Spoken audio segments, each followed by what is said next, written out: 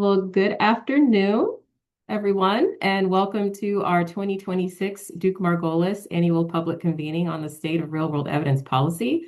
I'm glad that you all are here, and I'm happy to introduce myself. I am Rachel Hendricks Stirrup. I'm the Research Director of Real-World Evidence at the Duke-Margolis Institute for Health Policy at Duke University. I'm also an independent director of the Board of Public Responsibility in Medicine and Research and the AMCP Research Institute. Today, we are pleased to bring everyone together to share updates on the Duke-Margolis Real-World Evidence Collaborative's recent work in progress we've made through our ongoing engagement with our key stakeholders.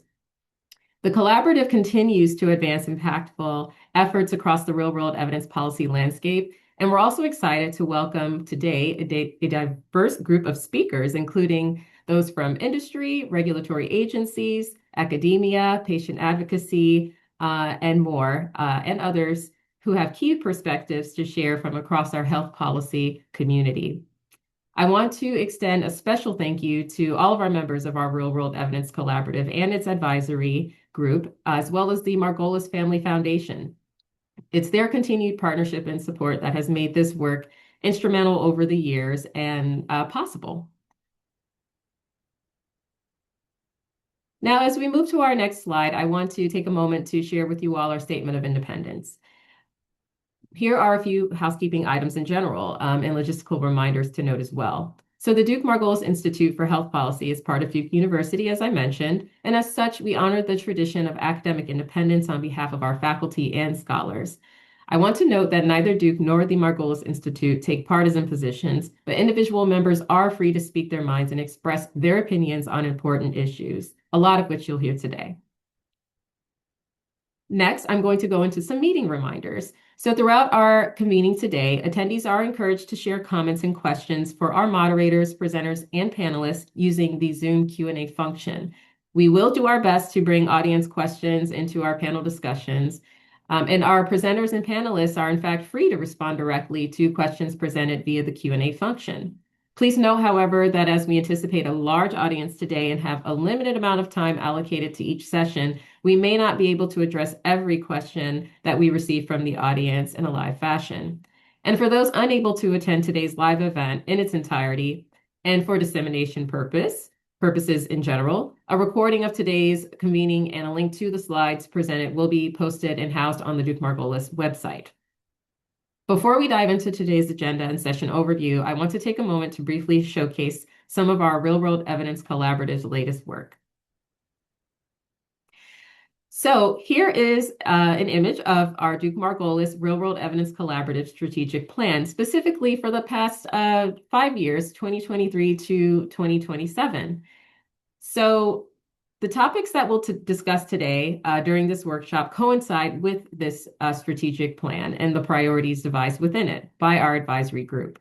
We want to better understand how real-world evidence can routinely inform regulatory decision-making, integrate research into routine care, support reasonable and necessary payer coverage, and lastly, foster collaboration and harmonization across ecosystems, including international regulatory agencies.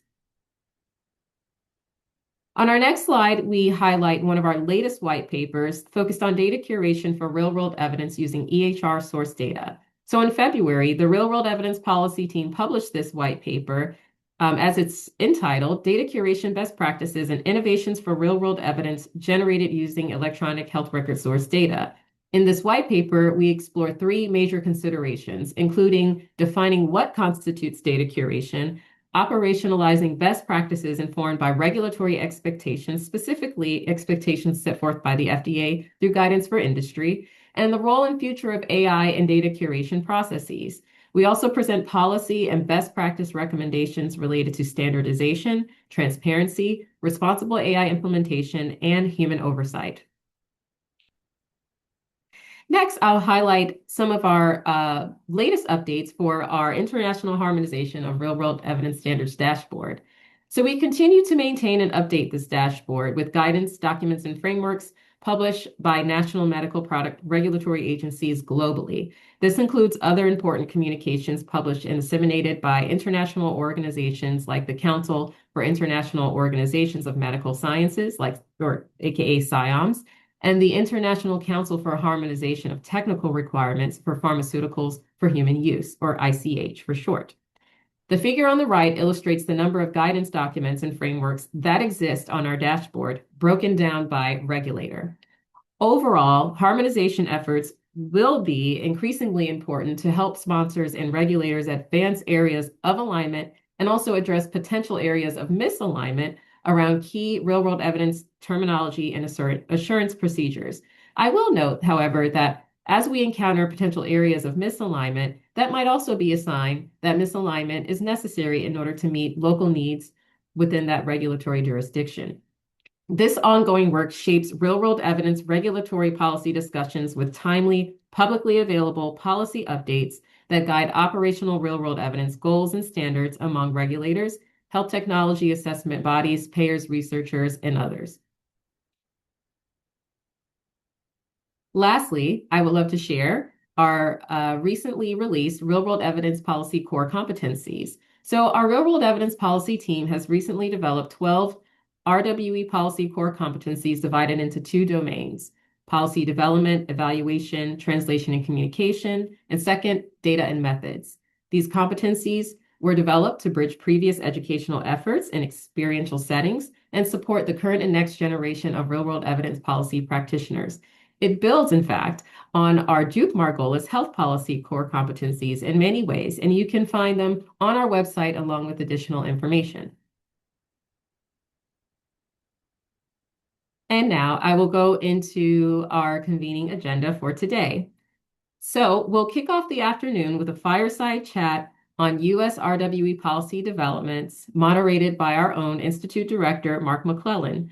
This session will cover the latest U.S. health policy developments and the opportunities for RWE in healthcare decision-making. Second, our next session will cover policy at the intersection of AI and RWE-powered research. This will be moderated by Duke University Medical School professor and Duke-Margolis Core faculty member, Leslie Curtis. This session will explore AI's impact on healthcare delivery and research, alongside opportunities presented by further integrating AI and real-world data resources. Next, we'll have a 15-minute break and then reconvene for a discussion on real-world evidence to shape adaptable, resilient, and responsible learning health systems. I will be moderating this session, and my panelists for that session will discuss how real-world evidence can facilitate continuous learning at health systems. We will hear practical, timely examples of how our community is taking the next step and actionizing real-world evidence to improve healthcare on the ground. I will also be moderating the following session focused on real-world evidence and coverage payment and drug pricing decisions. Our panelists will explore the latest developments on how real-world data and evidence can inform decision-making in these areas. And finally, our last session will focus on the state of real-world evidence regulatory policy, specifically lessons for industry. This will be moderated by Motir Rahman from the Office of Medical Policy at CEDAR within the FDA. And we will hear practical lessons for industry and lessons learned from industry on operationalizing regulatory guidance to generate and submit fit-for-purpose real-world evidence to regulators, alongside a conversation of which many topics will be of particular interest for those seeking to monitor these developments in the coming year. Now, without further ado, I will turn it over to our Institute Director, Mark McClellan, to kick off our first session for the day. Great. Thanks very much, Rachel. I'd like to add my welcome to all of you and my thanks to the Duke-Margolis Real World Evidence Collaborative, whose work is more important now than ever, as you can tell from Rachel's opening framing and today's agenda. I am really looking forward to moderating this opening discussion, which will highlight some of the latest important U.S. health policy developments that can facilitate greater real-world evidence generation and use to improve healthcare and health, with a particular emphasis on some of the leading initiatives involving AI-enabled FDA-regulated products and their coverage and access and impact on care in the Medicare program. Excuse me, on how an improving capacity for real-world evidence development and use aims to accelerate progress. Let me start with a couple of disclosures. I'm an independent board member for Alignment Healthcare, Cigna, and Johnson & Johnson, and also do advisory work for Arsenal Capital, Blackstone Life Sciences, and MITRE. I also co-chair the National Academy of Medicine's Leadership Consortium on a Learning Health System and co-chair the Executive Forum of the Healthcare Payment Learning and Action Network. As I mentioned, for this opening discussion, we want to cover some particularly timely real-world evidence-related developments and lessons from the digital health and devices space. I think have broader implications for the future as well. We also hope that you'll be able to stick around for our session later this afternoon at 3:50. As Rachel just mentioned, it's going to focus on connecting these insights and expanding on regulatory and industry developments involving real-world evidence, more directly focused on regulation and access for drugs and biologics. I think you'll see the connections as we go through the day. So I'd like to welcome our participants in this session, and I'll ask them. I think they've got their cameras on already, but first, Jacob Schiff is Chief AI and Technology Officer at the CMS Innovation Center, where, among other important initiatives, he leads the access model and its implementation right now, just started officially this month.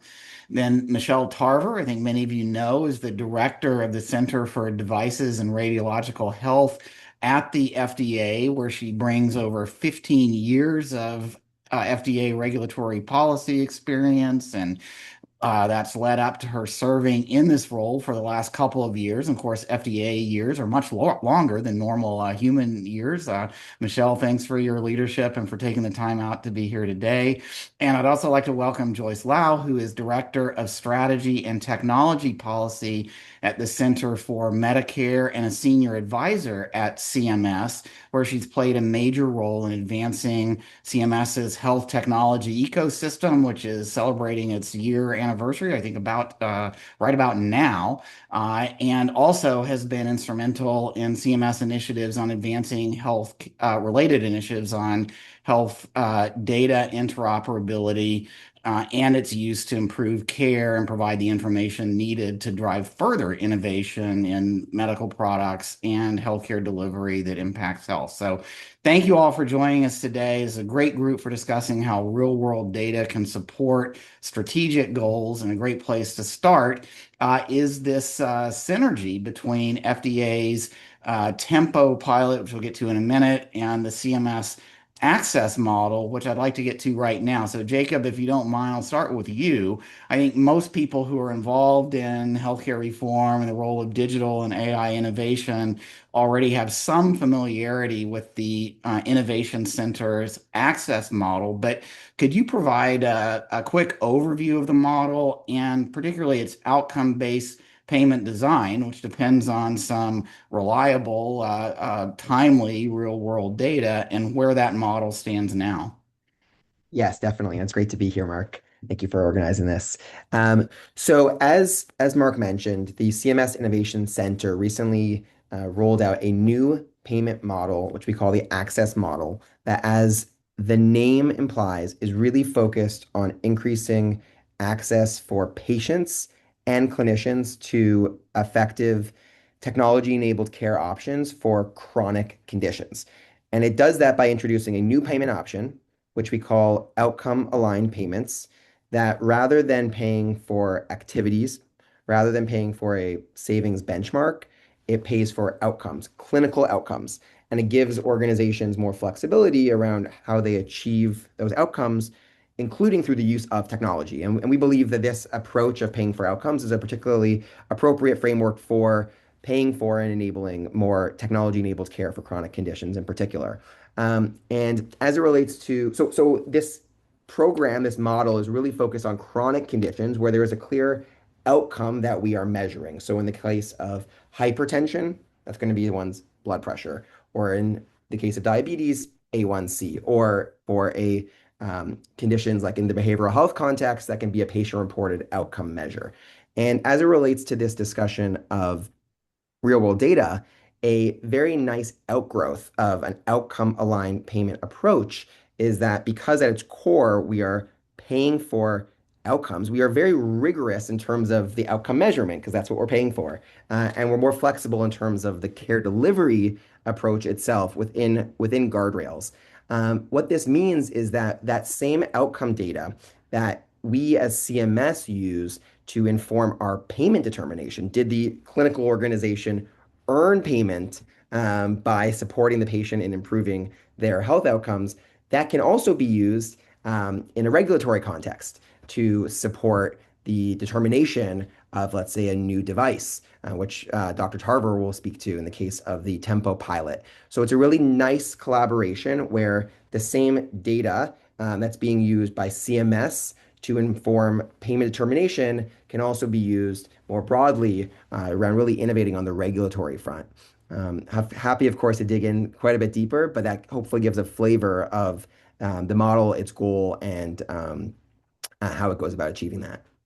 And Jacob, this model just started this month, including, as you mentioned, some of the biggest chronic disease challenges in the United States and more widely around the world: cardiac kidney metabolic disease, where there are new drugs, and also non-medical interventions that put together well can make a difference. Behavioral health, particularly mild to moderate, mood disorders that are undertreated or remain a heavy burden, and musculoskeletal conditions like lower back pain, very common, big part of Medicare expenses, and again, challenges in providing needed access. You emphasize outcome-based payments here, and I know you get this question a lot, but why not just pay for the devices that are used as part of these, or for ongoing visits, or chronic care management on more of a fee-for-service basis? You really enabled a kind of a new category of Medicare providers, but doing it through outcome-aligned payments. Yeah, so there's really two reasons why we believed that the pay for activities fee for service approach was not appropriate for technology-enabled care, including the use of AI for care delivery. The first is that when you pay for an activity, not surprisingly, you get more of that activity. And part of what makes software-enabled services in particular so exciting is that they are not supply constrained, they are abundant. If we pay for that activity, we are very likely to explode utilization and cost without necessarily having the value to show for it. But the other reason is a little more subtle. When we pay for an activity, we have to choose which are the winning activities. And you only see the care that you pay for. So we would effectively be constraining innovation if we went down that path, which is how we've historically gone in the past. In many ways, outcome-aligned payments can be really thought of as being an advanced market commitment, where we as the payer are saying, this is the outcome we care about, and we're directly measuring that. And clinical innovators have line of sight into exactly what they need to achieve. And if they do so, they will, of course, get reimbursed. So it's a way of actually directly rewarding what we want to see today, but also setting up a clear path and innovation around where we want to go tomorrow.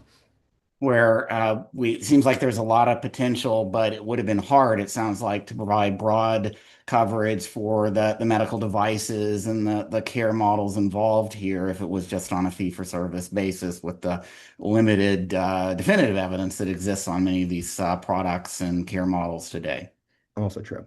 All right, so that brings us right to Michelle. A key complement to the access model is the Tempo initiative that the CDRH is implementing for some of the medical devices, these technology AI enabled or maybe AI native eventually products that could be important contributors to care models like this, but that are not yet approved by FDA. Can you talk, Michelle, a bit about the Tempo model, how it fits in with this initiative and with your goals to at FDA to accelerate the evidence and then the meaningful access to safe and effective digital health and AI-enabled technologies? Well, first off, Mark, thanks to you and your team for the invitation to participate on this panel. I mean, I think Jacob said it very clearly, which is that when there's a pathway to payment, it helps to encourage innovation. And this pilot program, the TEMPO program, which stands for Technology Enabled Meaningful Patient Outcomes, kind of had the perfect storm. We had the experience of using rural data as evidence in our decision making, and we had about 90 examples that we published before we even launched this pilot program. So we had familiarity with how rural data could be useful and informative in those decisions.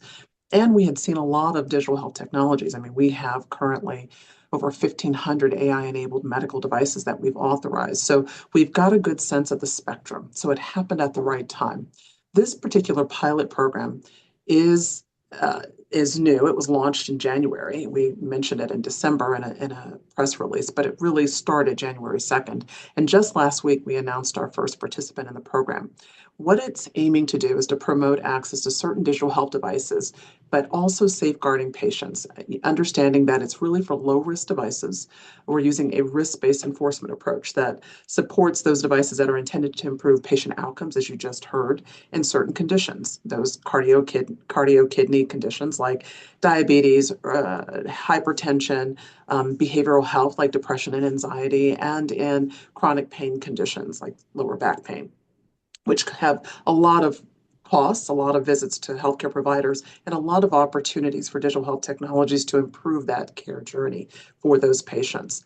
What we're doing in this pilot is we're going to responsibly encourage innovation by collecting rural data that will help us better understand how those devices are performing in real life settings, but it's constrained within the access program. So it's only those devices that are being used to improve patient outcomes in those areas in the access program. The companies that are eligible for participation are those that are US-based manufacturers. They have to meet the definition of a device, which is diagnosis, management, monitoring, treatment, or curing of a health condition or a medical disease. They have to be used in conjunction with some clinician-supervised outpatient treatment, and they can't present any potential serious risk to patient health, safety, or welfare. So really, it is a pilot. We're going to learn how this rural data will inform our decision and what additional data we'll be needing.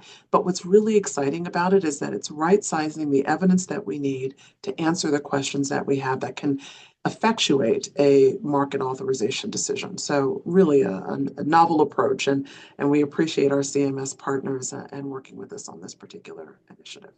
And Michelle, CDRH has done a lot of work in the real world evidence space. It's built into your life cycle models of regulation, a lot of innovative initiatives around Bayesian methods, et cetera, that I know are getting some more agency-wide attention now too, as people are thinking about ways to make clinical development more efficient and incorporate more of this explosion of post-market data and potential evidence availability more generally across the ecosystem. One of the challenges for devices has been just getting accurate information that's critical for the devices, including the device identifier. And it seems like this initiative is helping to overcome that by moving beyond some of the limitations in claims alone and really getting more, as you say, fit for purpose data for device regulatory decisions. Well, Mark, I wish we could rely on claims for medical device information. As you know, one of the challenges we have with medical devices is that the unique device identifier is often not included in many of the real world data sources, such as electronic health records, claims data, et cetera. We've been working very collaboratively with our colleagues at the Office of the National Coordinator, folks in CMS, to try to encourage the collection of this information so that we can have specifics on the device so that, one, we understand how it's actually performing when it's in real world use, but it also opens the opportunity for us to use that information in pre-market authorizations. So UDI is what we call it, unique device identifier. It's analogous to the NDC that we often see in drugs, and that is typically included on a lot of the real world data sources. One of the great partnerships that's happened this year is that we've worked with CMS, and it is now in April they announced that it will be one of the quality indicators for interoperability, that hospitals, healthcare providers can attest to collecting UDI, and that would meet that metric. Another thing that we've done is worked with ONC, the Office of the National Coordinator, to have it as one of the CDISC elements when they came out with when they came out with version 7, and having UDI being collected and included in that. These are all the things that we're doing to encourage that information. But one of the things that we've learned is we've had to kind of figure out methodologies that we could link as best as we can to get information on some of these devices. And so all of these types of approaches, having the data being collected and the movement of all of other federal regulators to help collect this information really will lead an opportunity for us to advance device information being collected in rural data sources. Thanks, Michelle, and also appreciate your giving me the great transition to Joyce Lau. And I know Joyce is one of the people I know who can both talk about things like CDISC and USCDI and all that stuff, but still have it make sense at the overall strategic level of practically what does it really take to get access to fit for purpose data that's critical for care improvement, but that also can be used for better evidence, as we've just been discussing. And Joyce, could you talk a little bit about your work with the Health Tech Ecosystem Initiative, some of the related tight collaborations along the lines that Michelle was just alluding to of, CMS has to work with ONC and electronic records vendors and other stakeholders around things like USCDI standards and TUFCA trusted interoperability networks, et cetera. So there's a lot of technical detail around standards there, but the real goal here is advancing practical clinical data interoperability with data that's fit for purpose, good enough for improving care, but also potentially to help evaluate, develop evidence on what's working. Can you talk a little bit about what you're doing and how you see tempo and access and these kinds of cross-agency collaborations fitting in? Yeah. Mark, thanks. I think you actually teed up the strategy and the summary quite well in the question. But I would say, broadly, the department is approaching interoperability, which is really just the exchange of healthcare data between different entities within the ecosystem in two main, use cases or broad use cases. One, which would be more clinical oriented, so largely provider to provider or provider to patient. And another that's more administrative oriented, so more provider to payer. And actually, the Tempo Access collaboration, I think, is a perfect example of, a prime use case of the latter, where, really the access model does use FHIR APIs in order to collect the clinical outcomes upon which the payment, upon which we would determine whether or not someone is eligible for the outcomes-based payment. And so that in and of itself is sort of a prime use case and example of administrative interoperability.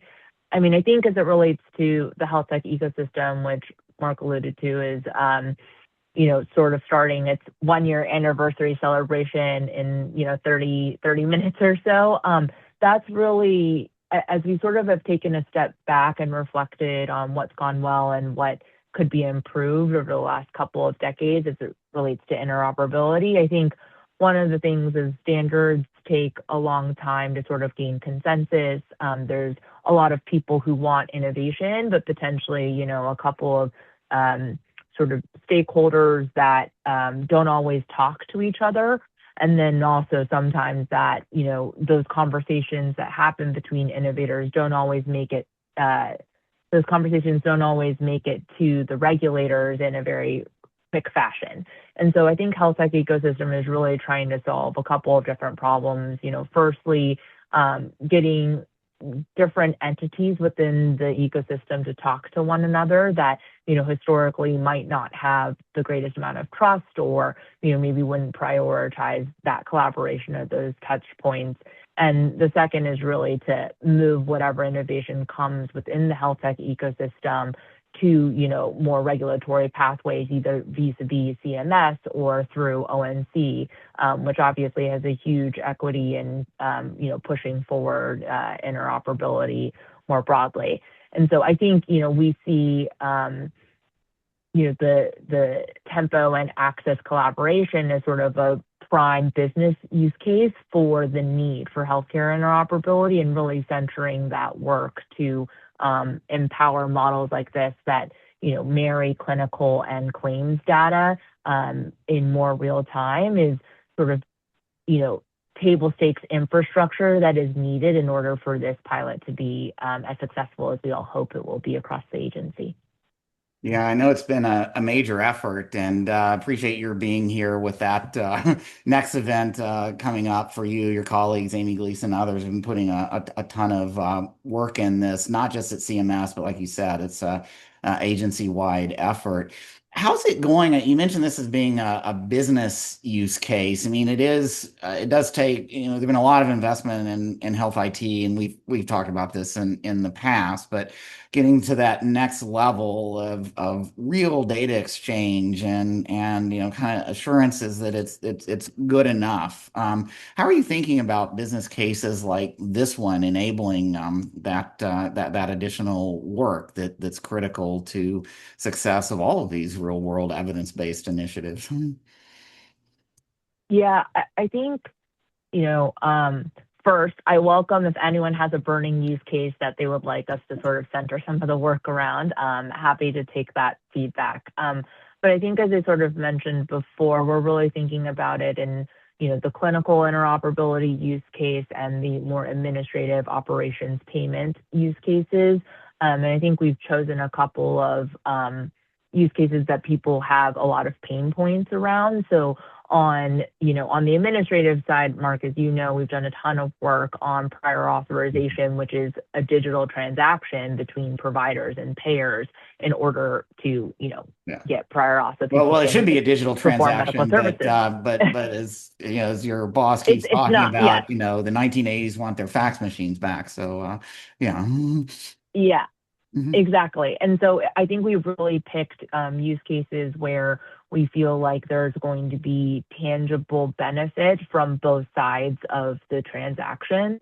And then on the clinical side, I think health tech ecosystems talked a lot about chronic care management, particularly like diabetes management, and a lot about conversational AI. I think at the event this afternoon, we'll come out with a couple of other pledges that will center around these use cases. But I would say, taking a step back, one, we're very business use case oriented, because we think that is how the work should be structured, because just like telling people that data should be exchanged because that's a good thing is sort of a hard sell.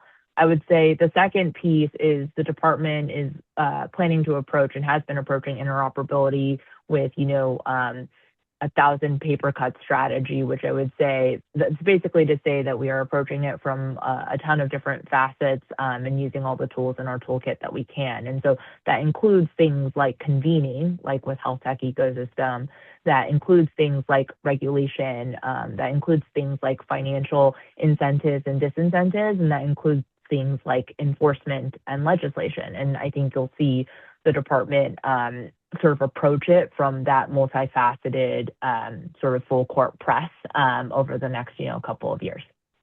Great, thanks. And it does all fit together, and that's where these business use cases are so important. Something I'll probably come back to you all, just warn you now at the end. What do you see as a next use case for an audience like this one that's concerned about developing better real world evidence to improve medical products and their effective use in the real world?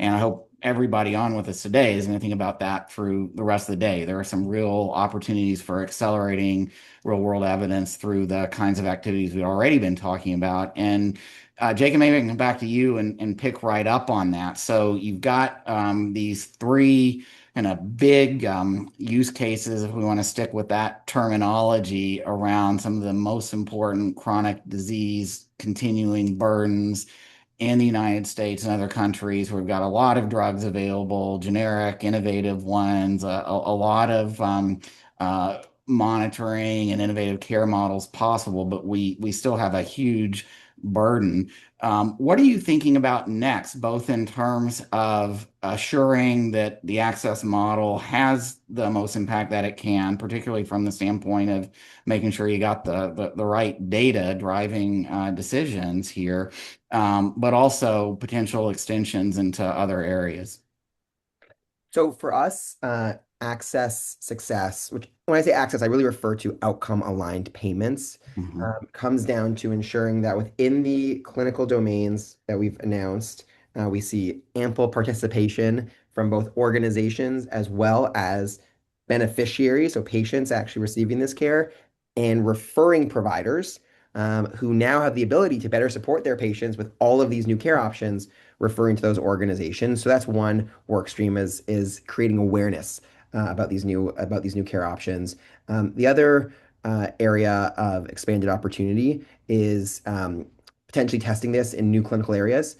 We've been transparent about that this way of paying for outcomes can really extend to any chronic disease. And the existing tracks that we've announced cover 70% of Medicare beneficiaries, so already a very large opportunity, but we think there's potentially more opportunity as well. And then the third area is expanding the impact beyond just original Medicare, which is where the model is focused. And we've announced that we are supporting private payers in voluntarily adopting aligned payment approaches. So we're really focused on driving that across those three axes, which we believe will help bridge the gap, which is what my role is focused on, between the potential of these technologies and these devices to meaningfully improve healthcare outcomes and affordability, and the status quo, which is nowhere near that potential.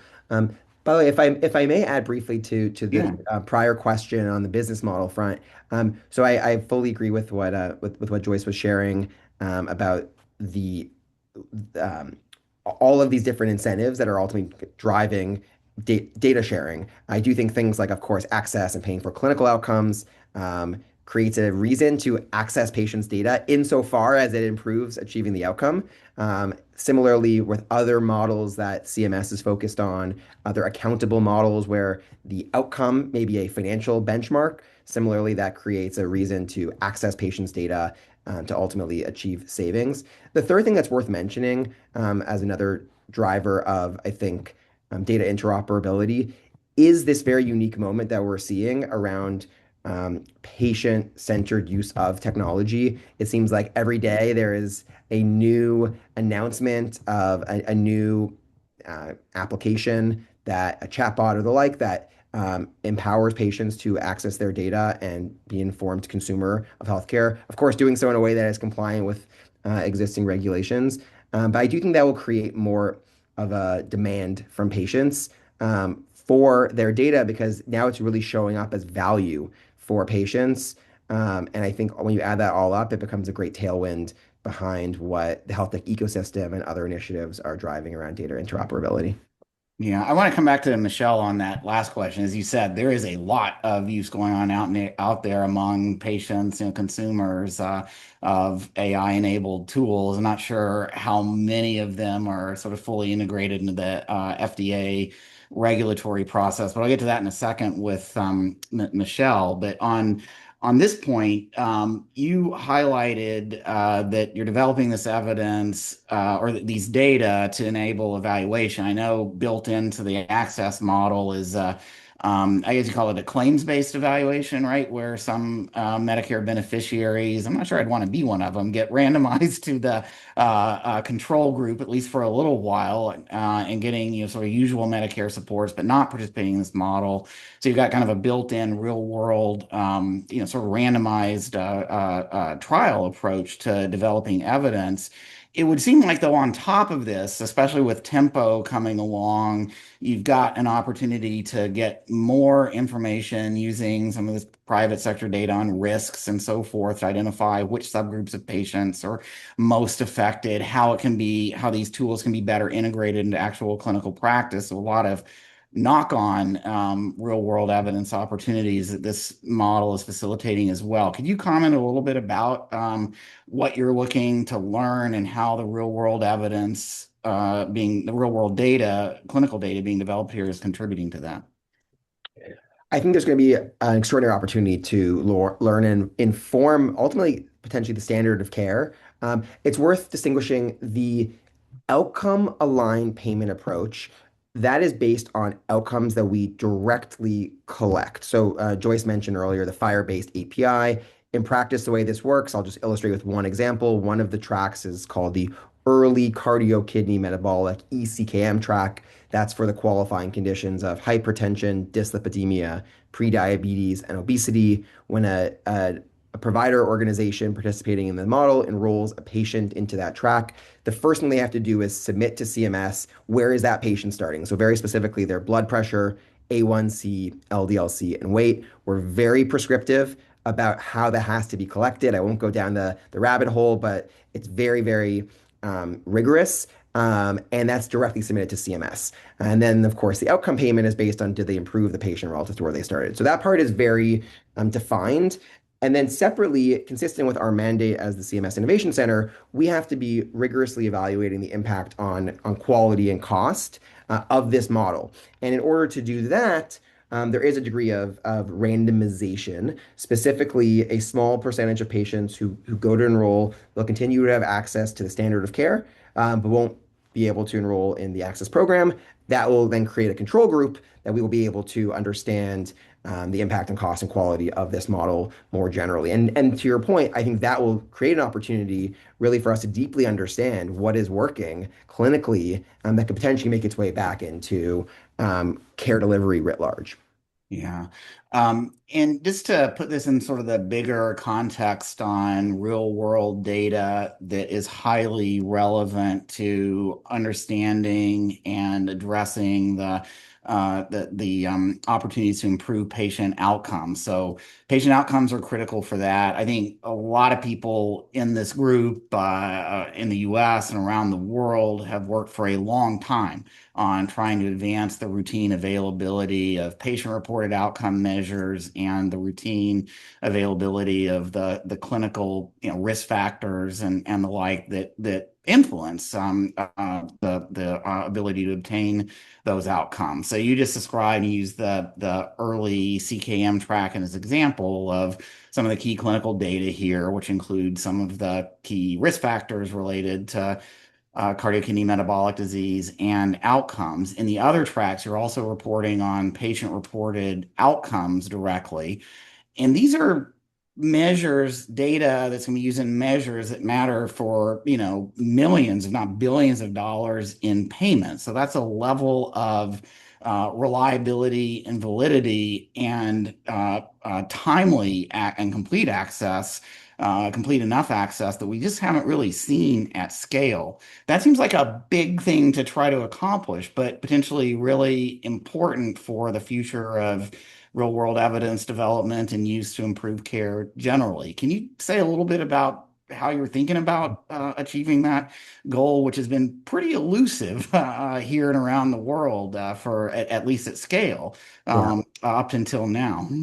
Yeah, I think a really nice thing about this model is because it's designed to bring into the care delivery system organizations that have often lacked a viable payment alternative. We can offer one that is better, but also more demanding in some ways. But these organizations have been willing to raise their hand and sign up. And what that means in practice is that we have right now unparalleled visibility because of this model's approach into what is happening with patients on a prospective ongoing basis down to there. We're not inferring what do we think their blood pressure was or finding out about it 6 months later when it's submitted to CMS or trying to look at a claims and turning that into something that it really was not designed to be used for, which is quality measurement. That's not really what claims were intended for. Rather, this is purpose-built, near real-time perspective, ongoing visibility into what's happening. And I do think it's potentially going to redefine our expectations of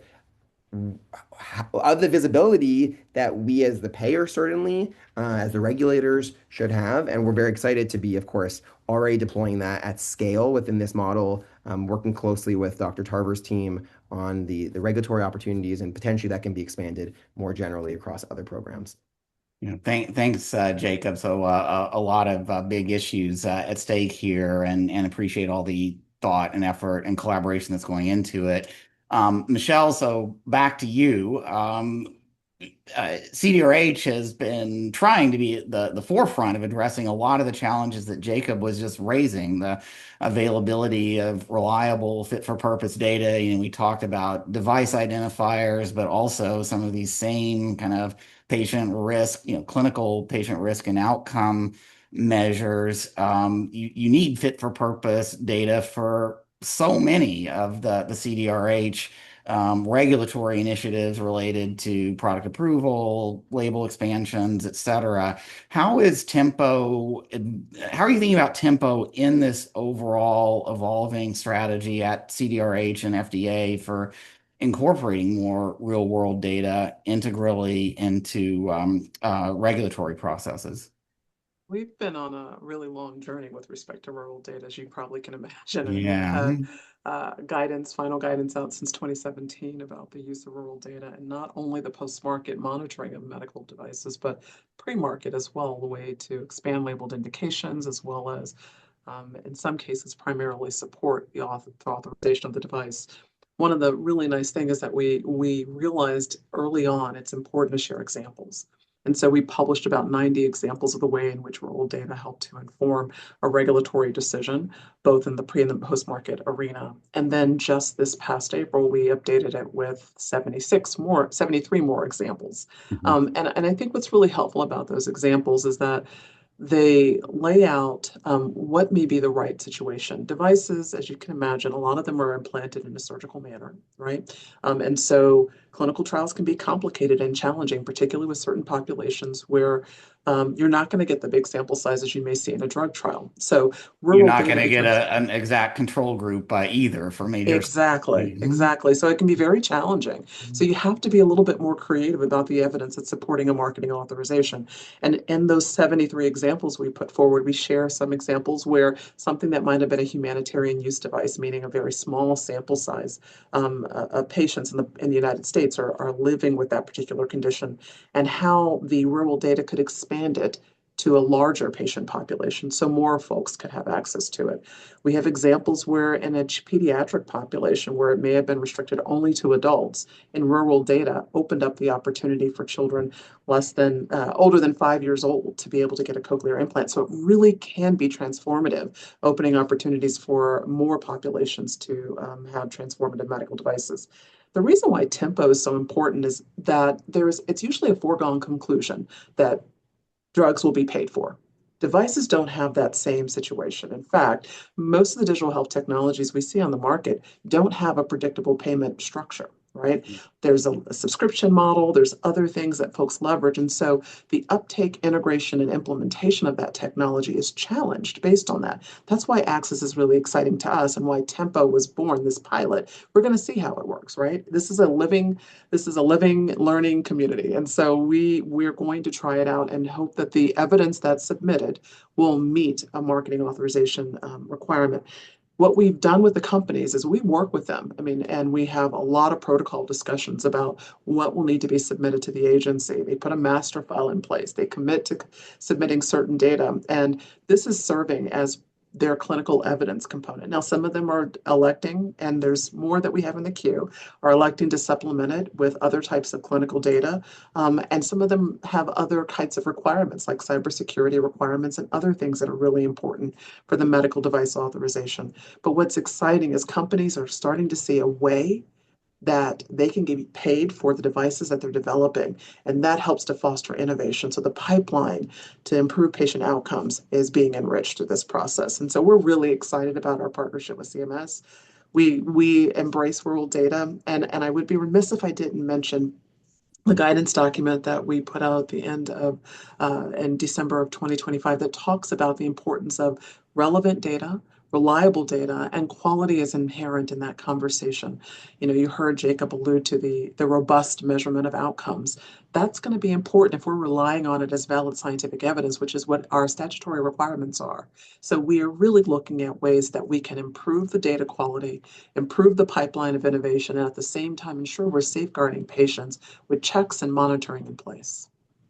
And I know you've got other initiatives underway in collaboration with CMS. I think I guess it's news that there's your rapid model for assisting with innovative devices that you just described, where post-market evidence could be really helpful, but to get the post-market evidence collected, it's good to have some advanced planning ahead of time, so alignment on what those needs are and how to address them. So it seems like this is, as you said, is part of a broader effort. Can you just add one question on the connecting to the drug side? It seems like a lot of the technologies that Jacob was describing and that may be part of this effort could be very helpful in tracking things like how are patients responding and being able to do that out in the community with a wearable potentially, or also getting feedback that the team using the clinical team using the product could use to say adjust a medication dose or something like that, which might also help with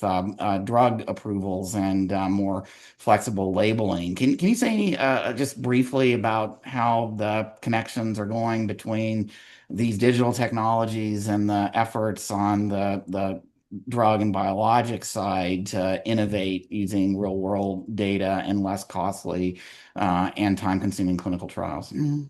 Digital health technologies, as you alluded to, that's a big bucket. There's a lot of things in that bucket. And there are a couple of things that we've done this year to try to clarify what is going to be subject to FDA's oversight and what's not subject to our oversight.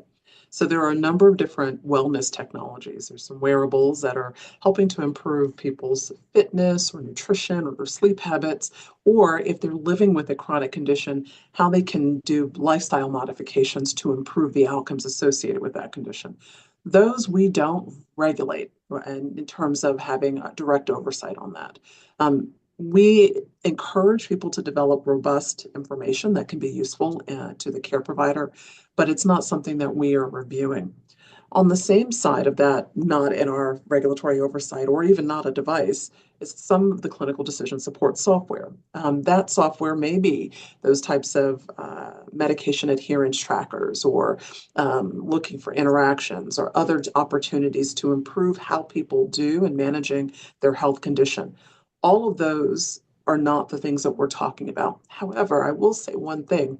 Some of those wellness devices that are not subject to FDA oversight may have really encouraging results in the wellness arena that may want to become a medical device, meaning have an indication where they can diagnose or help manage or monitor or treat a health condition. And that is what Tempo is also encouraging, that migration from a wellness space into a medical device space. So I think it's really an exciting opportunity because there is some fluidity in these medical technologies as they're being developed. And Tempo is a nice space for that low-risk technology to potentially get an on-label indication that providers then can rely on and trust as they're incorporating it into their care paradigm.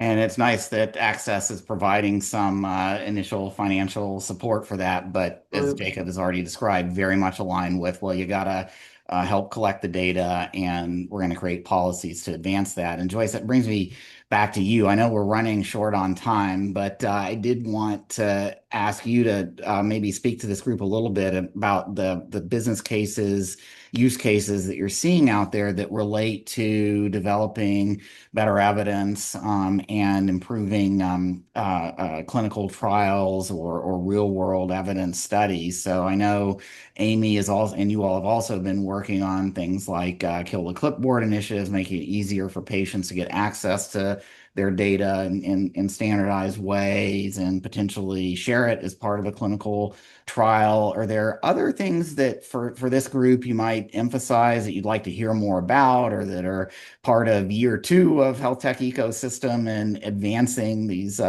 business cases for data interoperability? They're really relevant to clinical evidence development and clinical making clinical trials more efficient. Yeah, I think, we've really focused on outcomes aligned payment, which I would still say is like the use case that's pretty top of mind for the agency and for the broader department and as Jacob sort of alluded to in his initial response to one of the questions, in that, Access today sort of focuses on 4 main tracks, but, there's obviously other both within chronic care conditions and also, I think, more broadly within care delivery, even outside of chronic care management, where you could see, the agency and the department sort of focus on migrating to outcomes aligned payment, which sort of creates the business case, innately because of the financial incentives to provide that data. Certainly, I think, on the provider to provider, more on the care delivery, care management side of the house versus on the outcomes-based payment, that's really where health tech ecosystem has focused historically, and I think will continue to focus just given that there's just a lot of wood to chop on that side of the house, whether that's sort of like real-time prescription benefits, scheduling, et cetera. But yeah, I would say we're mostly focused on outcomes aligned payment, and that as a mechanism for post-market surveillance. But if there's other specific suggestions that this group has, like welcome to sort of take those and incorporate that into our thinking. Thank you. I do think that you mentioned provider to provider, but also provider and patient interaction to coordinate care, and to the extent those data are validated and flowing reliably, that's a big help for clinical studies too. I know we just have a couple of minutes left, Michelle, and then others, to the extent we have time. What are I asked this earlier, so what do you see as the next use cases coming that could build on this? We had a number of questions in the chat. Thank you all for those of you who submitted them about, is oncology on the list, or what should people be looking for? What are you looking ahead for, Michelle? I won't speak for our CMS about what's new on their list with respect to access, but I will say, one of the things that's been really exciting is the enthusiasm we've seen in the digital health tech community for this program, for the Tempo pilot program as well. We are getting really a lot of really interesting companies, really interesting solutions, and unique partnerships so that they can participate in this program. And I think that's what it's all about, is we as an ecosystem have to work collaboratively in order to truly move the mark with respect to patient outcomes. And that also includes keeping patients' voices in the process. And we have got a long-term commitment to that as an agency and as a center. And I'm looking forward to the next phase. And I'll turn it back to you, Mark. Thanks, and go right to Jacob.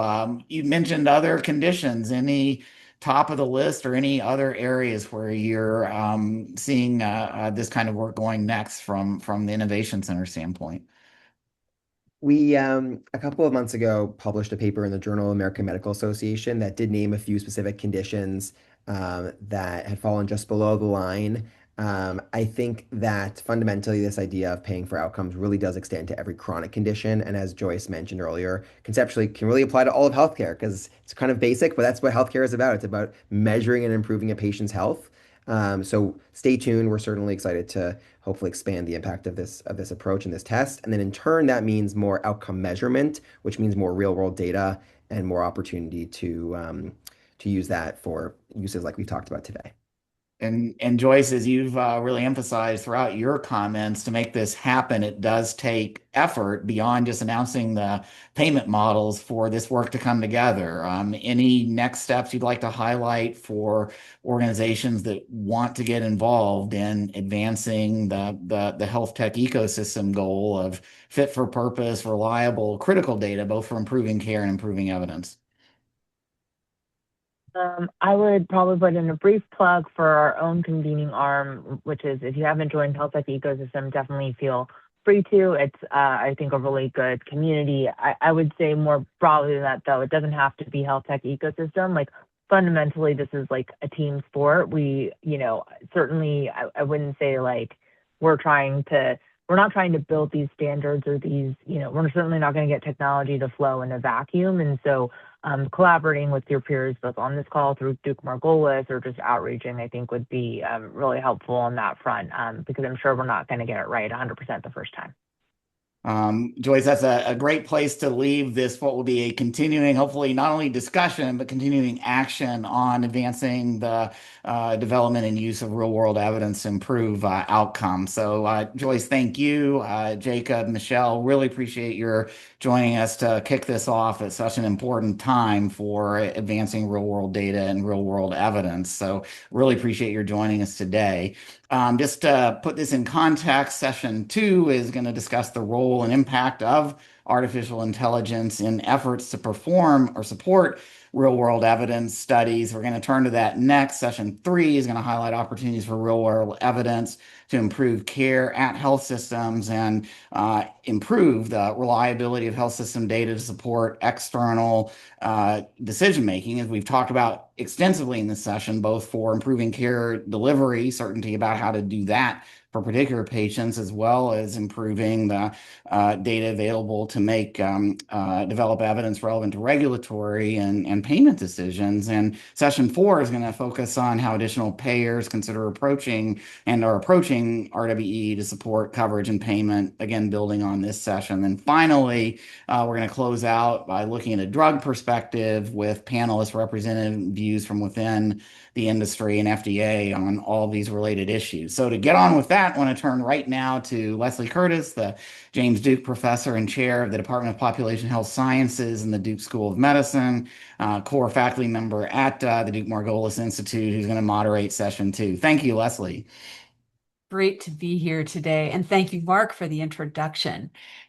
Since our last convening, artificial intelligence has become ubiquitous in policy conversations, and that's certainly true for policy conversations about real-world data and evidence.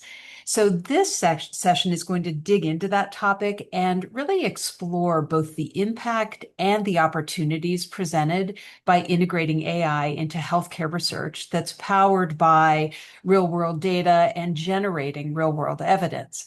So there are myriad considerations as AI becomes a prominent part of that landscape, and I'm thrilled that we have an expert panel to unpack those considerations for us.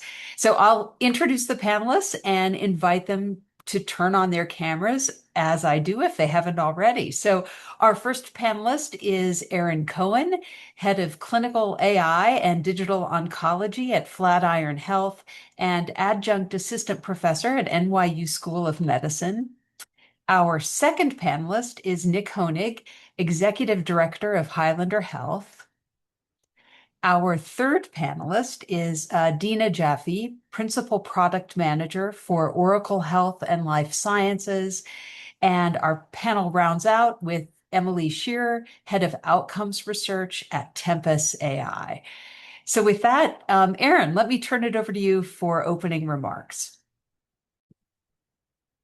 Thank you. And someone's going to be working the slides for me. Let's skip forward one and another and another. Okay, great. Pleasure to be here. Thank you for the opportunity. I'm a medical oncologist by background. I still see patients a day a week at Bellevue.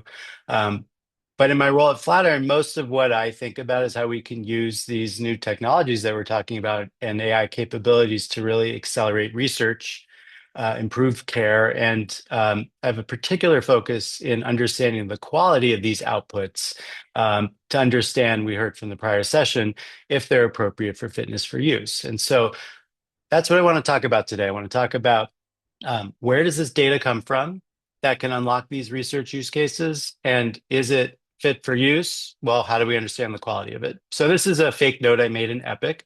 You can see here in bold, all of these clinical details in an unstructured format. All of these are the building blocks for the applications that we hear about that are so exciting, like predictive modeling, like clinical trial matching. But for us to be able to use them for that purpose, we need a way of pulling them out of the chart in a high quality and efficient way. And for a long time, the only way to really do that in a high enough quality way was with human abstraction. But large language models have really changed that. And that's because they can reason just like a human. Next slide, please.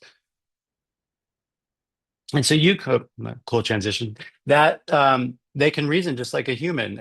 And so we've had difficulty with outcomes. We heard outcomes as being so important in the prior session, like progression, because it's so nuanced. There's these complicated concepts in cancer like pseudo progression, and we just were never able to pull them out of the chart in an automated way previously. But because large language models can be prompted just like a human, we now have progression and more data and deeper data than ever before to power research. Next slide.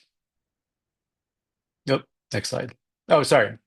That was it. Go back. And just to give you a sense of where I think the field is going, we talked about those individual clinical details, which do power research, but because these large language models can do so much in terms of understanding context and going through the EHR record, where this is going is being able to extract insights from the EHR, extract the why behind decisions. And so I might document, I'm stopping the treatment because my patient wants to prioritize quality of life. And that was something that just was not really, that was locked in the EHR previously. And that is now, speaking of patient voice that came up in the prior session, that is now something that I think is going to be able to be possible. Next slide. And so this is an example of that kind of research that we presented at ASCO a couple months ago. This was looking at clinical trial discussions between patients and their caregivers. And we were able to look at when they were happening and why they were happening, and all that those sorts of questions and those sorts of insights, I think, are going to be accessible now. Next slide. So we know that they can do amazing things, but how do we know that they're telling the truth? And we know that they hallucinate. And so it's really important that we do things like calculate metrics, right? But metrics only tell part of the story. And the second point I want to make here is that for us to really understand how good the quality of the data is, or if it's fit for use, we need to also understand the quality of the underlying reference data that we're evaluating those models on, right? And the answer key here is a good analogy where, let's say you study, you get your results back, and you didn't do as well as you wanted. But then it comes to light that the answer key had errors in it. And there were several questions that you were right about, but you were penalized because your answer disagreed with the answer key, which is the source of truth. And this is relevant because this actually comes up quite a bit in AI model evaluation, particularly with real world data where it's so messy, there's missingness, and there may not always be a right answer. And so just keeping in mind what we're actually evaluating against can impact how we think about the quality of the data. Next slide. And so something in Flatiron we do to try to combat that is we've come up with a framework to understand LLM curated data, EHR data. And so we will still calculate metrics like recall or precision by looking at how the LLM did against human abstracted data. But in addition, next slide, we will also evaluate a second human performing that same task and evaluate it on that same reference data. And what that allows us to do is basically calculate metrics for both curation approaches. And it results in what I think is a more intuitive understanding of performance, because instead of me saying the patient had a recall of 70, or excuse me, the LLM had a recall of 75%, and you not really being sure what to make of it, we can say the LLM recall was 75%, but the human that we asked to do was 80%. And so they actually weren't as different as you might have thought. And it really helps contextualize what the problem is and what the quality of the data is to figure out fitness for use. Next slide. And so this is the valid framework that we published a couple of months ago in JCO CCI. Next slide. And these are the components of it. So I covered the one foremost on the left, but there's some other important ones like QA checks and performing replication. So I'll stop there, but thank you so much. Excellent. Thanks. Thanks, Aaron. Let's see. Now, Nick, let's go to you. Fantastic. Thank you. Excited to be here. My name is Nick Honig. I'm the executive director at Highlander Health, which was founded by Amy Abernathy and Brad Hirsch with the goal of reducing overall clinical research timelines by 50%. And we believe we can get there by leveraging the appropriate technologies such as AI and pushing for common sense legal and policy reforms. And I think that's what I'm going to spend my opening statements speaking about today. I'm an attorney by training. So we have two parts to our company, Highlander Health Partners, which resembles a traditional investment firm. And this is where we make tactical acquisitions and investments to build out these tools that are necessary to accomplish our North Star goal. And then our other half, Highlander Health Institute, creates learning labs with notable research partners to demonstrate the policy or infrastructure changes and development needed to make these new technologies and approaches a reality. So when we talk about AI and RWE-powered research, what I think AI really allows us to do is capture and leverage data better than ever before. At every point along the life cycle of a data element, whether it's point of care interactions to extraction, abstraction, and transformation, AI is unlocking new economies of scale and abilities. But there are a lot of questions around quality, around needed infrastructure, and what it actually looks like to put this into practice. And the real goal here, I think, is unlocking data maximization and reuse. Collect once, use many times, and turning data into an asset that can be reused again and again for research, quality, and regulatory purposes. And this proposition is at the core of our Highlander Health work. So our partners, portfolio companies, Pedestal Health and Headwater Science, focus on converting that raw clinical data into multi-purpose analysis-ready data products as opposed to one-off single study extracts. And the goal is a reusable data foundation, not a bespoke pull every time a research question comes up. On the Institute side, we partnered with Baylor Scott and White Research Institute on a project that focuses on data maximization. BSW has participated in the Transcatheter Valvular Device Registry, TVT, for over a decade, and they also led some of the related clinical trials. And the project really focuses on evaluating the data maturity of in-system electronic health data and understanding where it can be used to support regulatory decision-making. So the project began with BSW researchers conducting a baseline assessment of the ability to use data being routinely captured in the health system to populate clinical trial and registry data sets. And this involved using structured and basic NLP queries to extract data from a central warehouse and populate registry and clinical trial case report forms.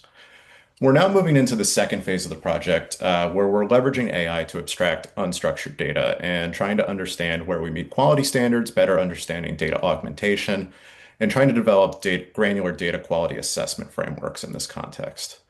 And what we've found is that this work is genuinely difficult from an infrastructure and compliance standpoint, and the binding constraint is often legal, not technical. Permissioning, data use agreements, compliance friction, unclear validation expectations. Our data and privacy laws don't necessarily reflect modern reality. HIPAA is an early 2000s framework. Its drafters couldn't contemplate LLMs, multimodal data, or the reuse patterns that AI now enables. And trying to navigate all these different approaches is exceedingly slow and uncertain because the friction is in the ambiguity. No one wants to be wrong, so everyone defaults to no or not yet. And this needs to change if we want to enable data reuse at scale and really unlock AI's power here. And all this occurs before we even get to the question of validating the AI tools themselves. One practical area that I love talking about when we're in this setting is how we're piling up different conceptualizations of the word validation. I think it helps to be explicit that validation is multi-tiered and multi-meaning, and each tier is a distinct layer. I find that some conversations unfortunately collapse or conflate them. And I think of it as sort of a five-tier approach. The first being algorithmic validation, which happens when you build and train an algorithm, and validation here means testing the algorithm in a similar but separate data set from the one used to train the model. The second is software validation, which is the foundational layer of computational fidelity, focusing on whether the AI model does what it is programmed to do on a repeated basis. This also involves monitoring algorithmic drift and whether the code changes over various use cases. The third tier is regulatory validation. Key expectation of FDA and other state and federal agencies is that an AI model can generate replicable, repeatable results that are explainable to a third party. And this is governed by existing frameworks like 21 CFR Part 11 and FDA's approach to software as a medical device. And key considerations include provenance and integrity of the data environment. The fourth is clinical validation, and this focuses on whether an AI program aligns with clinical practice guidelines and whether it delivers correct treatment and care recommendations. And then finally, perhaps most importantly of all, and also the hardest to quantify, is patient-focused validation. And this focuses on whether the AI model improves the lived experience of the patient, including quality of life, care experience, and long-term clinical outcomes. So to sum up my opening statements as succinctly as possible, our tooling is racing ahead, but our policy, legal, and validation infrastructure hasn't caught up. And if we want AI-powered RWE that regulators and patients can trust, the needed work is as much legal and operational as it is technical. Thanks. Great. Thanks, Nick. Let's go to Dina next. Yep. So thank you for inviting me to speak. At Oracle Health and Life Sciences, we curate clinical data at a national scale for over 130 million patients for over 250 healthcare systems across the United States and into an aggregated real-world data set. In our curation processes, we use AI tools. AI creates both opportunity and responsibility. AI can help generate, extract, de-identify, and model real-world data, but each use introduces a transformation between the patient encounter and the analytic data set. The curator's role is to make those transformations visible, validated, and governed so researchers can judge fitness for use and purpose. Great, I'm glad you moved ahead. Excellent. Perfect. So I want to bridge a recent Health Affairs Scholar paper I co-authored with Brad Mallon and Rachel Hendricks-Starrup. We highlight in this paper that privacy, compliance, and usability cannot be treated separately. The data protection techniques that make real-world data compliant also change what the data can support and its relevance. For example, date shifting limits data linkage, and top coding of persons over 89 years limits observational studies among older adults. The same principles apply to AI. Once data are transformed, extracted, summarized, or generated by AI, we need to know not only whether the tool performed well, but how the transformations changes what analyses the data can support. It's important to document what was done, document consequences, and document relevant use. Next slide, please. So AI tools provide us with tremendous opportunities. Here are 4 examples of AI in curation. There's AI at the source, ambient documentation of clinical notes, AI during curation of NLP extraction, abstraction of insights from these clinical notes, AI for stewardship, where we de-identify and run quality control assessments on the data, and AI-generated data sets, where we create synthetic data for broader data sharing and develop more complex models,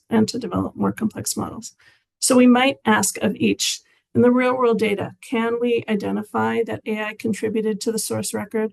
Can we trace extracted variables back to the source text and model version? Can we validate and audit automated processes with AI only, or is human in the loop a necessary component? And should synthetic data be evaluated for fidelity, privacy risk, and analytic fitness? Next slide. So we develop the AI techniques and models and applications, but as curators, it's our responsibility to consider the wrapper or the instructions around the AI-derived information. Take a derivation flag, for example. As we grow with new data modalities, we need to build trust and understand the value and relevance of the AI-generated data. In addition to integrating diagnoses or biomarker results from clinical notes into the structured EHR, we provide users with data tables that are clearly designated as AI-derived. These tables also include metadata with clear identifiers to travel with the information, such as encounter ID, provider ID, note ID, and healthcare system ID, and metadata documenting the model and entity performance. Our user guide provides insights into our responsible AI methods. For example, how to look at missing or null values. Were they truly absent in the note? Were they undocumented by the clinician, not extracted, or just unknown? Finally, metadata is necessary in part because we know things are changing. New data are coming in from new sources. New and better models are being developed. We need to document what we are doing now so that if and when we update and change things, we have good provenance. Next slide. So for AI-enabled real-world evidence, real-world data curators and vendors should be accountable for 3 things: governance, validation, and transparency. We need clear standards on an acceptable framework that is oversight, ensuring ongoing monitoring and auditability. Our validation process must be ongoing, assess versus the source data and structured data, and include human review. And transparency through good documentation should provide users the trust that the data are fit for use and an understanding of their relevant purposes. One more slide to say thank you. Thank you, Dina. All right, Emily, over to you. Right. Well, good afternoon, everyone. I'm thrilled to be here. As the head of outcomes research at Tempest AI, I spend a lot of time thinking about the lifeblood of real-world evidence, longitudinal data. We are working across the entire ecosystem of real-world data and real-world evidence and adopting AI to unlock greater insights. and more recently, how we capture patient-generated data over time to ensure what we are collecting is relevant for the patients we are actually collecting the data on. For years, our industry has chased the promise of patient-generated data through apps, wearables, and digital tools. But we've consistently hit a wall, the engagement cliff. Patients might download an app and use it for a week, but they eventually drop off. Without sustained engagement, we lose the longitudinal outcomes. We get a snapshot, not a movie, and in real-world evidence, the movie is what matters. What's changing right now is that AI fundamentally alters the engagement model. It turns a static one-way data collection tool into a dynamic two-way interaction. The appetite for this is massive. You may have seen the statistic that roughly 1/5 of queries on platforms like OpenAI are health-related. Consumers are actively seeking out these tools to understand their health. By leaning into the natural consumer behavior, we can use AI to keep patients genuinely engaged. When the tool provides immediate conversational value back to the patient, they stay adherent. And that adherence is exactly what allows us to capture the rich longitudinal data required for high-quality real-world evidence. But there's a difference between building generalized wellness chatbots versus directing this powerful engagement mechanism towards sick people who need highly specific diagnostics and tooling. When a patient is navigating a complex disease state, like cancer or another chronic condition, the stakes for this data accuracy and patient support are incredibly high. We're using AI not just as a novel interface, but as a clinical utility that guides patients through their specific diagnostic journey while seamlessly capturing the data we need to measure real-world outcomes. We're still in the very early days of this technology. Right now, we are seeing a lot of tech companies enter the health AI space without fully grasping the immense complexities of the FDA and clinical regulation. Because many of you on today's call and presenting have spent their careers in biopharma, diagnostics, and data generation, we've grown up in heavily regulated environments. We understand you cannot move fast and break things when you're dealing with patient lives and clinical data. We must actively lean into the regulated space. By embracing FDA guardrails and seeing that they aren't a bottleneck for AI, we can work collaboratively to move the space forward. They are the prerequisite for building trust, generating valid real-world evidence, and ultimately transforming patient care.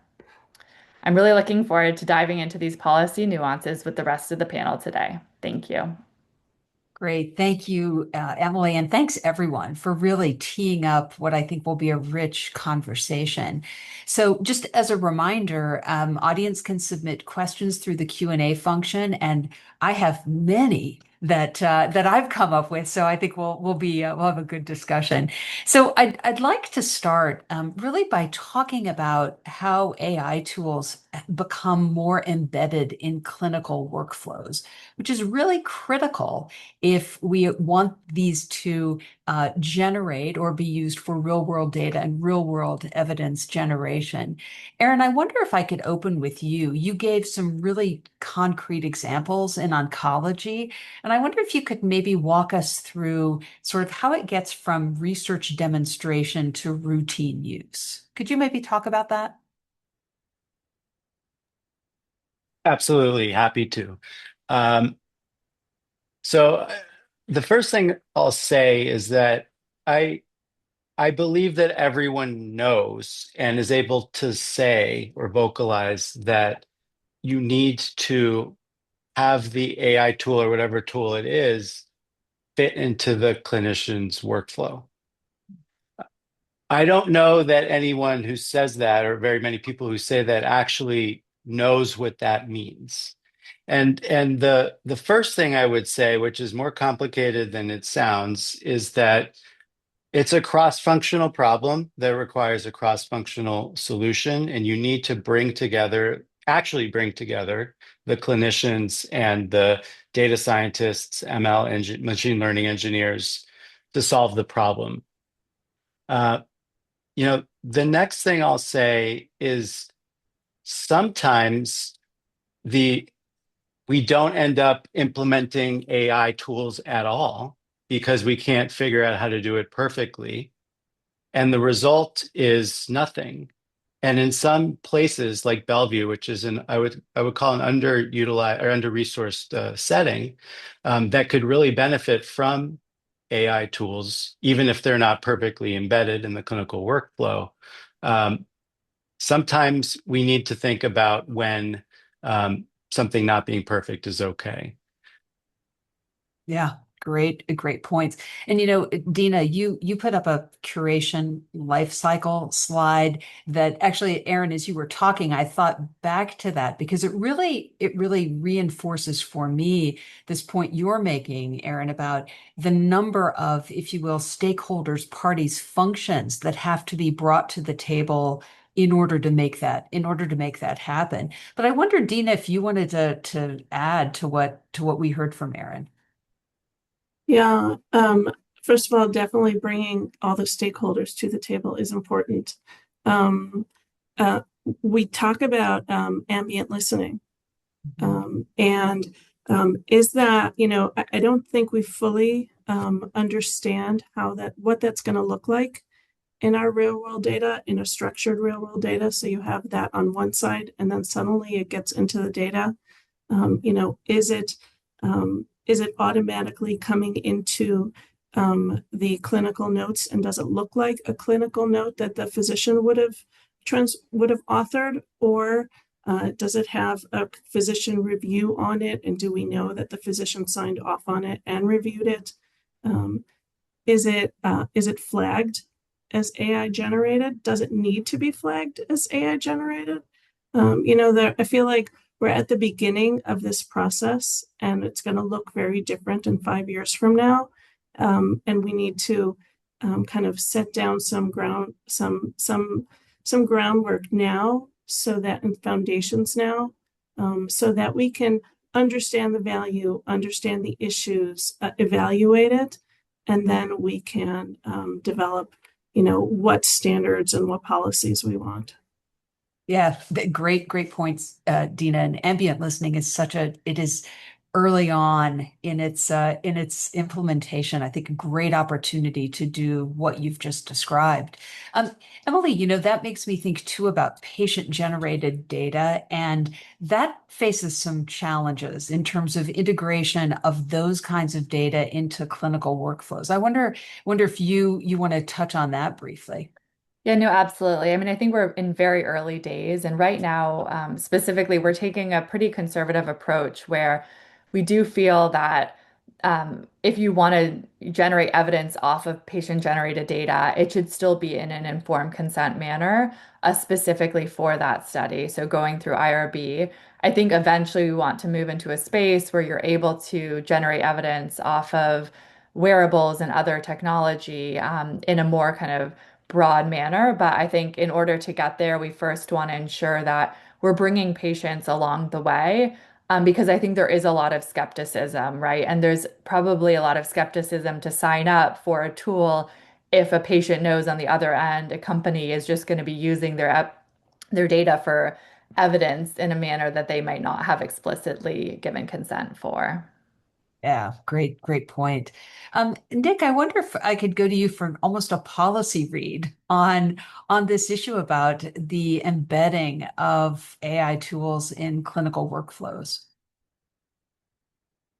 Absolutely. I think there's massive opportunities with embedding these tools. And that's probably the most obvious statement that's going to be made today. But if you look at like the ambient scribes, they became popular, and I mean, my PCP uses them, my child's pediatrician uses them because they gave back time to clinicians without necessarily asking how they changed their practice. And as we're moving into new use cases towards decision support and then backwards sort of into the data pipeline, we need to be very nuanced about what we're talking about when we're talking about policy approaches to validation. I don't necessarily think that an ambient scribe needs the same validation as clinical decision support software. And being able to articulate sort of a multi-tiered validation approach or some sort of nuanced guidance is crucial to getting this right and enabling innovation while maintaining trust in these technologies. Yeah, great point.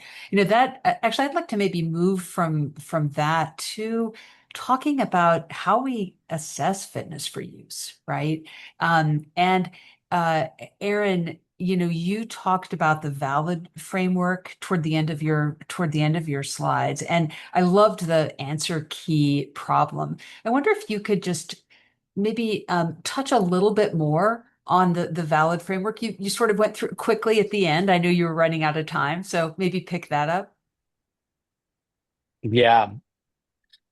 So the whole idea behind the valid framework is, it, again, if we want to understand fitness for use, if we want to figure out if we can use AI generated data in an algorithm at the point of care, we need to really be able to understand its quality. And so the valid framework looks at its quality from a couple different angles. The first is the one I went into in more detail, like let's contextualize what the model's performance is at extracting those data points compared to something that we understand better, which is a human's ability to do that, right?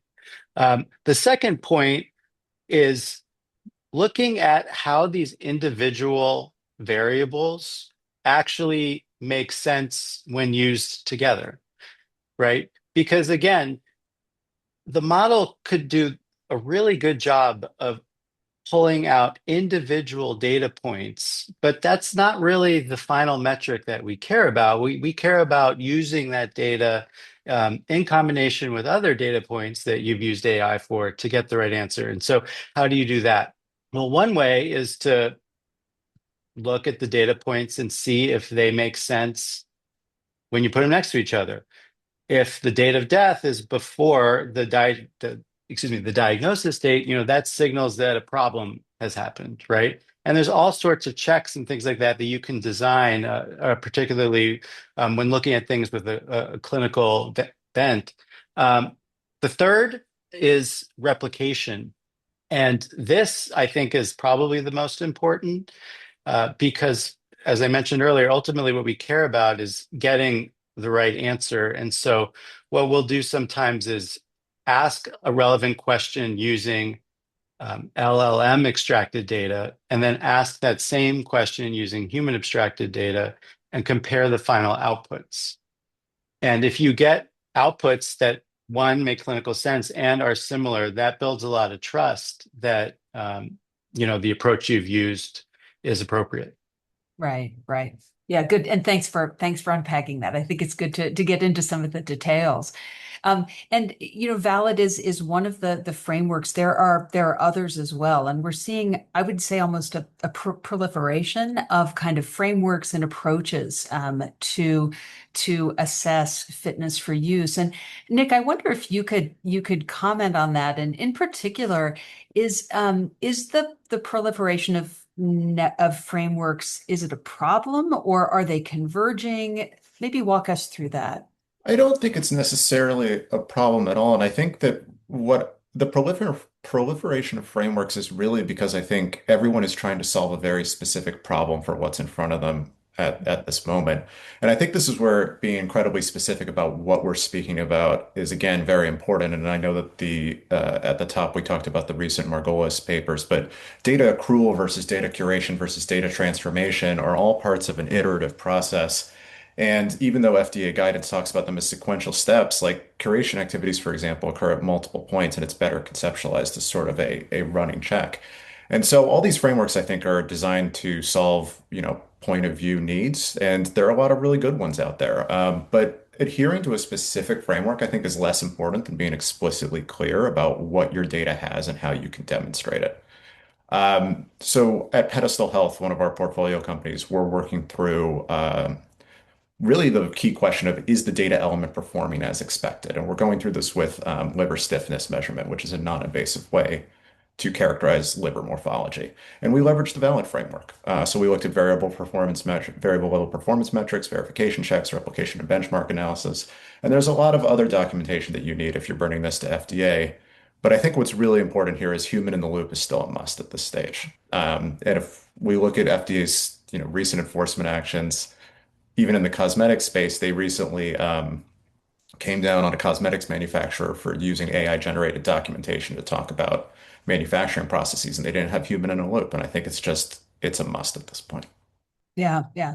And I really appreciate your distinguishing these frameworks in terms of the specific problem they're trying to solve or what they're attempting to do. I think too often we look at whether it's a model or a framework and assume they're all doing the same thing. And often they're really quite specific and very helpful in that context. So I appreciate that. I see a question in the chat I'd love to put to this group, and it's, raising this issue of the longitudinal, the loss of data from patients over time who may stop entering data, may switch the treatment, they're lost to follow-up. There are lots of reasons why longitudinal data on patients or for patients disappears.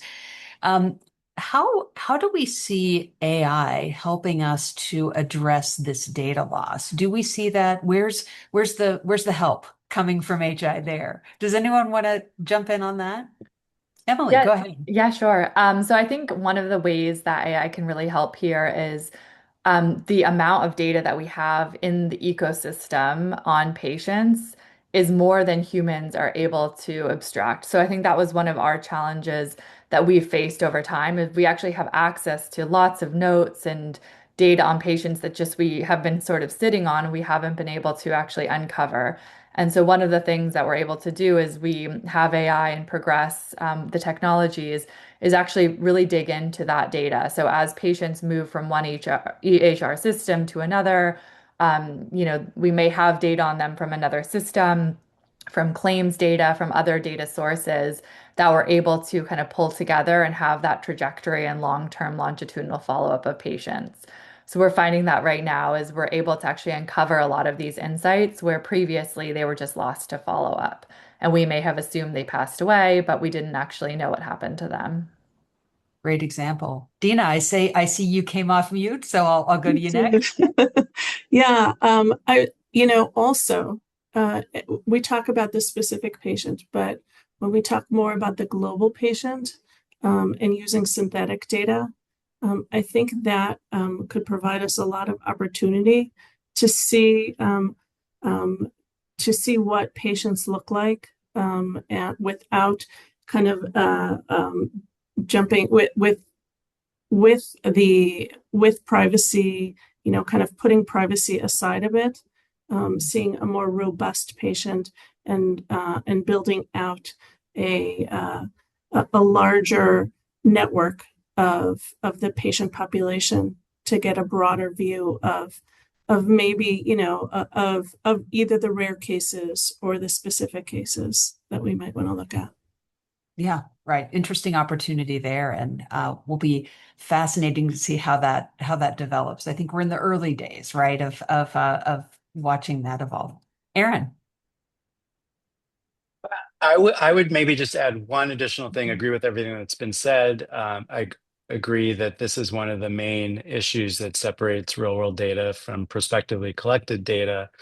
But being aware that it might happen and understanding and thinking critically about what patient populations it may be more likely to be happening in, I think is something that is worth thinking about. And it doesn't fix all the issues. But for example, if you know that most of your data is coming, let's say, from an academic center or a referral center where lots of patients are going to come in for a second opinion and maybe leave, or come to get guidance on how they should be managed, but then receive their treatment locally because it's more convenient, right?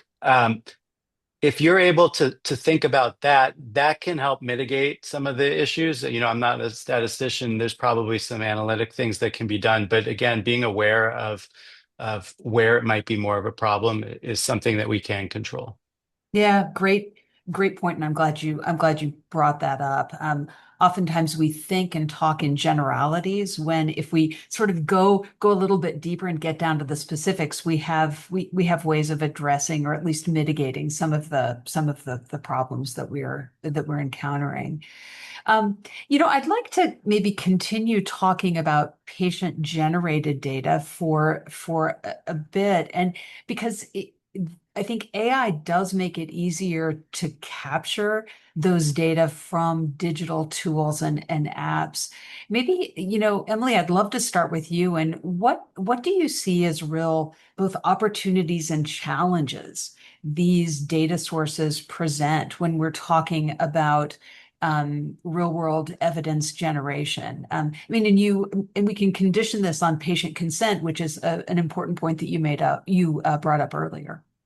Yeah, no, absolutely. So I think the positives and the opportunities really lie within we're able to reach a lot of patients that we may not have been able to before.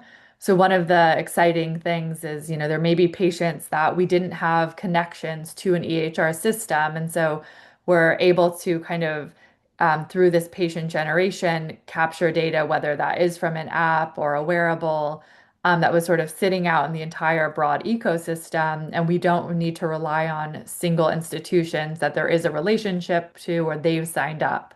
But it's more at the patient level, which I think is fantastic. And so it does bring about broader access to patients. And I think kind of brings down the inequality issues that we may have seen previously if you were only connected to academic settings or if there was rural areas where patients weren't kind of being represented. So I think that's one of the opportunities. I think another one with AI specifically is, again, being able to just uncover insights where we might not have been able to because previously it might have been kind of seen as noise and there was just too much information to even distill or understand. If you're kind of tracking longitudinally every day on a patient, it's very hard to actually interpret what those insights might mean. And we may be able to identify patterns, which is one of the areas that LLMs are very good at doing, by applying AI on top of the data that's being generated by patients. I think the challenges still kind of exist in terms of that noise, right? There's just a lot of information and almost an information overload that we may be pulling. And so it's like, how do you interpret what does this really mean? Or is it noise? Or could we be misinterpreting a patient? So I think it's still very early days, is my feeling. I think, again, my other concern or question is there's a lot of new players in this space that don't have that health background. And so are they kind of taking a more kind of generalized approach that could, again, like set us back if they do something that may break the trust of patients? So I think it's very important that we bring patients along, ensure that trust is not broken so we can continue to generate novel evidence. Yeah, great. Thanks. Aaron. I think this is a really good example of the first question you asked about actually implementing clinical AI into workflows, because there's so much potential to better understand patient preferences and what they need and what they're not getting, as well as clinicians with these ambient technologies. As Emily said, there's also just so much data that's being collected, and we need to think really critically about where's that going and who's reviewing it. Because I have spoken to several colleagues who are at institutions where something like this is happening, and buried in that information is a symptom a patient is having that is actionable and needs actually to be acted on. Patient maybe needs to go to the ER. Like, who is responsible for reviewing the information? Who is liable if that information never gets acted on but should have been? And so I think this is, again, just an example of where really closing the loop with the clinician is important. Yeah, good point. Thanks for connecting those. So Dina, your comment about synthetic data led to some other questions in the chat about synthetic data. So I thought it might be good to bring that back to the panel and maybe ask everyone to kind of weigh in on whether AI can help us generate reliable, valid, useful synthetic data. So for real world evidence generation. So Dina, I'll let you maybe add to what you said before and then open it up to others as well. Yeah, well, there's a good article that came out of Vanderbilt where Dr. Mellon, who is a privacy expert, it's a thoughtful article about the validity of synthetic data and what it means. And as I said earlier, we are a little bit in the infancy. We do have to, in terms of policy and frameworks and how to use synthetic data and how to build out synthetic data and what guidance we need. I think documentation is key. I always go back to that. At least documenting and understanding what we do have, what we are doing, how we have validated it, and how it's changing. I think those are the key things that we need to be working on now, so that we can, build from there and understand it, because we really are at the beginning of it. But I think we could do a lot with synthetic data, and I think synthetic data will provide us a lot more than will provide us the opportunities that we might not have because of the legal responsibilities we have to patient privacy and in real world data. Yeah. Thanks, Dina. Anyone else want to weigh in on that? Nick. Yeah, I'd love to. I used to work for a company that had synthetic data technology, and I'm not an epidemiologist or statistician, but I was always asking, like, so if it's used to expand a small patient population, doesn't that expanded patient set just have the same potential biases? Like, I could never understood sort of how the math worked.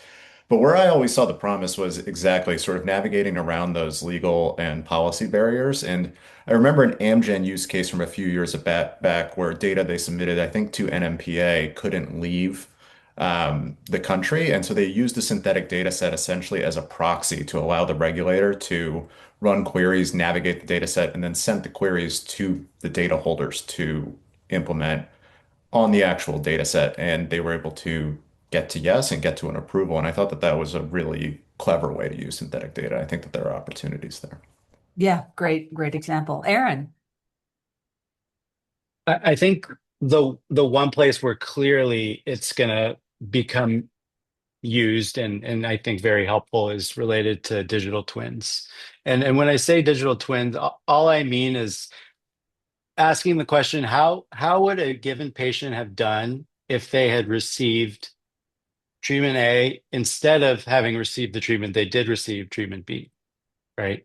And so if you're able to make a prediction of how that patient would have done in the alternative universe, that's really helpful information. It's helpful for clinical trial design. If you get it to work well enough, it's helpful at the point of care. And so there's definitely work happening right now in that area. And I do think that that's something that may seem far off, but is probably going to happen sooner than later. Right.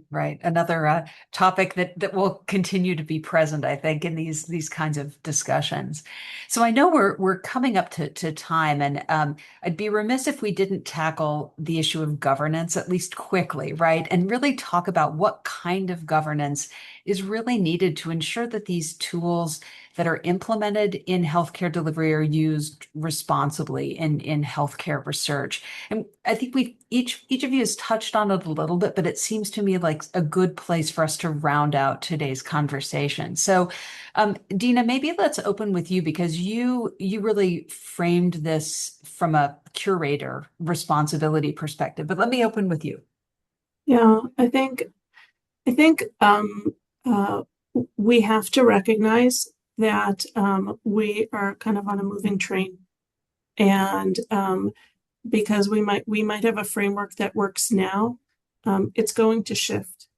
And if we don't have good governance, if we don't have good documentation and accountability and auditability, if we don't have ongoing oversight and monitoring, and even benchmarks, and our benchmarks might change, but standards, benchmarks, things that are documented so that we can at least identify where we're at now, so that when it changes, we could then look back and see and make that decision of we're going to move forward, or this is what we did. This was the data that we used. This was the data set. This is what it looked like. These were the models that were used. And now we're moving it to the next set of models and how that is changing. And I think that's going to be really important, especially, yeah. Right. Nick, maybe let's go to you next. Yeah, I've alluded to it, I think, throughout my comments, but I think we need a framework that asks, what do you need to know in order to use the software safely and effectively? And that would take the form of an adaptable risk-based framework from FDA that would have high-level standards for safety, effectiveness, and quality, and then plug-and-play validation modules that are tailored to specific contexts of use, probably framed around low, medium, and high risk. And I think the other piece that's currently missing right now is we need a mechanism for continued assessment of these tools over time. We are in the infancy, and understanding how these drift in the real world is very important.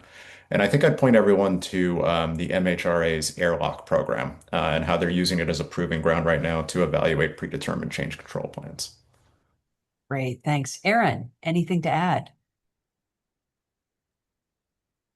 I completely agree with those prior comments by Dina and Nick. In my experience, there's so much effort and focus that goes and excitement that goes into building a model and getting it up and running. And there isn't really a plan in place or with enough resourcing in place to actually do the monitoring and assessment needed. Maybe the one additional thing I'll say is that without a doubt, when I have patients come into my clinic, they have uploaded their records to a foundation model company, OpenAI, for example, and they actually recently have done some nice work to better, I think, safeguard that information, or at least say they are. But I do think we need to demand as a community that there is some governance in place, not just in the institutions where we're working, but at these huge companies that are receiving all of this data at a incomprehensible like rate and amount. And if we don't really push there, I do worry about a lot of things down the road related to privacy and yeah, thanks. Yeah, thank you. Thank you. And Emily, I'll give you the last word on the topic. Great. No, I completely agree with the other panelists. It's always hard to go last when you're among amazing panelists. But I think just to round it out, I think there's importance to have governance on the inputs as well as the outputs.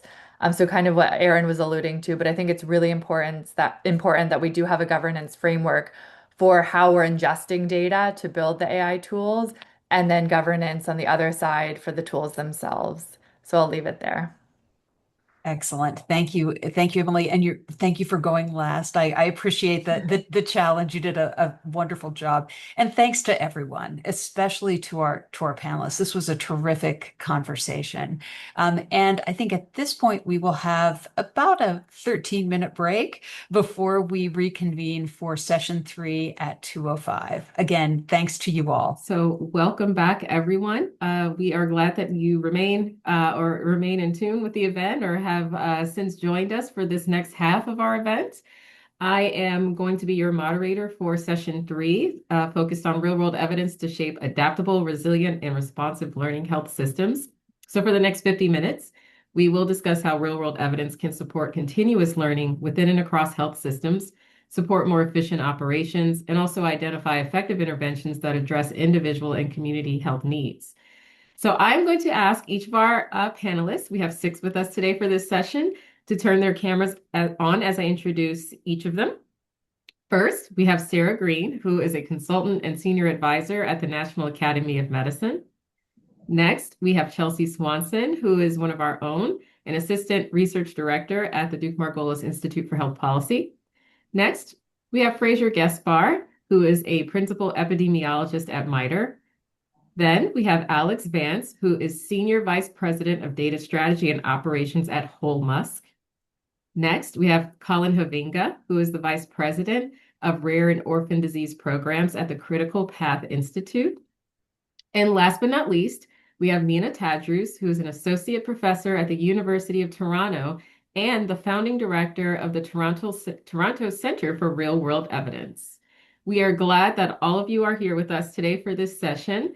And I know that we are going to hear from each of you as you've prepared some opening remarks.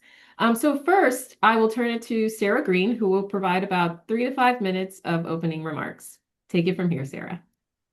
Rachel, thank you so much. It's a great pleasure to be here. And I do have a few slides. I'm going to try to get through them quickly to maximize time with the panel and discussion.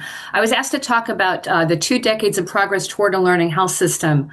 My views represent mine only and are not representative of the National Academy of Medicine, but it is really reflecting the NAM's work. So if you can go to the next slide, I will briefly share that the learning health system is turning 20 this year. It's almost old enough to buy me a beer. And it is it evolved from the Learning Health Leadership Consortium for a Learning Health System. Their charter was established in 2006, showing the operational definition here as an anchor for the field. And it's one that is very all-encompassing on purpose. And you can see in the definition that it includes science, informatics, incentives, and culture, all of which are aligned for continuous improvement, innovation, and equity. We purposely structured this definition such that individuals and families are part of the learning and improvement process through and through, and that the key is that knowledge is generated as an integral part of every part of the care experience, every encounter, every time, every patient informing care for the next patient. In the last 20 years, the learning health system has gained a lot of traction and adopters, and I'll show you on the next slide just a few pieces of that. So if we have the momentum and maturation is briefly encapsulated here. LHS initiatives permeate different clinical specialties, systems, and populations. There are numerous frameworks and models that can support those who are initiating and managing the transformation as a learning health system. Assessment tools are coming forth along with maturity models, which I'm happy to talk about in the discussion. There's a dedicated journal for learning health systems that really has become an impactful sort of central place to learn more. Affinity groups are globally and in the US. You can find many different affinity groups. And I'm really excited that there's been a lot of effort to train, development of core competencies, curricula, and training of leaders who can really become learning health system leaders. At the National Academies, the work we've been focusing on the last year or so is around our shared commitments and also the operational requirements, sort of the blueprint for an LHS. So I'll just give you a glance at that at the next slide. We are not going to go into this in depth today, but you can see that we have 10 shared commitments that we hope can resonate with every part of the health ecosystem. And we're in the process of developing the key characteristics and anchor features. Again, we can talk about the later, time permitting and interest permitting. But my last slide really is intended to show and discuss and tee up discussion in terms of what's next. What else is it really going to take? We have pockets of excellence and pockets of incredible work on learning health systems, but there's still work to be done. And I would submit to you that one of the primary things that we need to focus on are aligned incentives. Real world evidence, researchers generating evidence, they focus on RO1s a lot of the time. Whereas health system decision makers using that evidence, they focus on the ROI. So we really need to figure out how to get that asymmetry into better alignment. A second key component is the complexity. You know, there's that axiom, if you've seen one health system, you've seen one health system. I think we can extend that and say, if you've seen one learning health system, you've seen one learning health system. So how do we navigate the complexity as we figure out how to transform care? The research needs to be simultaneously rigorous, relevant, and attuned to realities on the ground. The prior two panels, I think, spoke to the need for infrastructure that facilitates implementation and innovation. I'm really interested in this need for curiosity. And this is someplace I spent a lot of time on this, thinking about from the leadership to the front lines, how do we create that organizational climate where everybody is able to be a problem solver and interrogate what could be improved and what the solutions are at the point of need? And then finally, trustworthiness. None of this is going to go very far if we don't show a demonstrated willingness to learn with and learn from the patients, families, and communities and individuals that are partners in the learning health system. So quickest flyby ever, and I would be looking forward to the rest of the panelists, and I'll turn it back to you, Rachel. Yes, thank you, Sarah. And thank you for your perspective on aligning incentives, whereas researchers focus more on the RO1, which for those of you who are unaware of that mechanism, it is the general research mechanism within the National Institute of Health. And aligning that with health system interests with the ROI, the return on investment, is definitely essential. That said, I'm going to turn it to our next panelist for opening remarks, Chelsea Swanson. Go right ahead. Hey, thanks, Rachel, and good afternoon, all. Chelsea Swanson. It's a pleasure to be here. I will not be quite as quick as Sarah, but I will try. My work focuses on improving how Medicaid-insured children and families access and navigate the healthcare and social services system that support their overall health and well-being. Today, I'm going to be talking a little bit about how we use real-world evidence and a learning health system approach through a CMS demonstration model called Integrated Care for Kids, or INC, to really improve decision-making for children with complex needs. Children with the most complex needs of social and health are often interacting with multiple systems, but those systems very rarely have a complete picture of the child or the family that they're serving, which leads to missed opportunities for early intervention, fragmented care, and families who are navigating disconnected services. Care management is one of the primary services that health systems and insurers rely on to reduce patient care costs and improve patient navigation. But traditionally, this service has been a short-term, clinically focused access service that has helped patients coordinate care and navigate the healthcare system primarily. Because care management resources are very limited, like most other health services, the challenge really isn't just about identifying which children are most likely to have high healthcare costs. It's really understanding why they are at risk and what combination of clinical, behavioral, educational, and social supports are most likely to improve those outcomes. So CMS designed the integrated care for kids models around this big question of how do we use more complete understanding of children's lives to make better decisions about the care and support that they're receiving. In North Carolina, we are fortunate to have one of 7 INC models nationwide. In North Carolina, NC INC is co-led by Duke University, the University of North Carolina at Chapel Hill, and North Carolina Medicaid. And our model is actually embedded in the Medicaid managed care system, which allows us to better test how information and better coordination from healthcare, behavioral health, and education and social sectors can improve care at scale for a large population. There are 3 overarching components to INC models. The first is integrating data to better inform care. So in NC INC, we bring together administrative information from healthcare, behavioral health, education, and juvenile justice sectors to create a more complete understanding of what children's needs are rather than just what we get through Medicaid claims alone. Examples of some of the indicators that we bring together include things like school absences and suspensions, mobile crisis utilization, antipsychotic prescriptions, youth detention facility stays, and socioeconomic information.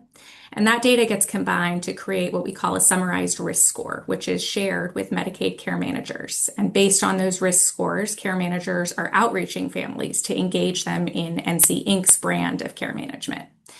Notably, care managers are really only receiving that summarized risk score rather than the underlying sensitive data to help protect privacy while still supporting informed care decisions and elevating people for outreach. The second major component of INC is this enhanced care management model. Once families are engaged, INC care management offers them at least 1 year of telephonic support in which the care manager works alongside that family to understand what's driving their needs. For one child, that could mean coordinating specialty medical care. For another, it could mean addressing transportation or behavioral health, food insecurity, or school supports. And so rather than offering every family the same set of services, care managers tailor supports to each family's priorities and circumstances. And we recognize that this requires navigating systems that are typically beyond a care manager's scope. So NC INC developed dedicated roles and tools to help provide ongoing cross-sector training and coaching. The last component of the INC models writ large is alternative payment models. And in North Carolina, we implemented an alternative payment model to test value-based payment approaches that reinvest Medicaid resources into activities that strengthen care coordination and improve outcomes for children and families. So that's kind of a fly-by-night overview of NC INC, but I want to talk for a second about how we're using real-world evidence in INC. A big principle of our work is that evidence should do much more than just evaluate the program after implementation. It should be really continuously informing and improving how our care is delivered. So in INC, we use both quantitative and qualitative real-world evidence to refine the model in real time. Quantitatively, we're regularly examining identification, outreach, engagement trends, and assessing which groups of children are being identified by integrated data and who we're reaching and engaging once we've identified them, and who we're missing, conversely of that. So findings from those kind of iterative analyses have led us to changes that incorporated other data like missed primary care appointments to capture some of our younger kids that may not be interacting with certain administrative systems. From those analyses, we've also learned that incorporating information beyond just medical claims has improved our ability to identify children at risk of future emergency department use and higher healthcare costs, which is really exciting. And we've also found that children who remained engaged in care management for the 6 to 8 months of longer duration actually see 40 to 70% reduction in total cost of care and an approximate 20% reduction in emergency department utilization, which suggests to us that longer term engagement might be an important component of improving outcomes here. And this finding has also allowed us to work within the health systems and payers to allow for some flexibility in care management duration. So the big takeaways here are, the data helps us inform a lot, but there are other components that we're missing too. And we also use qualitative research to get at the family experience. And qualitative, we learned that families and care managers have shaped they were interested in different types of trainings than we would have expected, right? They need different types of outreach. So it's allowed us to adjust our processes over time to change the language we use in outreach, the topics that we provide training on, the modalities in which we provide training. Ultimately, our goal isn't just to have better prediction. We're really trying to use a learning health system model to systematically synthesize data and conduct complementary research to allow for continuous learning cycles. So I'm going to pause there with that fly-by-night overview and turn it over back to Rachel. Wonderful. Thank you, Chelsea. You highlighted something important, which is understanding the child journey. We talk a lot about the patient journey, but I think putting into that perspective of the child journey, building that qualitative and quantitative real world evidence around that child's journey is so important for the work that you do. So thank you for sharing. Next, I'll turn it to Fraser Gaspar. Thank you. Thank you, Duke-Margolis, for inviting me. You can go to the next slide. I'm going to be talking a little bit about how some of the projects MITRE has done has leveraged this learning health system idea. MITRE has worked on multiple real world data projects with the federal government, whether it's ASPR, FDA, NIH. We've learned a lot, especially that obtaining the high quality fit for use data is always the hardest part. And in all these projects, we found and we're actually enabled to have feedback loops with the health systems or the data providers to accomplish stated goals. And in the next slide, I'll be just showing one example of a study we performed with the FDA, and then I'll talk a little bit about how we use some feedback loops to improve the study. So this is a really cool study. You can go back to that slide. This is with the FDA Center for Biologics Evaluation Research, the CBER, and the Best IM program. And we're really bullish about this study and the platform that we're building here. And probably the coolest part about this study is in the 1 and the 2 call outs here. So essentially what we get is we get health systems, or right now we're working with HIEs, health information exchanges, to get patient identifiers of patients of interest. In this example, maybe patients who've undergone some sort of vaccine. And then the FDA is able to pull through a health information network, currently using eHealth Exchange, that patient's FHIR resources, whether they're structured or unstructured data, into our platform. And this is, at that point, kind of what I think a lot of the researchers and stakeholders who present today start to do, is that we can use LLMs. We also use the clinical quality language queries on the FHIR data to make determinations. And in our case, we were able to have 3 clinicians do the gold standard determinations, which is, I think, beats out the rest of these panelists. And then finally, we put out we compare how the LLM made the determinations with how the clinicians made the determinations. So this was really interesting. And obviously, if the LLM or the clinicians have complete data, they're going to probably do pretty well, as you can say. But we've found multiple instances where the data arriving is either missing. In one sense, there was large document references, which is the clinical notes, which were not coming through based off of a technical error, a bug. And recently, we've started a new project where we're looking at severe allergic reactions. So you can think anaphylaxis and blood products. And what we found in this new study is that a lot of the blood product information, at least at one health system, was siloed in their blood transfusion center. And regular clinicians who thought they'd be able to see all the specific information about like when a blood transfusion started or stopped, they actually couldn't see. And this was a surprise. And then, the dominoes started falling that it actually wasn't being transferred through the FHIR resources as well. And so this was a good learning for both the health systems and us about the various data quality checks and making sure that you have everything you need as you move through a research study. And so that was just one example I'm giving. I'm happy to talk a little bit more about our experiences with the FDA as we go into the panelists, but I'll turn it over to Alex. And thanks, Fraser. Hey, everybody. My name is Alex Vance. I'm a mental health clinician, Chief Clinical Data Officer at Hallmusk. I spend most of my time ensuring the clinical integrity of the database we build specific to neuropsychiatry and neurodegenerative health. And all that comes from health systems who let us use their data for a little bit. And so I wanted to spend some time talking about sort of what I've learned is required for a learning health system to exist in practicality. When you have these really complex relationships between government and foundation and nonprofit and industry and health system. And when we say health system, like it's a blanket term, but there are as many variations in health systems as there are when we're talking about variations in industry.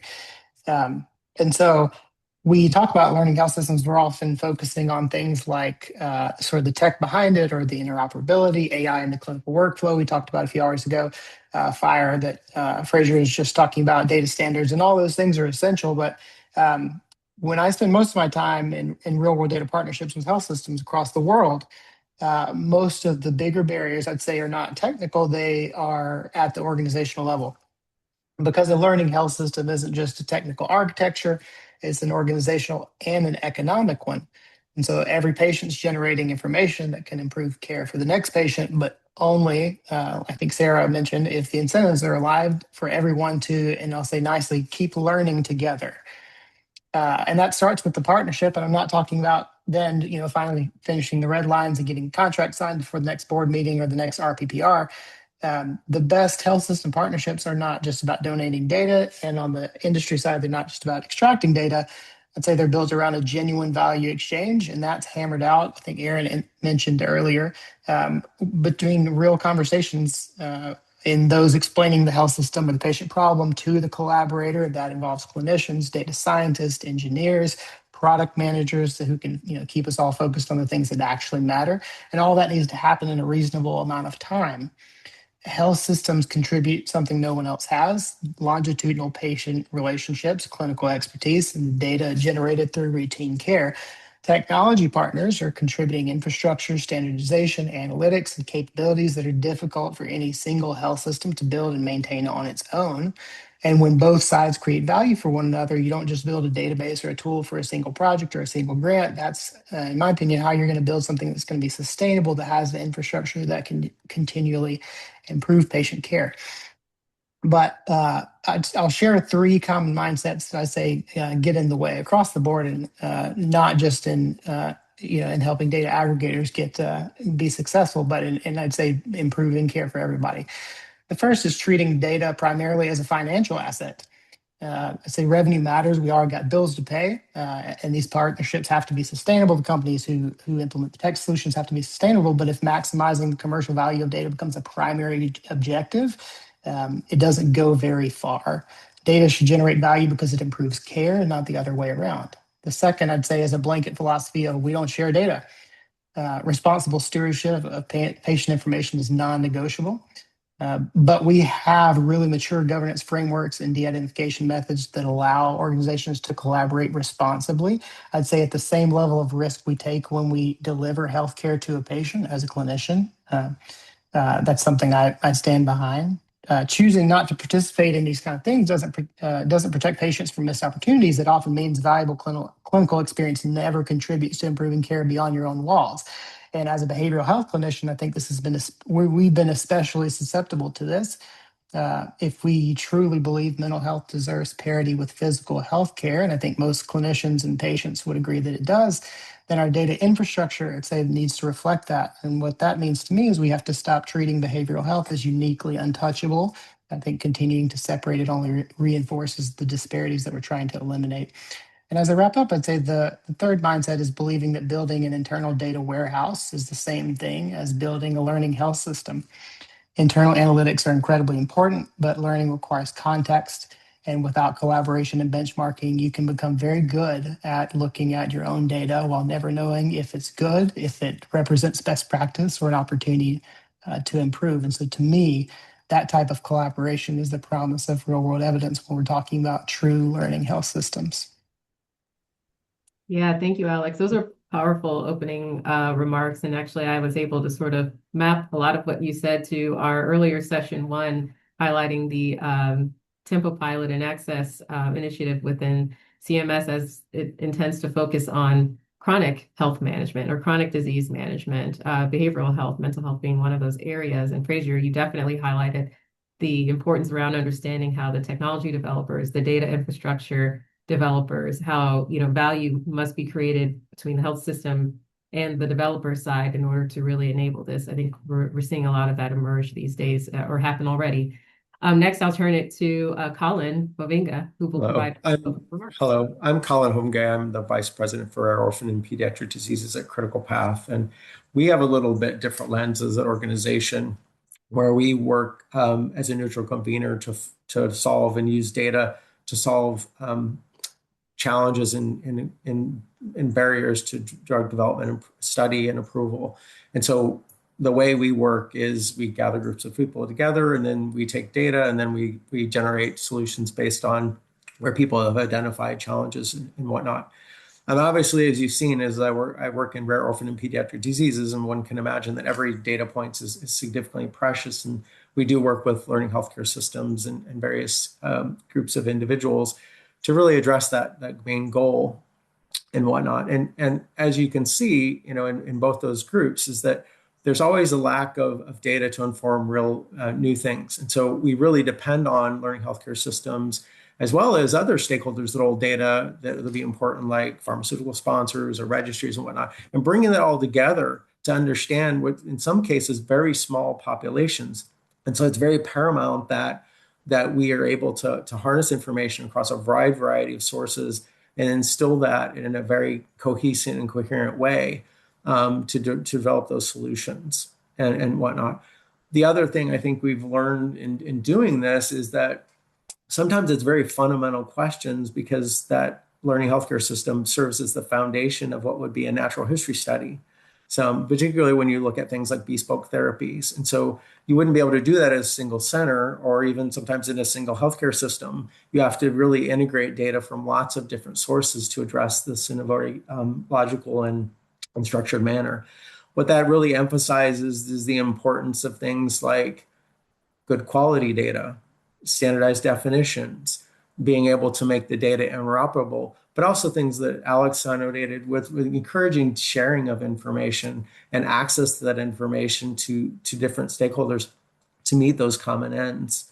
Sometimes it's very simple things. I'll give you an example that one of our programs called the International Neonatal Consortium has addressed, is that everybody would think that there are normative lab values for neonatal critical care labs, and whatnot. And what we found is that really is not the case. And so FDA had funded a project at one point where we really started to aggregate data around the world. And we began to understand is there's lots of things that impact those laboratories beyond what would just be standard care, including like ethnicity, geographical distribution. But the other part of it is that how little something as simple as laboratory values wasn't standardized. And something as fundamental as you think of getting like a Chem aid or something like that at a hospital needs to be addressed in that standardization process to make the healthcare system understand how to interpret and use that, looking at different diseases and different states of gestational age and whatnot. The other part of this that becomes increasingly paramount is that as we begin to look at like bespoke therapies and like gene therapies and ASOs and things in smaller populations, many of these conditions don't have well-defined natural history studies or to define how to move things forward and design effective clinical trials to establish both efficacy and safety. And so learning healthcare systems really act as some of the substrate to better define these things and to inform how you might begin to interpret what is, how does a disease progress or what might be a clinical benefit, or what are the normal risks, baseline risks or rates of progression of a disease. Paramount to all of these things, though, is encouraging, I'm going to echo some of the things that Alex had mentioned, but is really encouraging that data sharing. We still have a lot of challenges, particularly with, different groups having governance challenges that we can clearly define and work through, particularly in the age of AI, that risk has particularly in smaller populations, has gone up because the need is around re-identification, based on genotype or small populations, has become something that gets cited by individuals about limiting data sharing. That's the conclusion of my comments, and I look forward to additional questions. Awesome. Thank you so much, Colin. I'm going to turn it lastly to Mina Tadros. Wonderful. Thank you very much. And thank you for including me today as sort of the token Canadian.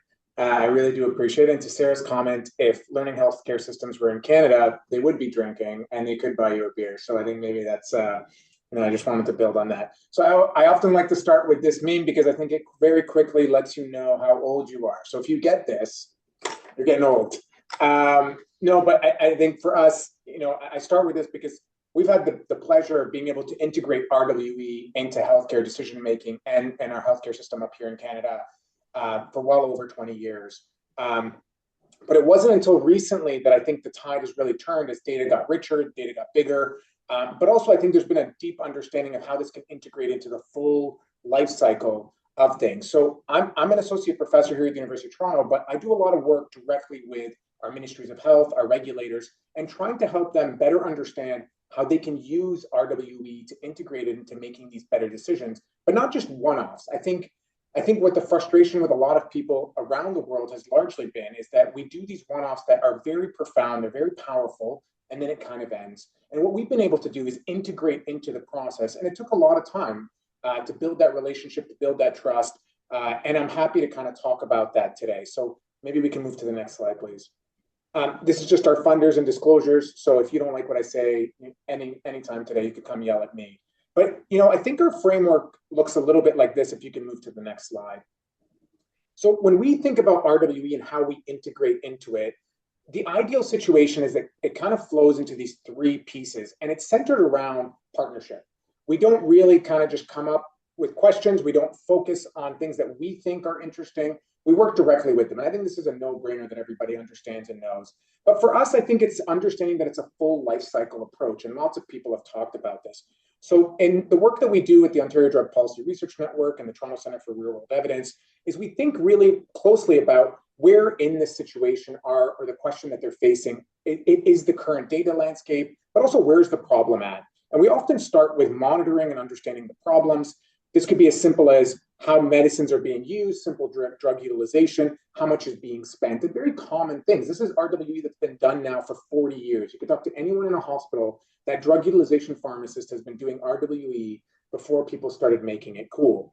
And I think this was sort of foundational. And I don't want to ignore how important some of this is, because then what that starts to build towards is helping and working to develop actual solutions, right? That you can look at what are policy options. We can start trying to extrapolate or forecast where things would go and where pharmacy practice options are. We can run ecological analyses of multiple jurisdictions, whether it's globally or locally, to be able to compare different parts of our healthcare system on how things are going, but also thinking very closely of who may benefit or who may be affected when you do make changes or if changes have been made.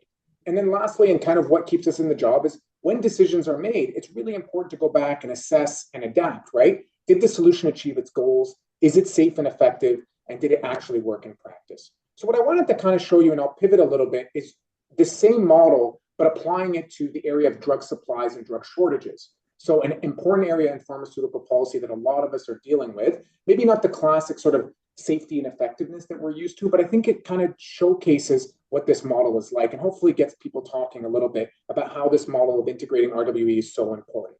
You can move to the next slide. So within this space, we spent a long time trying to understand and describe the problem because we all knew it was a problem, but people didn't understand the extent, the frequency, the duration, but even like which drugs was it happening to the most. And I think over the last 10 years, we've seen the understanding come forward. So a really clear depiction of why that early work is so foundational, because you can't really fix what you can't measure. And that becomes really, really important. The next was we started to work towards, okay, can we develop some potential solutions, right? I think with drug shortages, people felt powerless. But we started to see from that first step, that foundational work, is that there were kind of trends, consistencies. We were able to start building kind of predictive models, create response options, and model out where things can actually go. And then from that, we were able to assess the impact. So as we've introduced policies, we've been able to look at how different policies work. We were even able to do a paper that compared Canada and the US. What happens when the same shortage hits two different countries? Which country is able to respond better? How does it affect the number of patients being affected? And how does that work? And now that's being fed into, as we introduce policies, let's measure them. And we're going to keep ourselves busy for a long, long time. And in the drug shortages space, we've been able to build on that. The last piece that I want to leave you with is this is great and all, but a really important part of the learning healthcare system and building on top of these kind of pilot projects and building integration is how do we develop real long-standing interventions that change things in our healthcare system? And so in this space, from this body of work, what we've been able to do is start to develop these predictive models and tools that can help decision makers use RWE to make better decisions. And if you can move to the next slide. And so out of this work, we actually built this risk framework. And where clinicians and decision makers are now able to use data to look and better understand for each drug, what is the chance and probability of a drug in the current dynamic using real world data that's live and measure the real outcomes of what's the supply chain risk, but also thinking about what's the clinical risk drawn from evidence, drawn from clinicians, and real data that we're pulling in. And what we've been able to develop is an intervention that looks a little bit like this, if you go to the next slide. And it's a real live dashboard that now can feed into clinician decision makers. So this is what we give Health Canada, our GPOs, so they can look at their data every month and see which drugs are at the highest risk of a shortage and which ones are most clinically important. And they dynamically change based on that real data that's coming in and being fed into the tool constantly. And so, but the really important part is now we got to work on how do we implement this? How do we scale this? How do we build on that, what we've learned from all that ground research with RWE to build interventions that are going to reshape and rechange how our healthcare system works. So I hope this gives you an idea of how we've been thinking about how RWE integrates into policy, and excited to share the panel with my fellow colleagues here. Thanks for including me. Wonderful. Thank you for being here, Mina. This is great. And you and Colin highlighted, very important things to consider from, understanding and documenting appropriately laboratory data to, data that might signal or indicate a real or potential drug shortage, especially as we think about two countries on the same continent, that being the US and Canada. And so thinking about everything that we just heard from each of you today, all of these pieces that have to line up within a learning health system in order to allow ourselves to take action in meaningful and informed and targeted versus broad stroke, potentially unhelpful broad stroke ways. I want to open us up for general discussion. And I would love to hear this from each of you, although, Mina, Chelsea, you all might have specific things to say, but I think all of you might have something important to say. So what infrastructure is essential for a health system to continuously learn from real world data and then translate those insights back into improving patient care, which is the ultimate goal? I'm happy to kick it off. I'm curious, Mina, for your thoughts on this as well. But I'll say in our experience with NC Inc., there are really four essential elements that come down to it. The first is timely, recurring access to integrated data. So, Mina, what you were getting at there with monthly dashboard reviews is really critical. In Inc., we've built these cross-agency data sharing systems that allow for monthly recurring data kind of in a similar way to constantly update these risk scores and allow us to look back at data in relative real time, right? A month is still quite a bit of time, but shorter than many other things. That data is really hard to get, though. That's much easier said than done. The second, really, in our mind, is care delivery workflows that are actually designed to adapt when the data tells you something new. So do you have things in place that are able to change rapidly within, a week's time? In Inc., for example, we figured out that our data was really missing young kids because young kids are not interacting with school system or health system in the same way. So we opened up new referral pathways for trusted community partners to be able to directly refer children in for services because the data isn't going to meet that criteria at the moment. The next for us is a workforce that's actually supported through continuous learning. In Inc., we do that through monthly training sessions, constant iteration on different tools and guides that we post online that are available to more than just our care management workforce, but really listening to what the care managers are hearing and seeing on the ground and taking that to heart and developing content around it has been very important, especially in the rapidly evolving world of HR1. And then the last is a leadership commitment to really continuous improvement here. I'm harkening back to Sarah, what you said about the RO1 and the ROI here. I think that is huge, right? You need leadership buy-in that realizes this is both a quality and an outcome strategy, and you really have to commit to it from both standpoints and be patient with it too.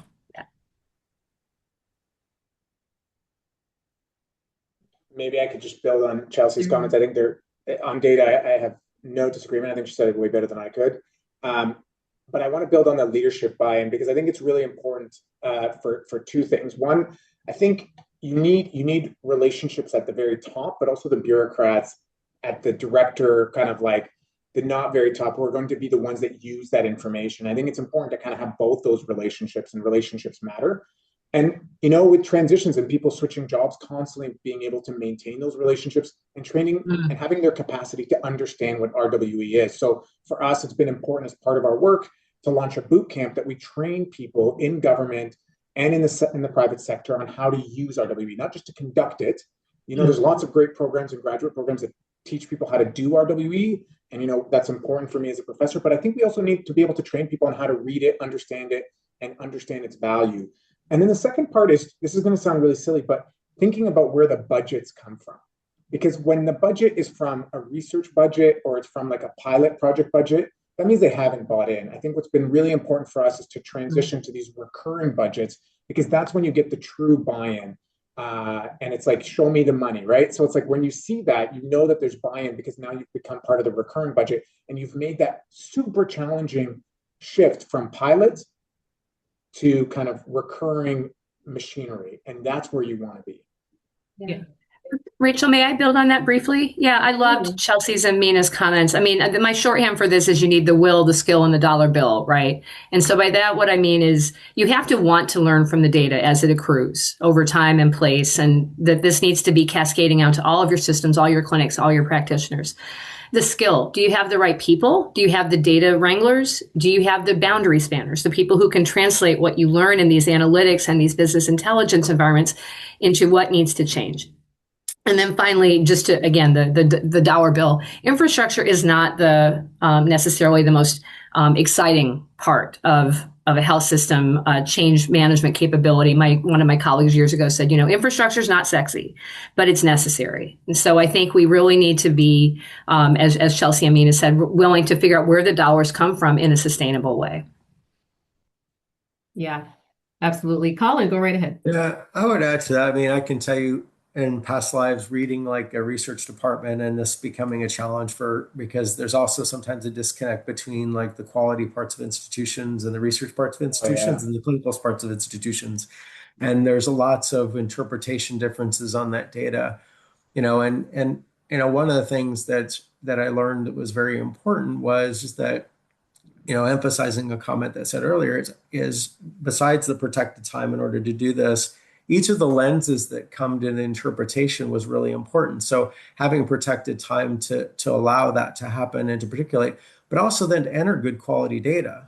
Because if you're allowing this to pile up and do things, I mean, I have lots of funny stories about how that's like circumnavigated. But it's really, really important because if you're making timely decisions and you're 3 months behind on your clinical notes, and whatnot, it becomes less of a priority, right? And it becomes less of an important, and you're probably not getting as a good quality. Sometimes if that's married to research and abstracts and publications and all the other things that come with that, it gets more buy-in to this, but it really takes the different parts of each of the healthcare learning systems to work together in a meaningful way. And so what we did was we established basically what, in a sense, our project plan was. And so each team in a race chart to be able to define who did what and what they're responsible for. So each of the team, we all got out of it what we all wanted to get out of it. And so that time, talent, and treasure, building on Sarah's comment, was all everybody brought in. And so it was really important to that and getting that buy-in. Absolutely. And you all have talked a lot, especially you, Fraser, about the data infrastructure and really what ties into that. Specifically, one example being interoperability. So learning health systems, whether they're a single system learning within itself or systems that are regionally based learning from one another or combining data in some kind of way, being able to do that in a reliable, accurate, and on-time manner through interoperability. I want to talk a little bit more about that because interoperability is a big issue. And it's something being incentivized as far as implementation.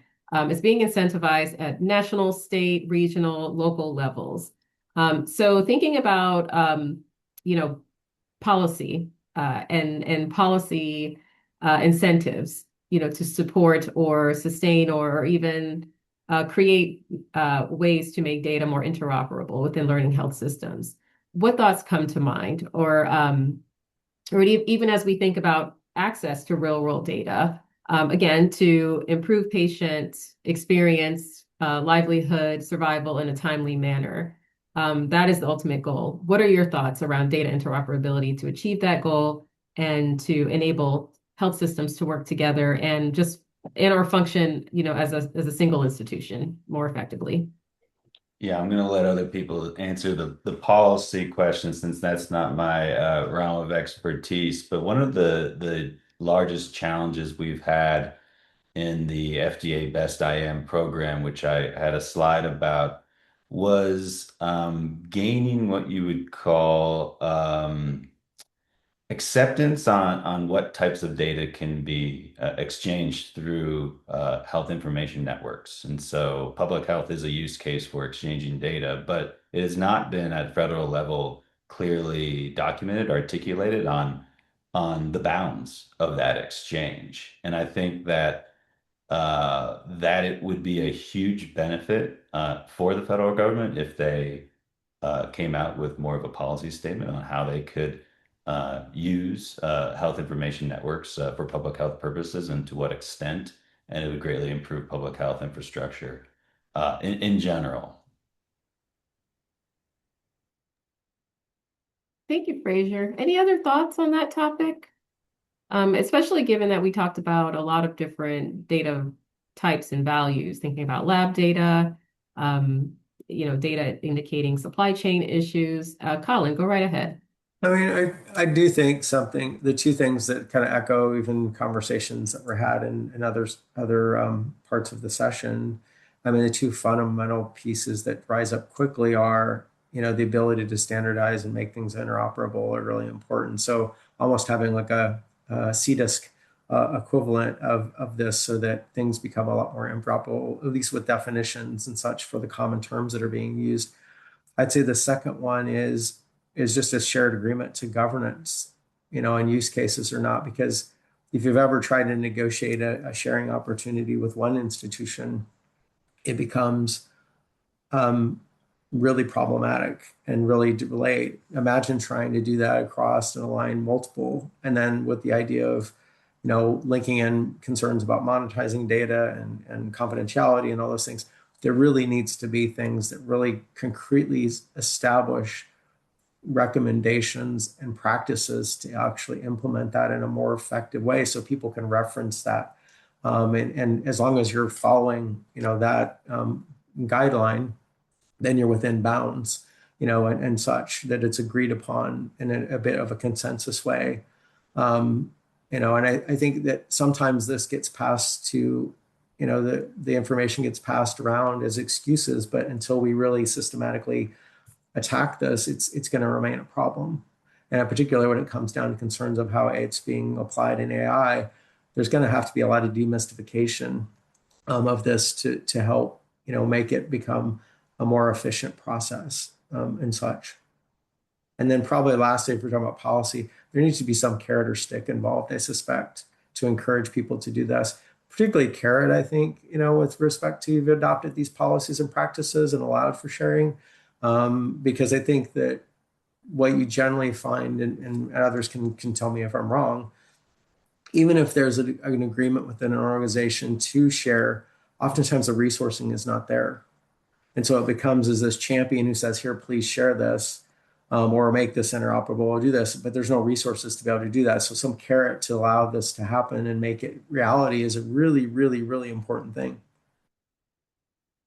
Yeah, I'd love to build on that just briefly. Those are great comments, Colin. I was thinking, way back when we were thinking about big picture data, we talked about semantic interoperability, we talked about syntactic interoperability. I think we didn't pay enough attention to sociocultural interoperability, right? I mean, the reason that Colin's having to negotiate one by each on all these data sharing agreements is that we don't have aligned collaboration incentives. So I hope we can get there. I don't know if you can policyize that, but I think it's just that's where the rubber meets the road, and we can have the best data in these different systems, but if the systems won't talk to each other, the data won't either.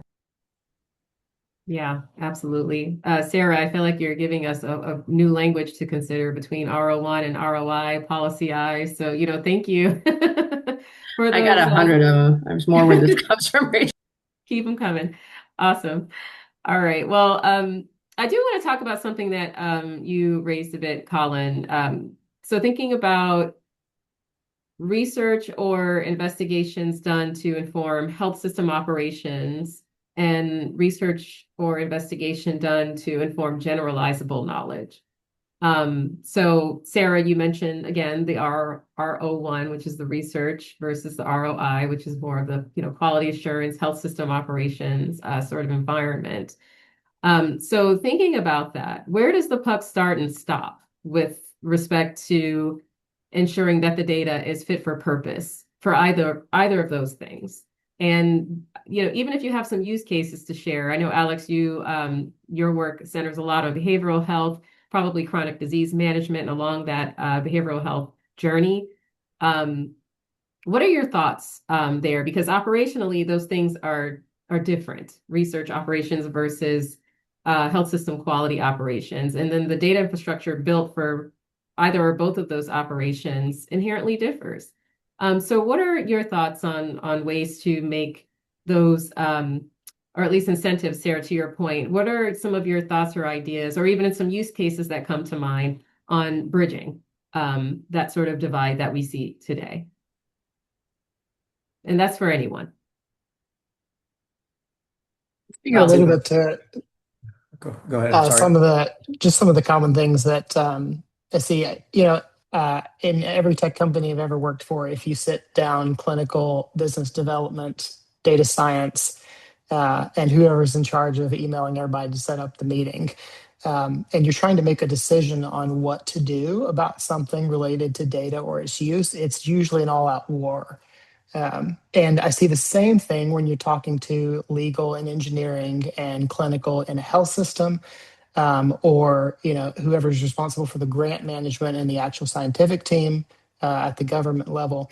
And I think a lot of that can be avoided by just sitting down at the beginning and thinking through, like, what are we actually trying to do, and what does it need? The tech company is always going to come in, and that's me coming in. Our bias is always going to be, let's build a product and sell it for as much as we can, and also help everybody in the process. But a lot of times you don't need that at all.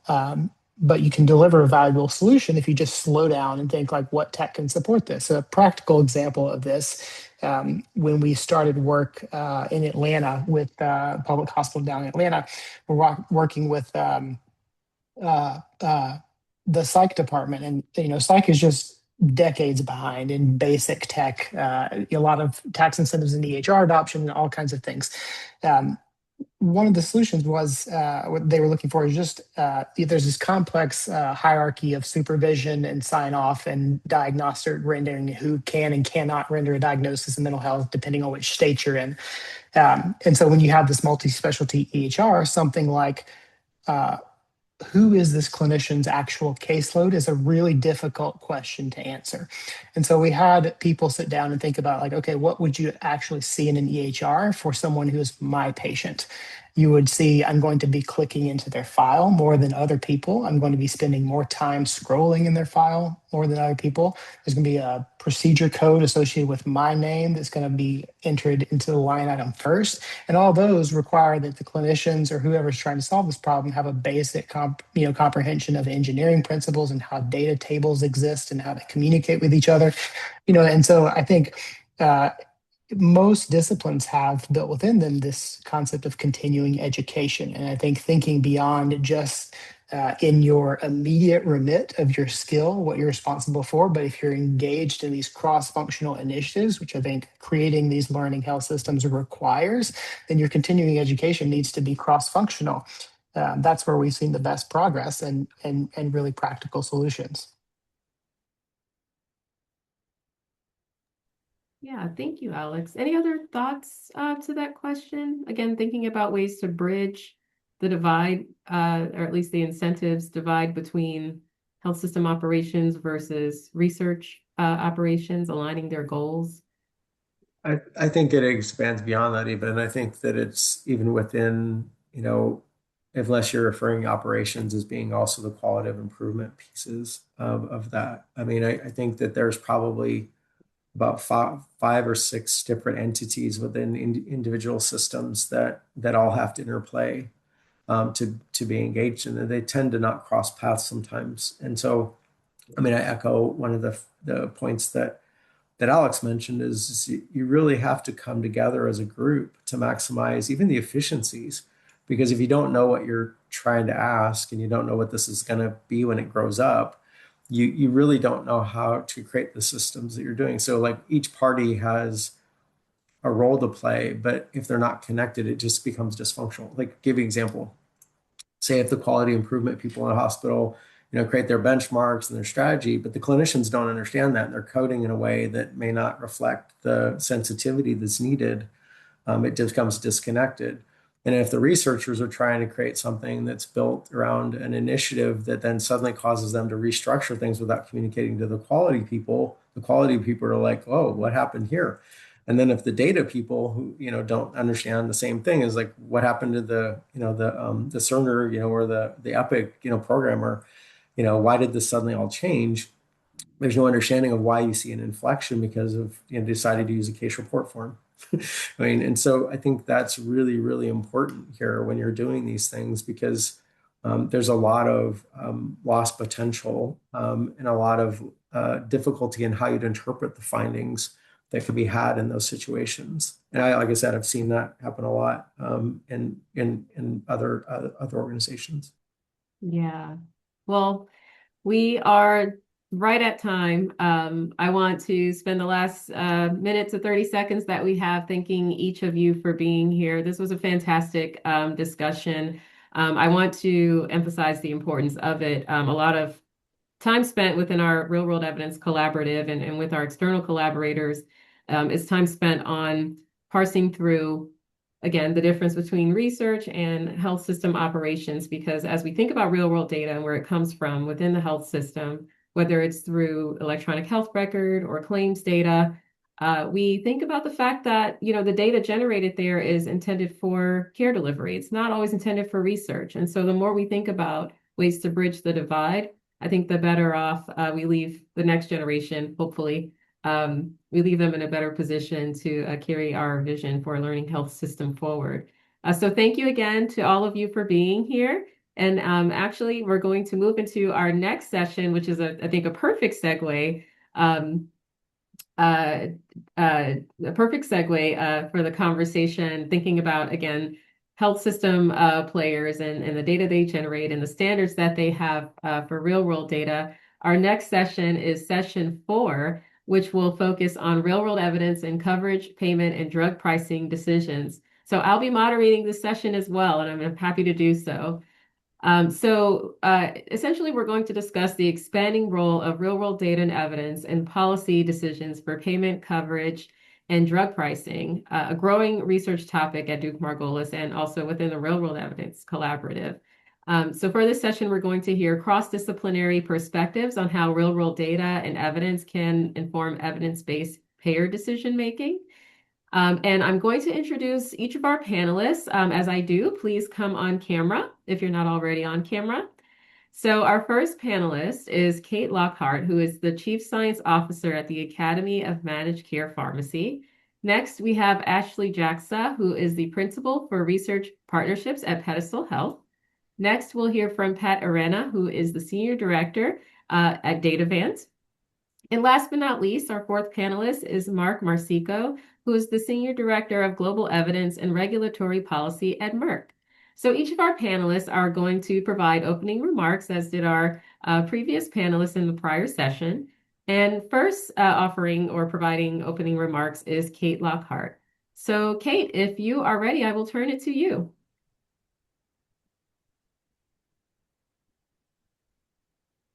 Fantastic. Thank you. Thanks for that, Rachel. And thanks for the invitation to participate today. This has been a really excellent symposium. So I'm going to start by talking a little bit about RWE in the payer realm, specifically US payers.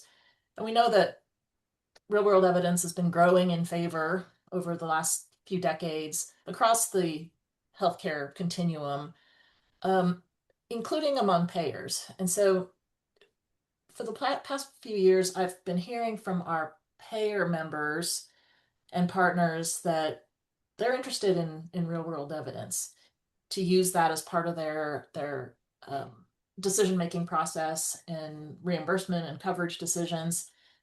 But many of them have been unaware of where to find it and then not quite sure what to do with it.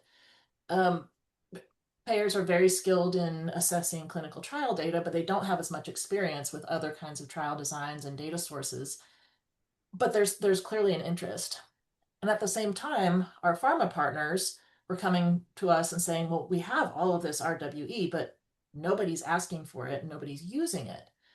So at AMCP, we kind of sit at this intersection between the pharmaceutical manufacturers and the payers to bring those two groups together.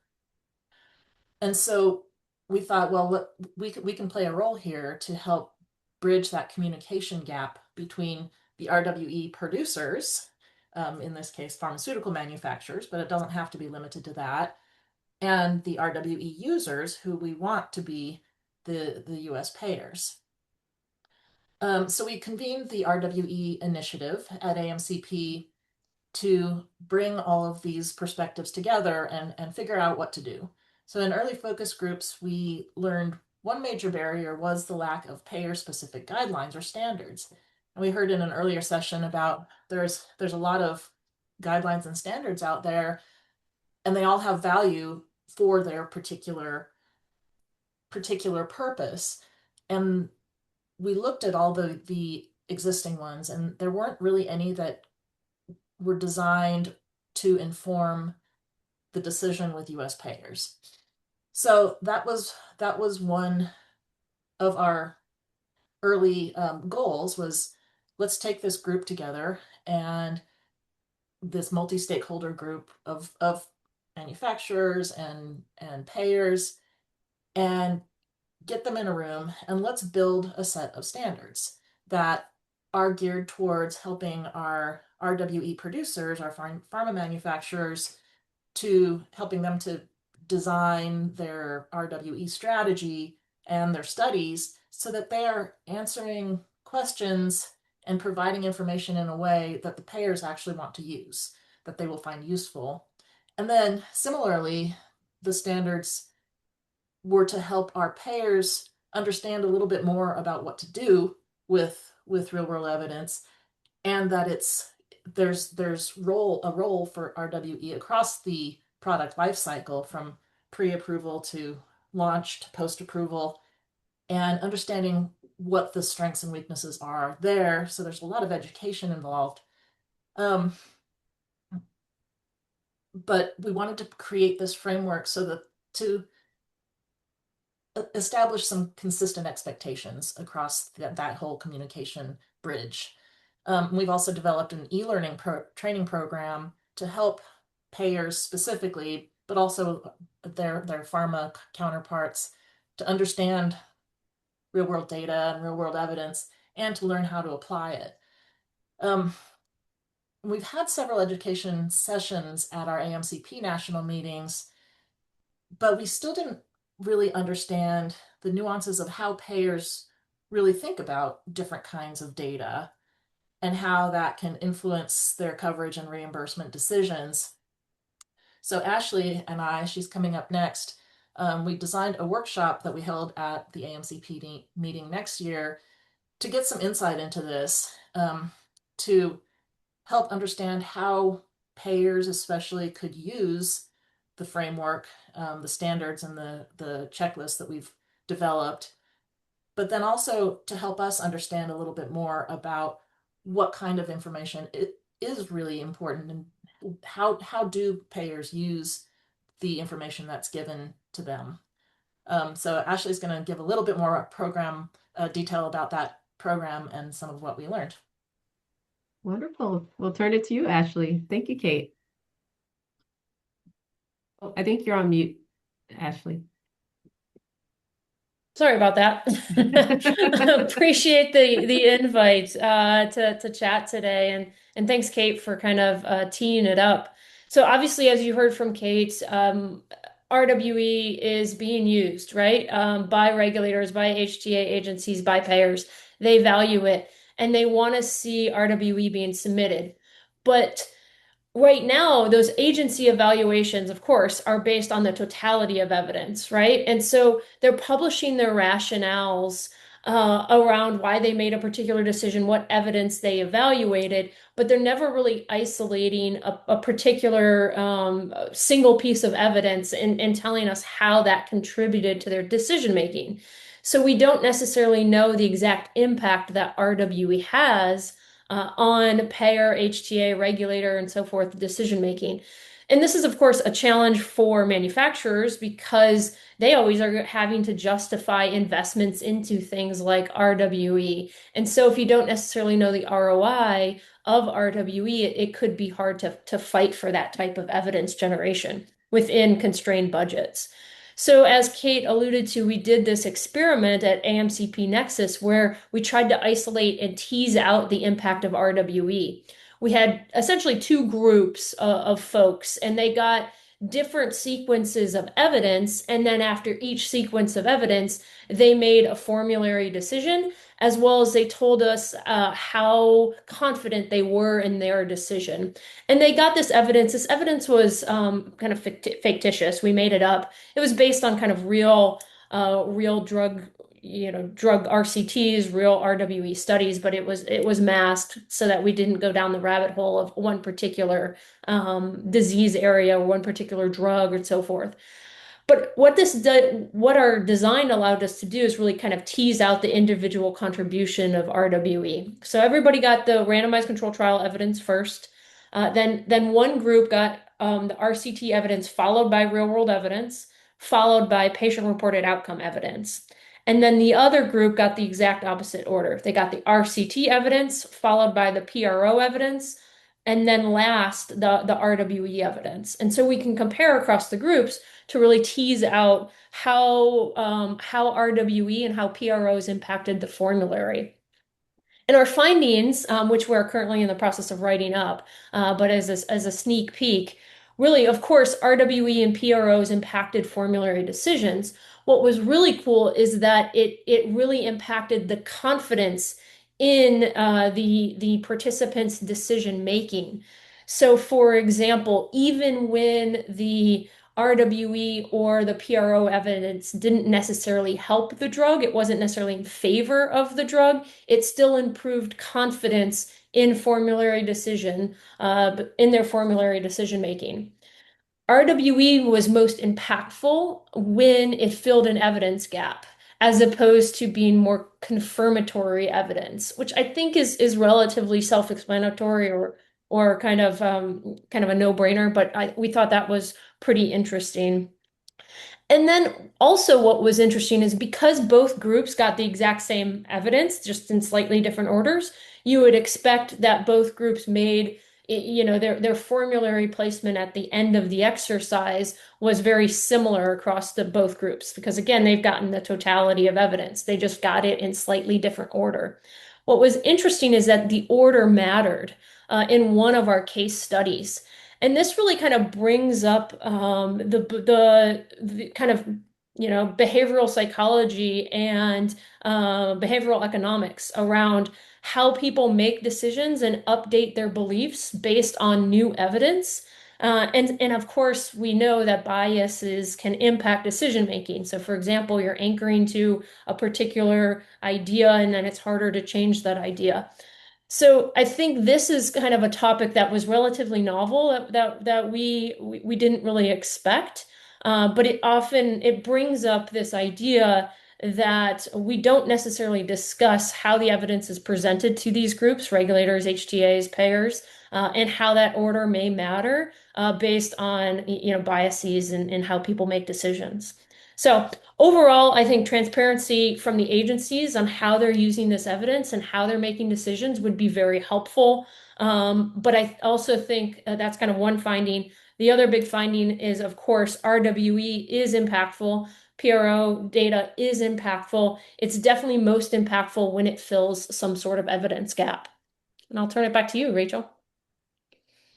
Awesome. Thank you so much, Kate. And that's really insightful. Next, we'll turn it to Mark.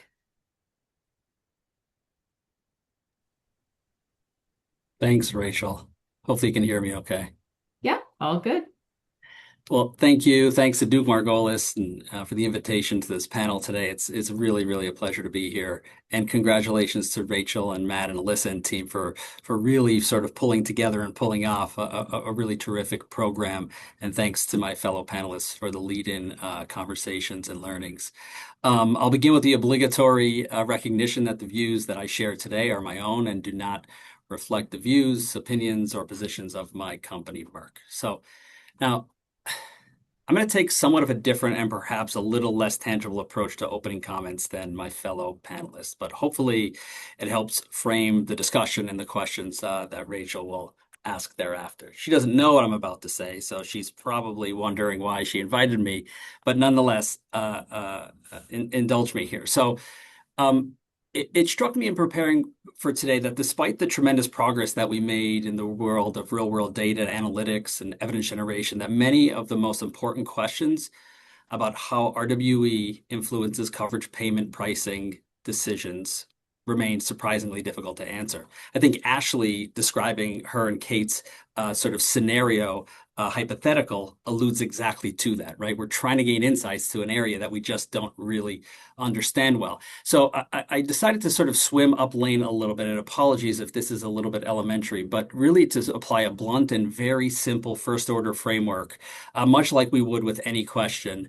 With again, and I hope the intent here is not only to frighten Rachel, but to engage the audience here in the chat and to sort of think about some of this, right? First, what is it that we know? And how do we know it? Second, how certain are we about what it is that we think we know and how we know it? And where do the important gaps remain? And what might the limitations tell us about those gaps? And thirdly, what realistically do we know about real-world evidence and coverage payment and pricing decisions, given the confidential nature of payer and innovator negotiation? We'll come back in just a minute to the ask and revisit that ask of what is it that we're solving for.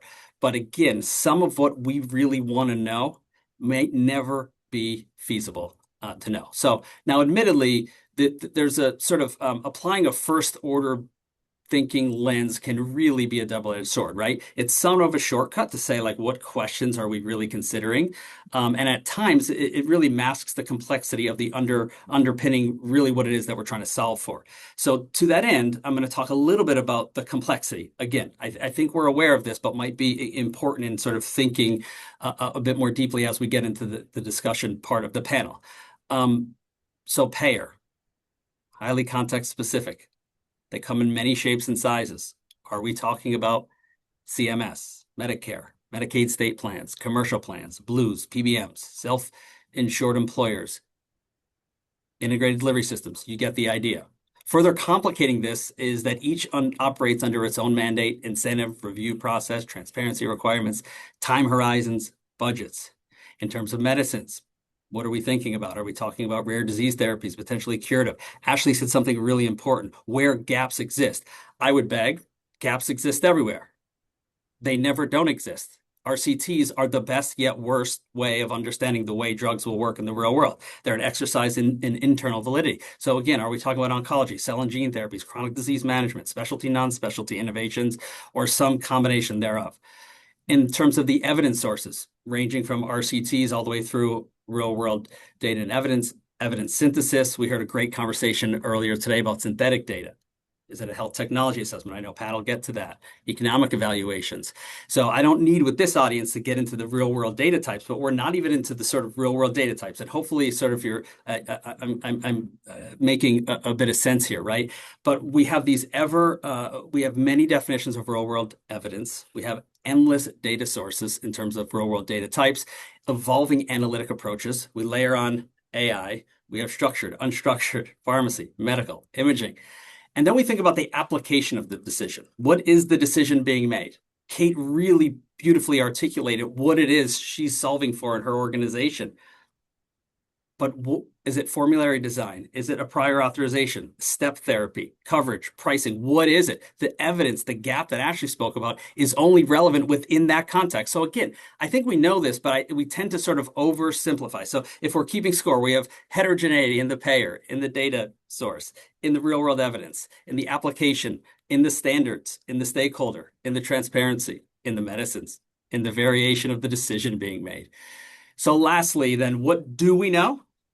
And I think I'm about a minute or two over, but let me just say, in terms of what it is that we know, RWE can be wonderful and it can answer questions that only it can answer, sometimes practically, sometimes ethically. We know there's an increased demand for RWE among commercial payers. We know real-world evidence is being used in coverage and access decisions. We know that it evolves across the lifestyle, across the life cycle.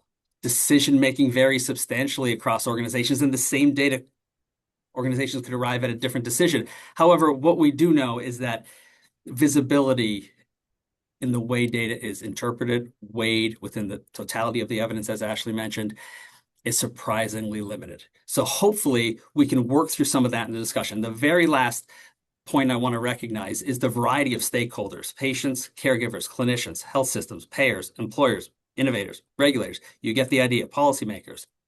But for today's discussion, I think where we're all sort of grounded is in the assumption that collectively what we're solving for before we ask about the specific question of the panel today is whether the evidence helps ensure the right patient receives the right treatment at the right time. That's right. Thank you, Mark. I'm not entirely off-put by anything you said, so well done. And I don't think our co-panelists are either. And Pat, I want to give you a moment to provide your opening remarks now. So please take it from here. Yeah, thank you. And thank you for the opportunity to join. So for my presentation, we'll be shifting gears a bit and discussing the role of RWE in coverage payment pricing outside of the US. So next slide. So when we're outside the US, we're mainly focusing on health technology assessment bodies, aka HTA bodies, and somewhat similar to what we see in the regulatory space and similar to what Ashley and Kate were saying earlier. The role of RWD in supporting initial HTA decisions is reasonably well characterized. It's not perfect, and just like Mark was saying, we will never get to know everything that goes into a decision or how it was come to that decision.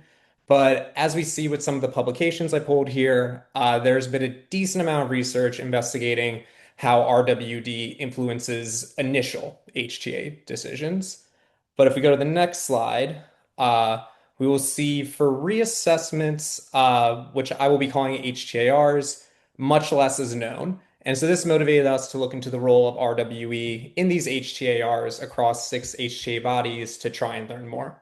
And to level set here, when I say HTARs, I'm referring to a situation where an HTA body has reassessed a product, normally years later, after its initial assessment, and for reasons can include such as continued reimbursement, perhaps as part of a managed entry agreement, or even a sponsor requesting a reassessment based on new evidence, as another example.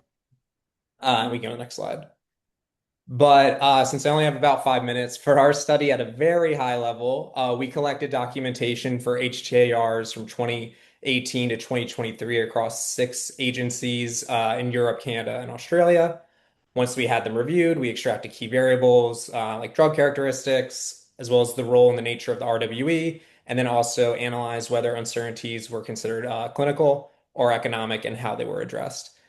And as you can see with the figure on the right, we landed on 40 HTARs overall for our sample, of which 22 used RWE, so about half. Next slide. In terms of key results, we found that RWE was pretty common in HTARs, especially for orphan therapies, so rare diseases, and that registries represented the dominant form of RWD submitted and evaluated. However, one key finding is we didn't identify any fully observational RWE comparative effectiveness studies. And that could be due to a lot of reasons, surrounding data quality or other issues, but we also think this could be due to the short data collection windows that we observed. So on average, there's about 3 years between the initial assessment and the reassessment, so not that much time. Furthermore, we found that willingness to accept RWE varied pretty significantly across the agencies evaluated. And if we go to the next slide, we can see with this figure a lot going on, but for Germany, for example, so if we go to GBA/IQWiG, we can see that they mostly relied on RCT evidence as shown by that very big blue bar. While other HTA bodies like NICE in England and HAS in France relied on a wider variety of sources, including RWE, to address uncertainties and come to reimbursement decisions. Next slide. So I guess what we can take away from this study is that RWE often complements but does not replace clinical trial evidence in HTARs, which is somewhat similar to what we see in initial decisions. Additionally, as I was saying before, the short timelines between initial assessments and reassessments are likely insufficient for RWD to fully mature. So that likely limits how much RWE can actually contribute and also hinders the ability to conduct robust, especially comparative analyses. And as always, this is, a takeaway for regulatory space too. We see that early alignment between sponsors and HTA bodies is essential to reduce ambiguities and generate decision grade RWE. Next slide. And then, yeah, I guess in terms of where we are now and where we're heading, if I can be so bold as to say that, we see continued RWE initiatives at NICE and expect now that the Innovative Medicines Fund has had time to mature, which is a somewhat recently initiated program there, potentially even more HTARs coming from NICE, so potentially more opportunities for RWE there. In Canada, we've seen a lot of activity in the past couple years. For example, they've released a best practices for registries document, as well as updated methods guide with a dedicated section on RWE. And I know I've been talking about the international space, but bringing it back closer to home, the other big thing is, of course, CMS's ability to now negotiate drug prices for certain products. So like I said, we did not evaluate CMS or the US landscape in this paper or this study, but we hope that the lessons from the international HJR experience evaluated here can be used to inform how RWE can be generated and used in Medicare price negotiations in the US. And yeah, that's it. Thank you very much for your time. Awesome. Thank you all. First, I want to say I really appreciate the hypothetical sort of use cases that you pointed out, Ashley and Kate, based on the work that you all have done together. Pat, very much appreciate the perspective, or at least bringing the HTA sort of perspective or analysis, I should say, into this. Mark, definitely appreciate your potentially opposing views on, what's possible for RWE in this particular field or sector. So I want to open it up for discussion a bit. So this might be a question for all of you. Where do you see real world evidence having the most impact on coverage, payment, or pricing decisions? Thinking about a more surgical approach to applying RWE, thinking about translating that hypothetical scenario, Ashley, that you pointed out into the real world setting, where Mark, you pointed out a lot of things to consider. You pointed out, what's the best evidence we have now, and really where is RWE fitting in? That's my question. Where do you see real world evidence having the most impact in this area? Pricing, coverage, payment. Whoever wants to go first. I can start. One of the interesting challenges that we are facing with the payer audience, U.S. payer audience specifically, is they don't always routinely re-review and reclass a product after launch. So they go through their initial P&T review and establish their coverage principles, and they don't always then see if there's any additional evidence 2-3 years down the road. And I think the type of real world evidence that you can generate post launch is probably has the potential of being the most impactful from a payer perspective. You can get the most information that way. Not to say that there's not value in the other stages of the life cycle, but there's not an automatic mechanism for re-review with US payers. One thing that we're looking at doing at AMCP is adding a section in the format for a dossier, an AMCP format dossier, that is geared towards this post-marketing piece that will hopefully help payers start to think about, oh, we should maybe check to see if there's new data to re-review some of these products. So I think that's one perspective about where it could be impactful, but there's still some barriers. Yeah, and on that note, in terms of reassessments, renegotiations, from the US perspective, I guess we're in the third or fourth year of the CMS price negotiation cycle, so not that much. We're still learning about how they're being conducted, what's informing them, what pieces of evidence are useful, what aren't. But RWE, in terms of the documents provided by CMS, it appears, it is accepted and useful. And I just saw this earlier this week, and I found it very interesting. There was a recent paper from I think it was in Value and Health about how ICER submitted RWE for the Medicare negotiation of Briolepta, I believe, and they use RWE to look into adherence in the real world data, and that's something that can't be evaluated in the clinical trial, and that adherence data was pretty crucial to the cost-effective analysis and supporting the value-based prices in the CMS negotiation. So yeah, just to Kate's point, I think it's still evolving and we're still learning. Yeah. That's interesting you brought up, adherence, as a particular outcome or indicator. Maybe to build or to, delve into that a little bit more, thinking about endpoints alignment between, pre-market and post-market, adherence might look different in a clinical trial versus in a real world setting. Considering, that as one example, where do you see like maybe endpoints like that not being fully unpacked or utilized to inform, decision making with respect to payment? What are your thoughts, or if anyone has any thoughts there? Yeah, I can kind of jump in here. I think a lot of clinical trials, especially accelerated approval clinical trials, look at surrogate endpoints, right?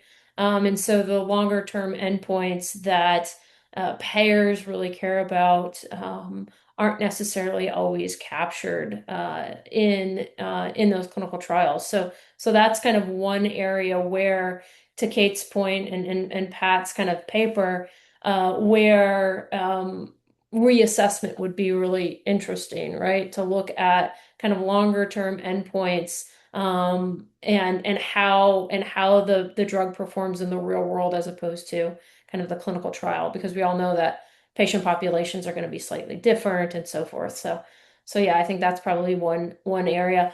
One thing I also wanted to mention on the last kind of discussion, and we've kind of alluded to it, is what type of real world evidence is important and when is it important? So sometimes when we start talking about real world evidence, we're talking about the most complex cases of external controls or comparative effectiveness analysis. But sometimes I think the most important real world evidence is just kind of characterizing the indication, really understanding the patient population, understanding treatment patterns. And all of that information is really crucial to both regulatory perspective, but also to payers as they try to understand how they should think about the drug in their patient population. So So I think when we talk about real world evidence and when is it most going to be most impactful, I think we also have to talk about what type of real world evidence is it? Is it more descriptive, characterizing, or is it this kind of comparative effectiveness, harder use cases? Yeah. Thank you, Ashley. That's helpful. And actually, we have a question from an audience member that I think speaks to something that you mentioned, Kate, about sponsors being the evidence producers or RWE producers when they come to the table to converse with a payer for whatever reason or purpose at that time. So thinking about the types of real world evidence and thinking about the fact that, again, sponsors can present their own evidence or evidence can be generated using, a raw data source like claims data or even evidence published in peer-reviewed literature. We heard from you, Pat, about Braille elliptica being, a use case example where real-world evidence was, prepondered in the context of evidence deliberation. What are your thoughts as far as, the nature of evidence playing a role, or at least the nature in which evidence is generated or source playing a role to support payer decisions? What from based on your experience, your perspectives, what are payers looking for as they select and contemplate real world evidence that is put in front of them? That's a good question, and I think the the irony here to me is that the people who we consider the RWE producers, like the pharmaceutical manufacturers, are actually using data that's probably from a payer. So there's a little bit of a chicken egg situation here. But one of the part of a recurring discussion that we had in these focus groups and in communication with our multi-stakeholder group was one of the things that payers push back on when they see real world evidence is like, well, that's not my patient population. And so the transparency of data source selection and an assessment of how generalizable is that for a given payer's membership. I think that's really key. I think one thing that I think payers are starting to understand is that the studies that pharma produces are really rigorous. I mean, I think a lot of payers don't appreciate the level of scrutiny, internal scrutiny that they have in terms of study design. And so I think it's less not trusting the science, but not understanding how it fits into their decision-making process. But it's always a consideration, of course, for the payers. Yeah, I think there's so much variety as we sort of discussed in the type of payer, right, and their access to data. And I think AMCP is doing, great work in adding to the reference sources of helping both the generation of RWE and the interpretation, right? E23, ICH E23 that's working on guidelines or harmonization around the generation and hopefully interpretation of real world effectiveness studies, which are incredibly complicated. So I think this gets back to something Ashley raised earlier. What is the decision that's being made? Right? And what is the treatment? And is the decision, is it simply descriptive data? I think effectiveness data becomes really complicated, right? And given the variety of sizes of payer populations, is it transferable? I know Ashley thinks a lot about transferability and translatability internationally, but whatever evidence is generated, how applicable is that? How generalizable is that? And again, if what Kate is telling us about the demand of it from payers in terms of helping interpret data and understand data and be partners in generation,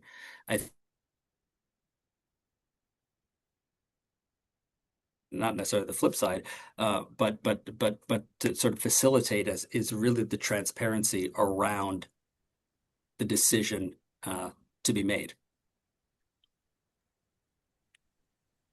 Yeah, Yeah, thank you, Mark. Thinking about what you just said, transparency around the decision being made, the research question being asked, specifying the population, the intervention, the setting, the outcome.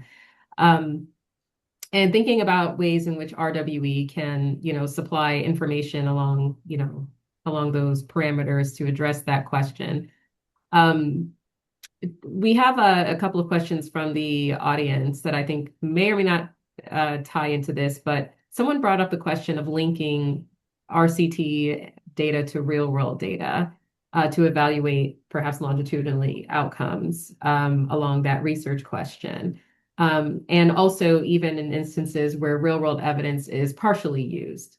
In thinking about, that partial utilization being such that, perhaps the other half of the data being considered is RCT data. What are your thoughts around, that in particular, where real world evidence is or can be linked to other data types or combined with other data types in order to inform payer decisions? Ashley, I know you mentioned that at least in the hypothetical scenario results that you presented, RWE seemed to kind of drive home the decision in certain instances. What are your thoughts as far as, raw data linkage maybe playing a role in perhaps another hypothetical scenario where linkage is present versus where real world evidence is not submitted partially, or comparing that to instances where real world data is submitted, separate from the RCT data set or just as a supplemental or supplementary resource to make or to support decision making in payer settings? Yeah, I mean, I think that would be incredibly powerful because then you could showcase, you have this group of patients in a controlled setting. You could look at those patients prior to the randomized control trial. You could look at them after the randomized control trial and really kind of have a continuum of evidence on that particular patient population. I think that's incredibly impactful, especially if you want to argue that, yes, my clinical trial patient population is representative, right? And we have this larger longitudinality to look at across that patient population. I don't know if I think it would be impactful. I think it's a good way to continue to generate evidence post-launch on the same population that was in your trial, and even add to the population that was in your trial as you gather kind of more patients that are using the product in the real world. One thing, going kind of back to the question that was posed in the chat, I don't know if there's too many examples of that, and I think I would actually turn it over to Pat because I know Datavant does a lot of that linking. Pat, are you guys working on or have you published on some good examples? Yeah. So thank you, Ashley. So we definitely are working on them. I don't know how many published we have, but I would agree with everything Ashley said and just add to what the value that we see is the the speed and efficiency aspect. So, when you're going from regulatory approval then to go to talk to an HTA, or I guess, sorry, this would be more specific to a payer. So you don't have to reinvent the wheel again of, okay, now we need to launch an observational study, or, oh, now we need to start this registry. It's kind of, you're kind of saving some time there. If you're thinking about it intentionally and strategically, especially in the US, when there's such a wide variety of sources that you can tap into to give it on, depending on the disease area. And yeah, and then I guess to go to the international perspective, the linkage part is like way trickier because you kind of can't due to either GDPR or local restrictions based off EU privacy regulations. So that's a different knot to untangle. But yeah, we see some value. Yeah, I think this drives that the question of what is it that you're intending to answer. Long-term follow-up from clinical trials, notwithstanding the sort of monetization and capabilities around tokenization that I think Pat is kind of alluding to. The answer, it depends. Are you looking for durability of effect? Are you looking for immunogenicity, long-term immunogenicity data, safety data? Like what is the intent, right? But the limitations of RCTs, if you follow that patient population for some amount of time, even forever, say, right, is only going to tell you how that drug, how that vaccine, how that therapeutic behaves in that patient population, right? And I think a lot of the work that's coming out from the FDA demonstration project in collaboration with Brigham and Women's RCT Duplicate does exactly that, right? It's basically trying to replicate in with real world data what they see in clinical trials. But the limitations of clinical trials then still apply to that population. But what that does do is then give you confidence, right? It's a signal to say, okay, this data actually has all of the attributes, right? We're able to control for bias and confounding and all of those sorts of things. Maybe it's a large enough to do propensity score matching, et cetera. No residual confounding. And so when you replicate that finding, now what we could do is we can broaden the patient population and deliver on some of what we really are interested in. And the real value around RWE is what is the generalizability to a broader non-RCT population, right? And so that's an important step, but they're very different in trying to extend follow-up time for that really well-defined experiment that you began in RCT, but now extending it to the real world, but still with that really well-defined population, and with that controlled population. And then, or are you looking to answer questions and extend that data into patients who are broader than that initial RCT population? Yeah, thank you both. Seeing that we have just a few minutes left for this panel, I want to ask a question that was actually raised by one of our panelists that I think would be a good question to begin to close out with. So seeing that payers, including CMS and others, they anchor coverage and pricing decisions to claims data. So thinking about data capturing cost and utilization. And that data itself, claims data, is standardized and auditable. Clinical outcomes data, however, reflects more of the therapy's value, whether it's based on the patient experience or perspective, or the clinician experience or perspective, or just outcomes in general in the real world. Do you see a tension there, as far as what real world data might be able to convey to payers as they oftentimes look more to the cost and the utilization versus the overall value? I can start with this one. Yeah, I think it goes to a little bit back to what Ashley was originally talking about, the totality of evidence. Payers, of course, are focused on the cost. I mean, whether we like to admit it or not, which we don't usually like to admit it, we do have a resource limitations in terms of what we have available. But I think you bring up a really good point, Rachel, that there are a lot more payers going more towards a value assessment kind of approach, where having that clinical evidence in there as part of the picture does help. I think but it also goes back to what Mark was talking about, that it depends on the question you're asking or question you're trying to answer. Is it this, what is the impact on my budget, or does this align with our strategy for resource utilization, for example? So I think I wouldn't say that those are in conflict exactly, but they don't always come together at the same time, and certainly not in the same kind of study.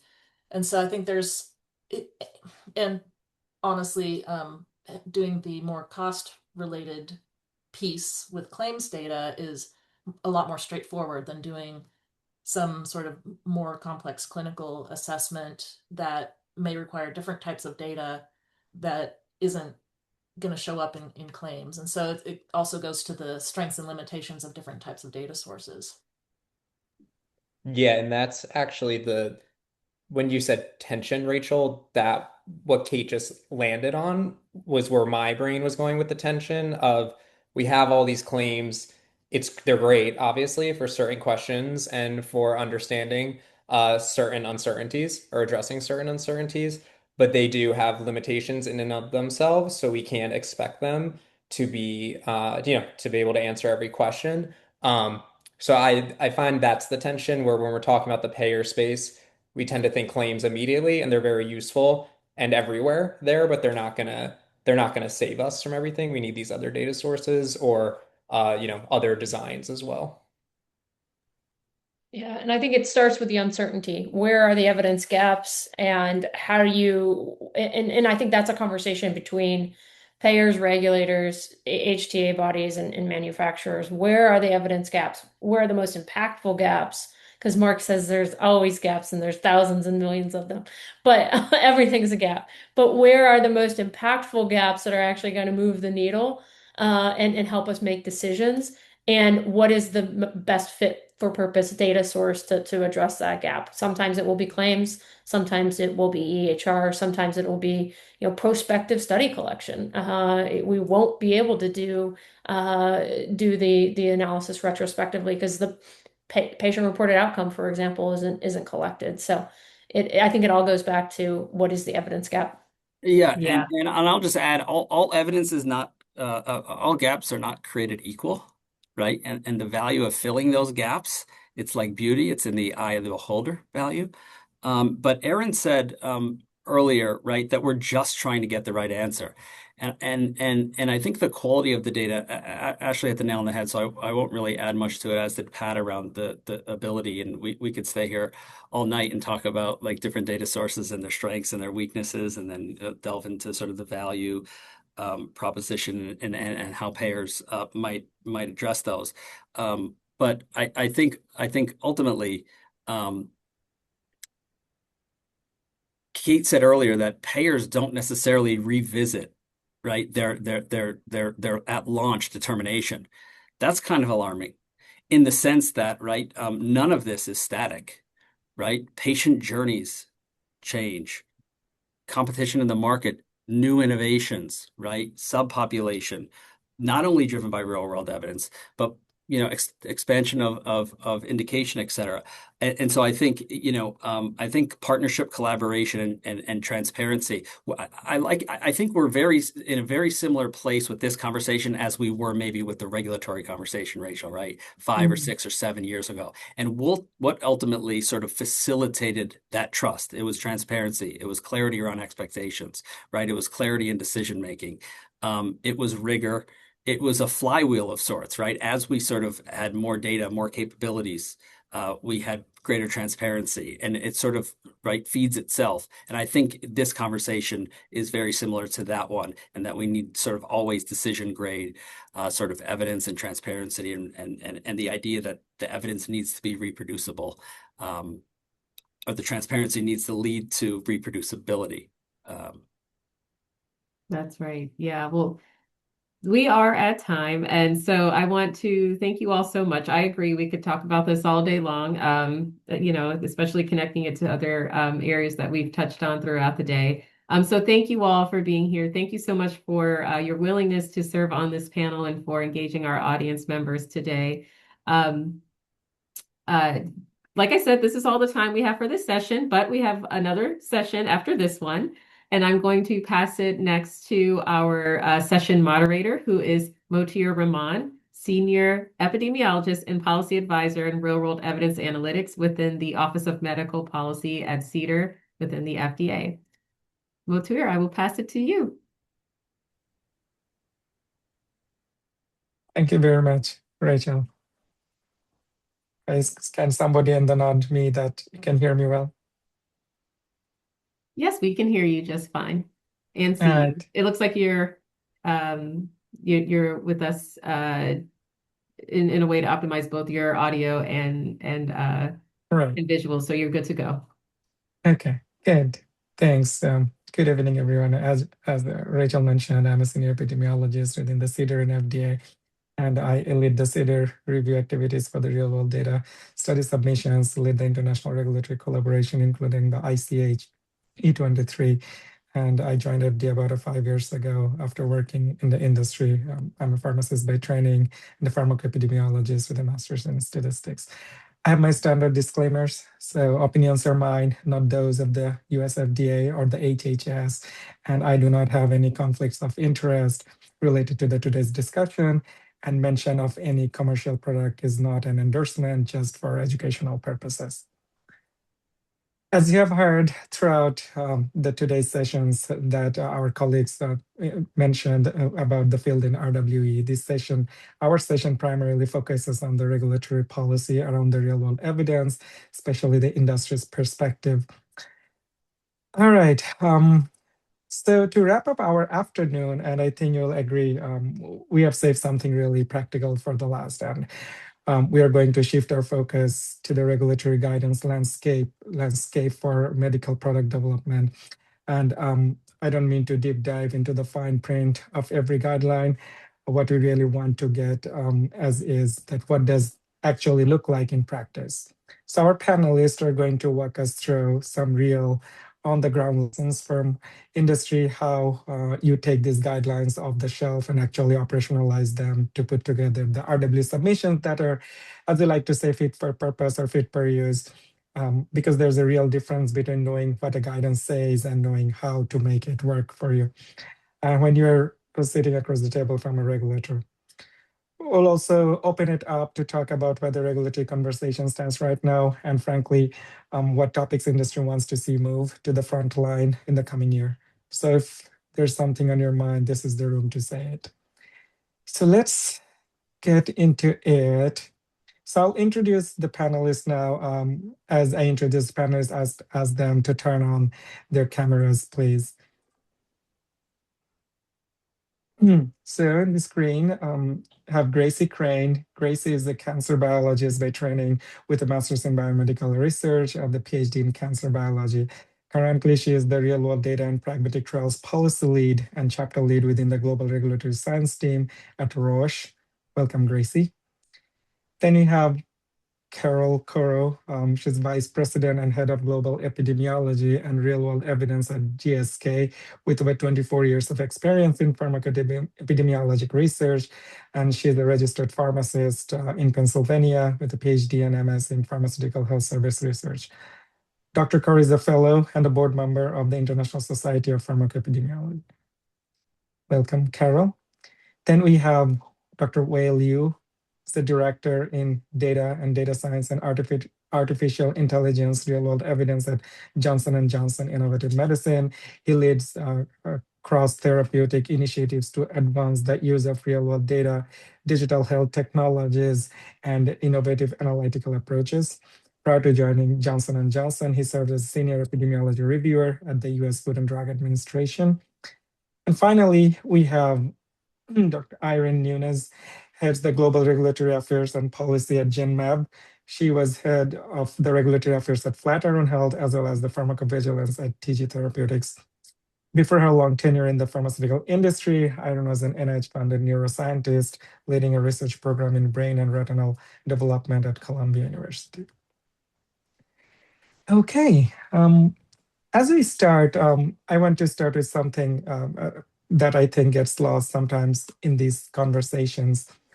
Our job, the job of any regulatory agency, is not to approve drugs, it's to protect the patients. And that means that we have to ask the hard questions about evidence every time. Regardless of how innovative the technology is, regardless of how much data we now have at our fingerprint, regardless of how much pressure exists to move quickly. I say that not to be a contrarian. I say it because I think it's the right frame for everything we're going to discuss this afternoon. So now, where are we right now? So the FDA's real-world evidence landscape has changed considerably over the past few years, and we have seen a meaningful uptake in the real-world evidence-informed submissions. We have issued guidances. We have had substantive conversations with the sponsors across therapeutic areas, and we have seen approvals, actual regulatory decisions where real-world data played a meaningful role in the evidentiary package. That's not nothing. That represents a year of methodological work, infrastructure investment, and hard-won regulatory learning. At the same time, we have seen the emergence of external control arms as a serious evidentiary tool, particularly in rare and ultra-rare diseases where randomization simply isn't feasible. We have seen AI and DHTs enter the picture in ways that are genuinely exciting and genuinely complicated. And we have seen international harmonization efforts such as M14, E23, NX2, and early stage of E24 began to shape a shared global vocabulary for what good RWE looks like. So the landscape is active, it is evolving, and it is consequential. But here's what I also know from sitting on the review side, that the guidance is on paper and guidance in the practice are two very different things. The gap between what a guidance document says and what a sponsor actually does when they sit down to design a study, that gap is real. And it has consequences, not just for the integrity of the review, but for patients who are waiting on decisions that depend on the quality of those evidence. When I hear often the industry finds the regulatory part complex or unpredictable, I understand that frustration. I genuinely do, but I also want to offer a different perspective when or where some of that complexity comes from. It comes from the data sources that weren't fit for purpose, but no one found that until late in the process. It comes from the analytical decision made without a clear documented rationale. It comes from conversations that would have happened at the, say, pre-IND stage, happening instead at the time of the submissions. These are not real bureaucratic concerns. They're fundamental to whether the evidence can actually support a conclusion. And that's exactly why this session matters. And what we want to get to this afternoon is practical, not a recitation of what the guidance says, so you can read those. What we want to explore is, how do you actually operationalize them? How do you take a framework like M14 or NX2 and translate it into the submission that is informative and fit for use? We also want to hear from industry directly. What are your expectations and what are the conversations you most want to have with the regulators, between regulators right now, and what topics do you want to see prioritized in the coming year? Because the relationship between the industry and regulator is not adversarial, or at least it shouldn't be. It works best when it's a genuine dialogue built on the shared standards and mutual transparency. And that's what I hope this panel contributes today. And we are going to hear practical lessons. We are going to talk about regulatory conversations, the ones that went well and the ones that reveal where more clarity is needed. And we are going to try to leave this room with something useful, not a shortcut, but a clearer picture of what rigorous looks like and how to engage early enough that the hard conversations happen before they become costly ones.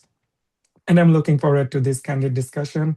These are hard problems. I don't think any of us have all the answers, but I think we are asking the right questions. So let's get into it. And I'll now want the panelists to chime in and share their thoughts on this very pressing and important topic. So let's start with Wei. Wei, you have previously worked with the agency and now on a renewed role in the other side of the table. So let's hear your perspective and your opening remarks, please. Yeah, thank you, Mathieu, for the kind introduction. So this session is about turning RWE guidance into practice. A practical question regulators often ask, as I am often asking myself as when I was a regulator, that is, when can I rely on this RWE to inform regulatory decision making? We know the guidance sets expectation, but sponsors have to translate those principles into disciplined design, data, and analytical choices that support decision-grade evidence. So at Johnson & Johnson, we translate guidance into programs that answer that question directly. 3 pragmatic principles guide how we operationalize guidance across the company. The first one is a start with a decision. The first sponsor decision is to define the regulatory question and what role RWE should play in answering it, primary, supportive, or contextual. That choice defines the specific evidence objectives and acceptance criteria, and thereby determines the right data sources and study design. Second, integrated fitness check. We then conduct an integrated fit-for-purpose assessment across data, design, and operational feasibility to determine whether to proceed, adapt, or stop. If gaps are identified, we modify the design, add or change the data sources, address operational gaps, or pause the efforts. Third, building organizational readiness. Operationalized guidance means converting regulatory expectation into reusable methods, framework, and tools that can be applied consistently across studies and programs. And this transforms the guidance from one-time interpretation into a scalable organizational capacity. So let me just illustrate this pragmatic principle with one example. A J&J-led FDA-funded U1 project in multiple myeloma. This example reflects the first two principles. It began with a clear regulatory evidence question, and then we assessed whether the real-world data, endpoints definitions, and study design were fit for purpose to support a credible comparison with trial-based progression. FDA's external control guidance highlights a key challenge in endpoint comparability. Real-world progression may not be captured or measured in the same way as the progression assessment in a clinical trial. So in order to address that challenge, the projects assessed whether routinely collected clinical data could support fit-for-purpose assessment of real-world progression and identified sources of potential bias, including endpoint misclassification and differences in surveillance. The U1 then developed and evaluated methods to quantify and mitigate these issues, including practical approaches for endpoint assessment, bias quantification, and quantitative bias analysis. For me, the policy takeaway is straightforward and practical. So implementing guidance at scale often requires a targeted investment to build a regulatory science capability before RWE approaches can be broadly adopted. In this case, the U1 transformed a regulatory question into methods, tools, and organizational expertise that now can be applied where appropriate across subsequent RWE initiatives. But regulatory methods research is only one way sponsors operationalize guidance. Just as important are practical ways of working, such as early evidence planning forums, fit-for-purpose assessment templates, study design playbooks, pilot assessment, and clear documentation standards. These mechanisms help teams apply guidance consistently across programs rather than treating each RWE question as a one-off exercise. So I want to just wrap up and in summary. So we start by defining the regulatory decision, run an early integrated assessment of data, design and operational readiness, and then translate guidance into repeatable practice. So we produce decision-grade evidence and actionable insights that regulators can review and rely on. So finally, I want to thank Duke-Margolis for convening this conversation, and I look forward to the panel discussion and learning from my co-panelists. Thank you. Thank you so much, Wei, for your thoughtful opening remarks. Now I'll pass it to Irene. Please share your thoughts. Hi, thank you. So firstly, thank you to Duke-Margolis for inviting me to be part of the panel. It's been a terrific day, and being part of this panel is a real privilege. So thank you for that. So I have to say that from where I sit and thinking of how sponsors would interact with the agency in bringing real-world data and evidence forward, it really starts out with the scientific question. What is the gap? What do you need? What are the data? What data gap are we filling? And if we start there, things become clearer. So as we know, since the beginning of when we started these discussions years ago on use of real-world data for regulatory decision-making, the bar was very high to use it as substantial evidence for regulatory decision-making of approvals. And there have been some. And there has been regulatory flexibility demonstrated by the FDA to being able to use real-world data. Most of it has been through registry data. as opposed to, let's say, EHR data. But there have been some regulatory decision-making for indications to where there's flexibility, and that's been wonderful. It's also very, very encouraging to have the opportunity to engage with the FDA openly around reliability and relevance of data, thinking about whether or not data are fit for purpose. And these are all evolutions with the agency and with the scientific community in thinking about how to use data for decision making, which has really been terrific.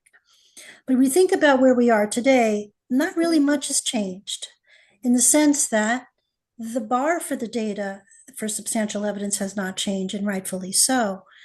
Agency has been very clear about that the bar for regulatory decision-making as substantial evidence has not changed. As we think about then the scientific questions, the data, real-world data that are used typically are used for contextualization of standard of care, contextualization of natural history of a particular disease. So it really is around contextualization and supportive information. But if you want to use it as substantial evidence, there are substantial and remain substantial gaps in the data source. And we started out today's session early on at noon by talking about data quality.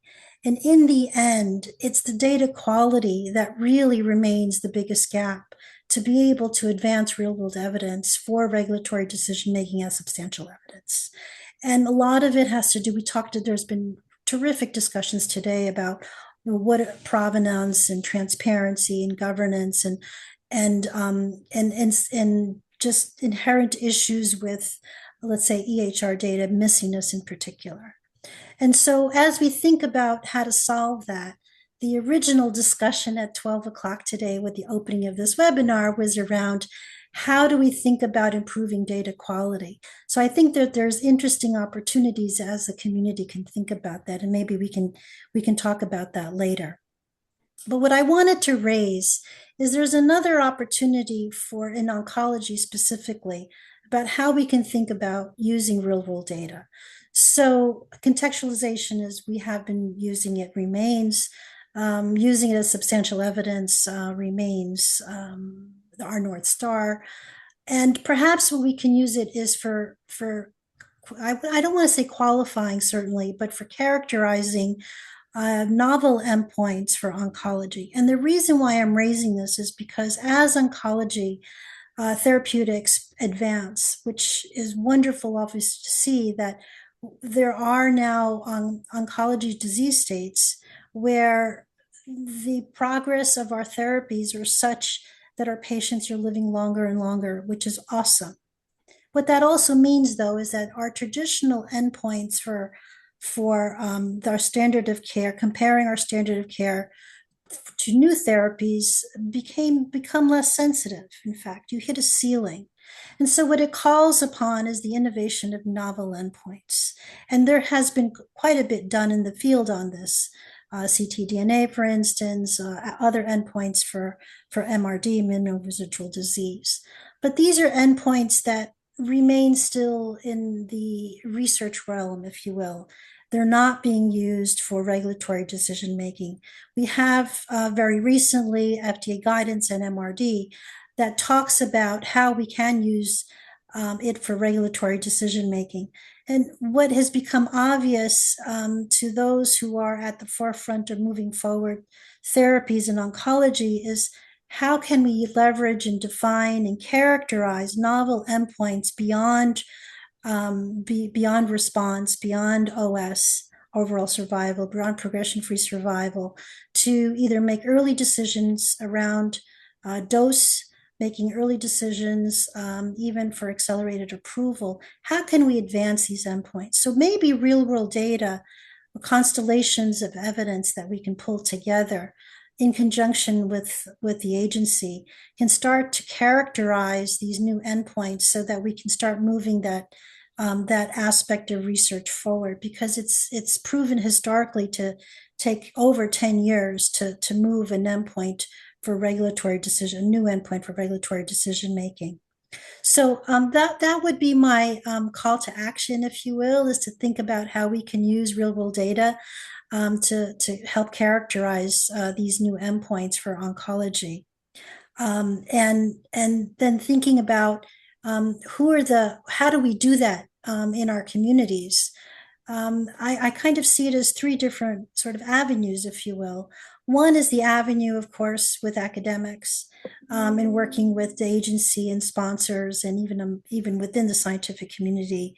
Another avenue would be with FDA has research collaborations with EHR companies, which has been very interesting to either be part of or to see publications. And that is tremendously valuable because it increases the trust and confidence within the agency to using EHR or real world data. And then, of course, the third avenue is what's the interaction between sponsors and FDA and moving forward these endpoints. But really, it's not a sequential kind of effect. Otherwise, it'll take another 10 years to move the next endpoint forward. But hopefully, we can leverage and real world data and these parallel streams of interactions amongst our communities. Thank you. Turn it Thank over you to so you. much. Yeah, thanks, Irene, especially on the point on data quality. We all start with the data, then we go into and how those endpoints come into the play into the oncology outcomes. So we'll talk more about it. So I'll turn to Carol now. From your perspective, working in the industry for so many years with the intersection of not only drugs, but vaccines as well. What are your general thoughts as to where we are and where we want to be? Thank you, Matur. Good afternoon. It's a pleasure to be here today to discuss the state of real-world evidence policy from an industry perspective. So at GSK, we see real-world evidence as a critical tool for making better and faster decisions. It's fundamental to how we optimize drug and vaccine development, from understanding diseases and refining trial designs to supporting approvals and post-marketing safety and effectiveness, of course, with the ultimate goal of getting new vaccines and therapies to patients who need them. Now, as we've heard, regulatory bodies globally, including the FDA and the EMA in Europe, are making strides in developing frameworks to incorporate real-world evidence into regulatory decision-making. However, significant opportunities remain for greater harmonization, better data quality, and broader integration of this evidence across a medicine's entire life cycle. So today, I would like to frame my remarks around a few practical use cases that illustrate both the immense potential and the current challenges we face in truly embedding real-world evidence for regulatory decision-making. Let's start with an example in vaccines, Shingrix. GSK, together with the UK Dementia Research Institute and Health Data Research UK, is sponsoring a study in the UK to assess if Shingrix lowers the risk of dementia. We are using an innovative, quasi-experimental regression discontinuity design, taking advantage of the UK's National Immunisation Programme, specifically the September 2023 expansion of the Shingles National Immunization Program rollout, which created a form of natural randomization around the ages of vaccine eligibility. This work, using data from a national platform, demonstrates how we can generate high, relevant, and robust real-world evidence beyond the confines of traditional randomized controlled trials. But this groundbreaking approach raises critical questions for regulators. What is their view on the fitness for use of such innovative designs for regulatory decisions, especially for new broad indications or disease modification claims? What are the thresholds for acceptance, and how do we build a common understanding of the evidence needed to bring these findings to benefit patients? A second challenge is the transportability of data. Take our medicine, Trelegy. It's approved for asthma in the US, but not in the UK or EU. We are conducting a pragmatic real-world evidence study in the US. A key question for us is, will a regulator like the MHRA accept observational real-world evidence from the US to support a new indication in the UK? And what specific factors would drive that acceptability? This issue also applies to clinical trials. If we're studying new medicines and recruitment proves challenging in a particular region, would regulators accept clinical trial data from other countries? And what role could real-world evidence play in contextualizing the data to support a regulatory submission? Having a clear framework for assessing the transportability of international data is vital for addressing unmet need, especially in rare diseases or when local recruitment is slow. Finally, none of that is possible without a robust, regulatory-ready data ecosystem. We see the data ecosystem evolving in the US with the increased use of tokenization and are optimistic about the UK's health data research service, the platform that's being built to give researchers a single, secure point of access to NHS data. However, for these platforms to be successful, they must be built with an explicit regulatory intent in mind. This means ensuring clear data provenance, robust linkage and traceability, and sound methodological standards that meet the expectation of regulators. We also face practical constraints like timely access to linked data sets from various sources. On using real-world data to accelerate and boost drug and vaccine development, we really need to transition from ambition to action. We believe industry, academia, and regulators must collaborate. For instance, there may be an opportunity for co-development consortia to build endorsed disease models using these new data infrastructures, which would support research while increasing regulatory acceptability down the line. We advocate for early and frequent engagement with regulators on real-world evidence study designs and believe establishing a structured scientific advice pathway specifically for RWE protocols would help embed RWE further. But in that process, we need regulators to be mindful that applying the same criteria used in explanatory clinical trials to real-world evidence is likely to limit the ability to maximize the impact of real-world evidence.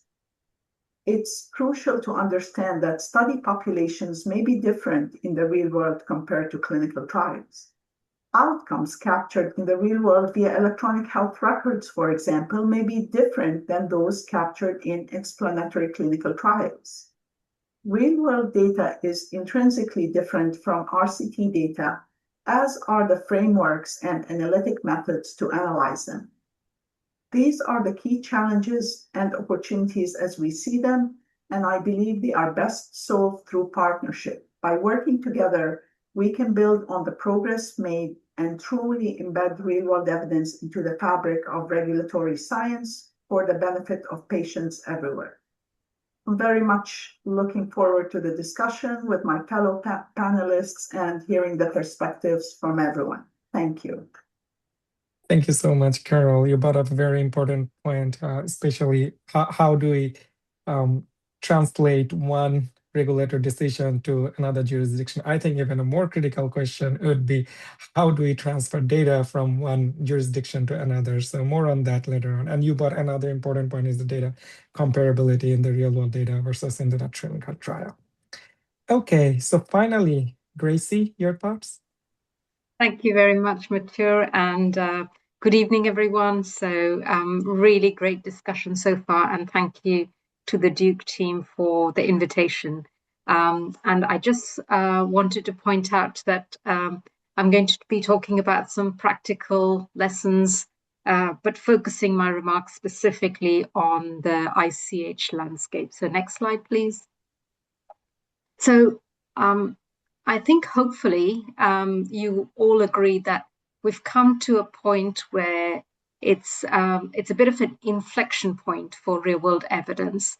And the reason why I say that is because in the last year, so 2025, 2026, we have seen some unprecedented coming together, global regulatory convergence on this topic. And I'm just highlighting three changes that have happened in this last year. So the first off, I think lots of people alluded to this. Mathieu mentioned this as well. ICH M14. So we're all familiar with this. It was released in September 2025, and it's really given us a global framework in the way we approach safety studies. The second, a little bit dear to my heart, is the ICH E23. So this is the guideline that's currently being written, even as we speak. Mathieu and I are both part of the working group for E23, and this is focusing very much on regulatory decision making. It's covering three aspects. I think somebody touched on terminology, so bringing together a definition for real world data and real world evidence. Also, it's going to develop some general principles for assessment of real world evidence. And then we're also going to be addressing the metadata question. The third guideline that in this, what's getting to be quite a crowded landscape now is E6R3 Annex 2. So for those of you who are not familiar with this, Annex 2 very specifically talks about this whole idea of novel methodologies that are being incorporated in clinical trials. And by novel methodologies, they're actually very specifically talking about real-world data, decentralized elements, and pragmatic trial elements. And this particular annex also covers some considerations for GCP for real-world data as well, when real-world data is incorporated into interventional trials. And then the final piece here is the new kid on the block, which is E24, which is the ICH guideline that's been is in progress, and it's for looking at natural history and registry studies.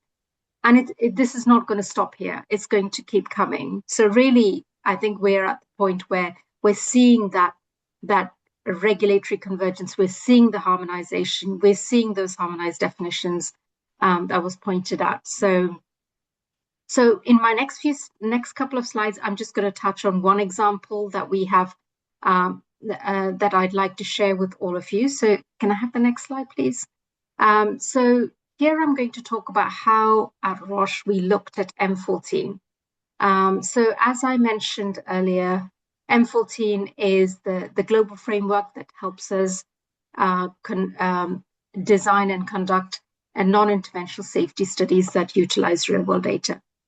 One thing to flag for those of you who are not familiar with M14 is that there is a call out for an iterative study design, and they talk about I think somebody else mentioned the research question. I think several speakers mentioned the research question is important, and actually that M14 very specifically calls out that aspect of the centrality of the research question. And it also talks about rigorous feasibility assessments as well.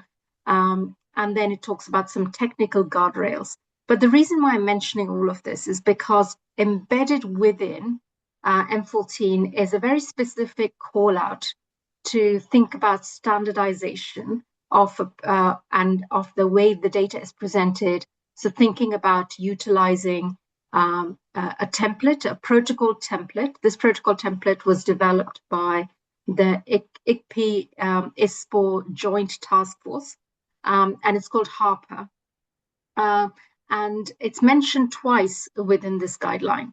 And so one of the things that we then, when we were looking at this guideline, the early drafts, we realized that there's an opportunity within Roche to be able to standardize the way our protocols are developed, and that's what. And the next slide, I'm just going to share a little example of how we managed to do that. So this is what we call the Harper adoption model. And a huge thanks to my colleagues, Christoph and other colleagues who worked on this adoption model. It's never easy to embed a new protocol template into a quality management system. But there was a real clear call for action here. So the first thing that we did was moving from left to right. The first thing that we did was we looked at the template that we had in-house. So we had a template, non-interventional study template, and we had a slightly shorter protocol for doing the feasibility. So we got together, we did it, and this was working with, so the policy group working with the real world data scientist group. And we did a gap analysis between data elements between non-interventional studies and Harper. We identified 10 sections that we could start integrating. We didn't want to go all in first. We decided we'd take it step by step. And the most important thing was planning the strategy and also planning resources needed for this as well, because obviously this was going to go into our SOP. We then achieved what we call a transitional state, where we were able to partially integrate the 10 elements into this protocol. We called it a transitional protocol. And we identified a group of early adopters who were willing to run a few pilots with this. And then finally, where we are right now is we then went ahead and integrated another 10 of the Harper sections into the protocol. So now we've ended up with 20 recommended Harper sections. We're fully integrated Harper into our NIST template. And, we're currently piloting that. And of course, we'll be able to implement it further. Where we see the value is actually it brings in the standardization of our real world data studies across the different jurisdictions that Roche is working in. And of course, it will hopefully be helpful to the regulators as well who are at the receiving end of this. So with that, I'll stop and hand back to Mathieu. Thank you.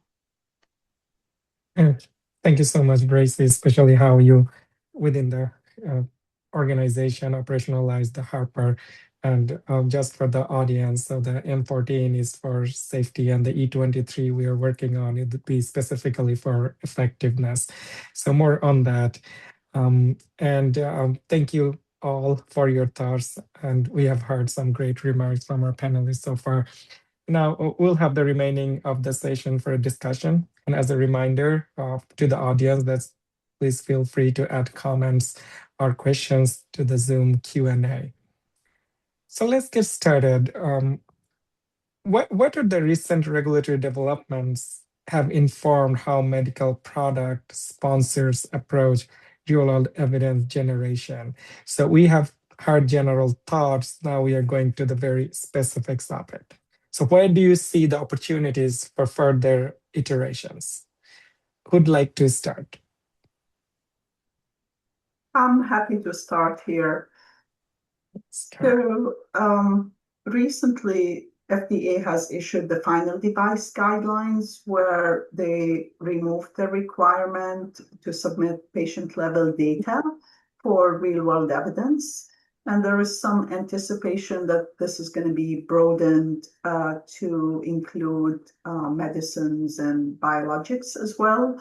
I think that would be a great step towards increasing the use of real-world evidence for regulatory decision-making, because this is a huge hurdle for us right now to be able to submit patient-level data in CDISC format.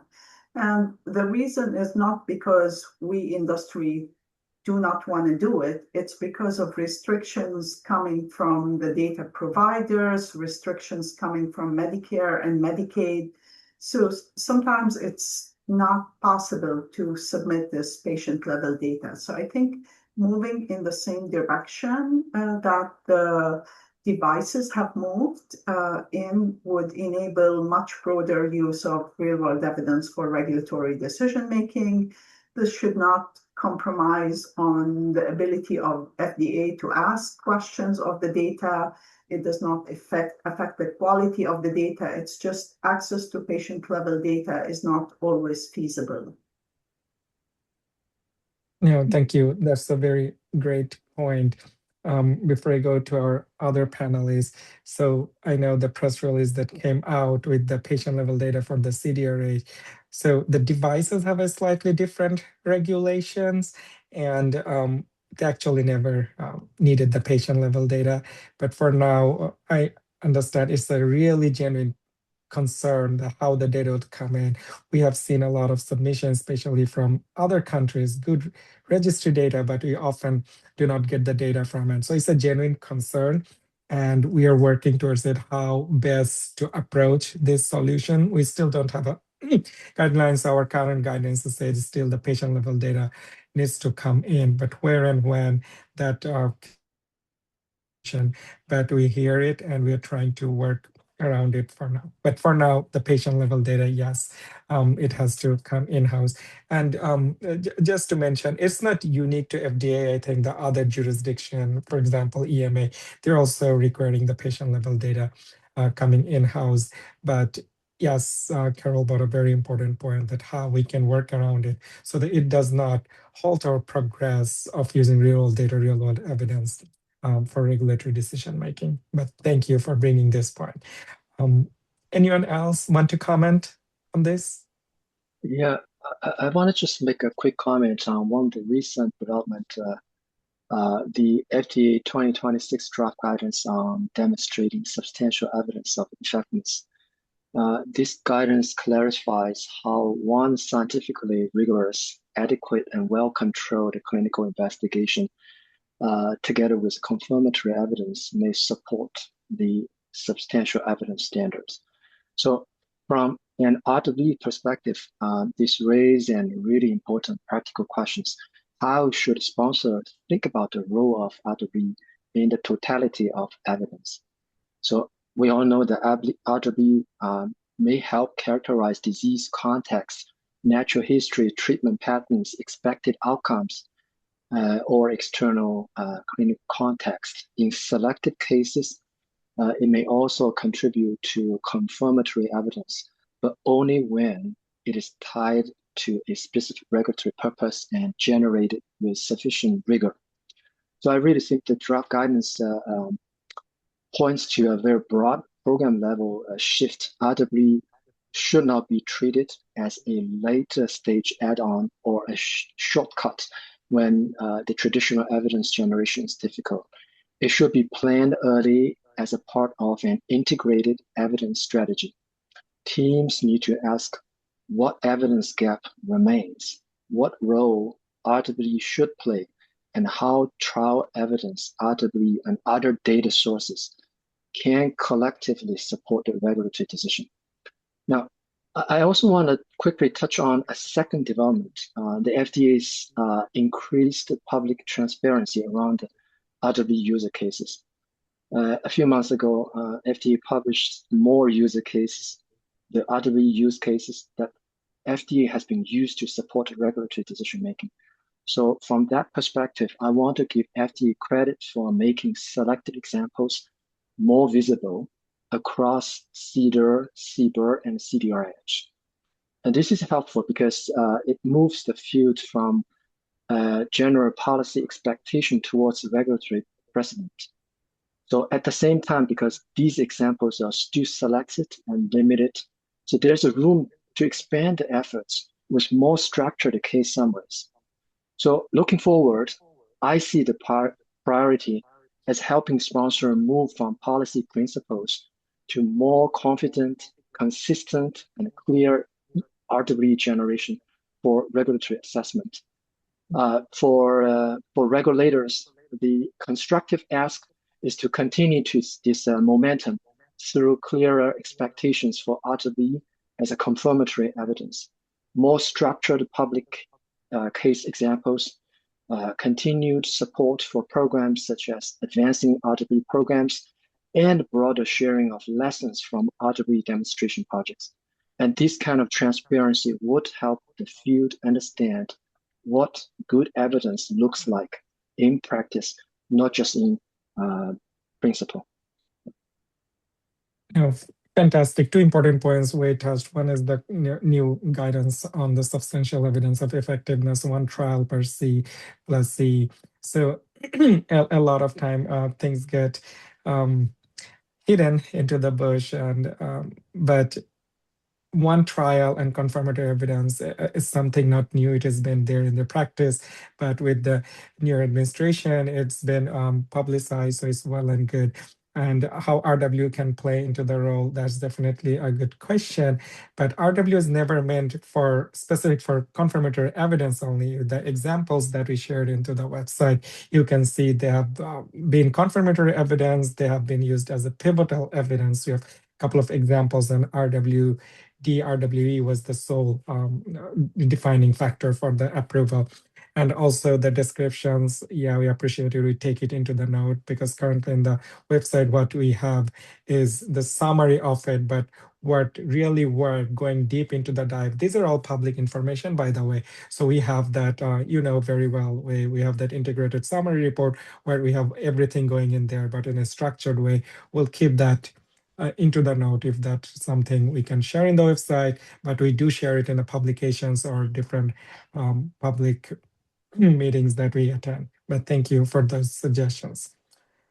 Moving forward, looking at the time, so the next I want to touch base that we have heard from our panelists that there are a few international efforts such as ICH, ICMRA are ongoing. So how are the international developments shaping approaches to real-world evidence, and where do you see the opportunities for greater alignment across the agencies?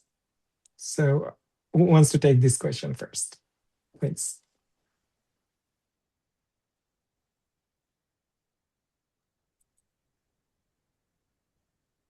Not to put anyone on the spot. So maybe I can, go ahead, Carol. So, I mean, we know right now there are different sources to address real-world data. For example, you have Darwin EU with about 40 data partners with the aim to generate about 100 studies per year. So the EU is building this federated infrastructure and expanding it. We know FDA has its Sentinel type system in place. UK, we've heard now they have a completely separate system with the HDRS is going to land by the end of this year. So all these systems have different bars, and I think what would be helpful going forward is some mutual reliance. So for example, a design or a data source that is fit for use in one jurisdiction at least should get a faster path to credit with another regulatory agency. So again, different systems, different bars, they have to be each negotiated separately. So at least if it passes one bar, it should be easier to pass the other bars, so to speak, is a way forward for more international alignment. Thank you, Carol. Yeah, Darwin is getting a lot of traction lately, so we'll know more from how everything pans out. And we hear recently in a DIA about the Darwin from one of their collaborators. But Irene, you were sharing your thoughts? Sure. I was going to then just to add to what Carol's saying, if you think about where we are in the US, I feel that even though we don't have our own Darwin, we don't have our own federated system because we have a very fragmented healthcare system. And it's our fragmented healthcare system that is both an opportunity and it provides individualized healthcare delivery.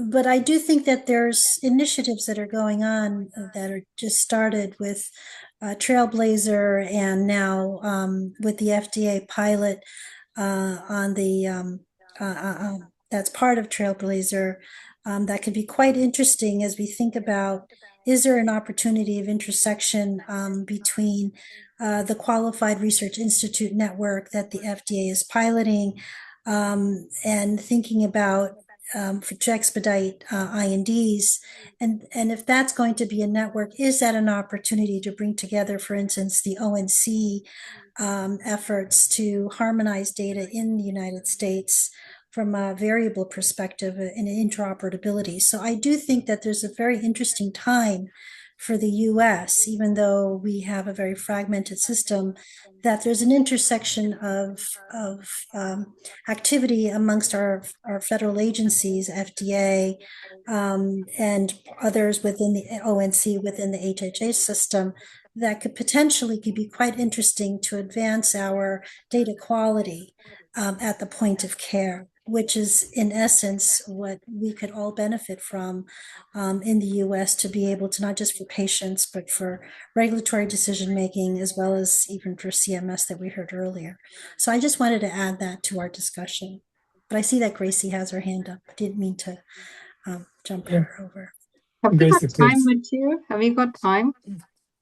Yeah, please go ahead. Okay. If you have a quick comment, please. Okay, no, I just wanted to actually highlight the work of the ICMRA group, because I think, this was so interesting. There is a paper that they published several papers, but there was one, where they talked about how, for those who are not aware of this, but ICMRA is the International Coalition for Medicines Regulators, and they created a working group during COVID times, and they didn't actually retire this working group. They actually have got this still ongoing, and they plan to use this working group for real-world evidence for public health emergencies. But actually, there's a paper by Andrew Beck and colleagues. This is from Health Canada, and they very clearly have some very good call-outs in there. So I would recommend kind of reading that paper.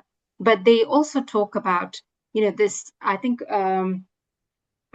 it was Carol who mentioned this mutual reliance, but they talk about, utilizing or creating protocols that can be recognized across, and they're actually working on a GLP one observational study as well. So really worth kind of looking at how, outside the ICH, there are agencies, there are platforms like ICMRA who are also working on this mutual recognition piece. So I just wanted to add that in.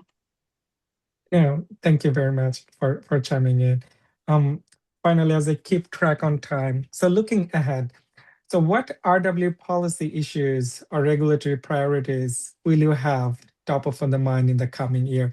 Gracie, since you're our policy guy, I'll start with you. Your thoughts on this? Yeah, thank you. And I will try to be quick.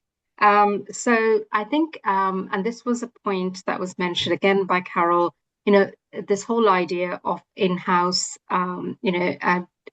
in-house access within the FDA for data, for transferring the data.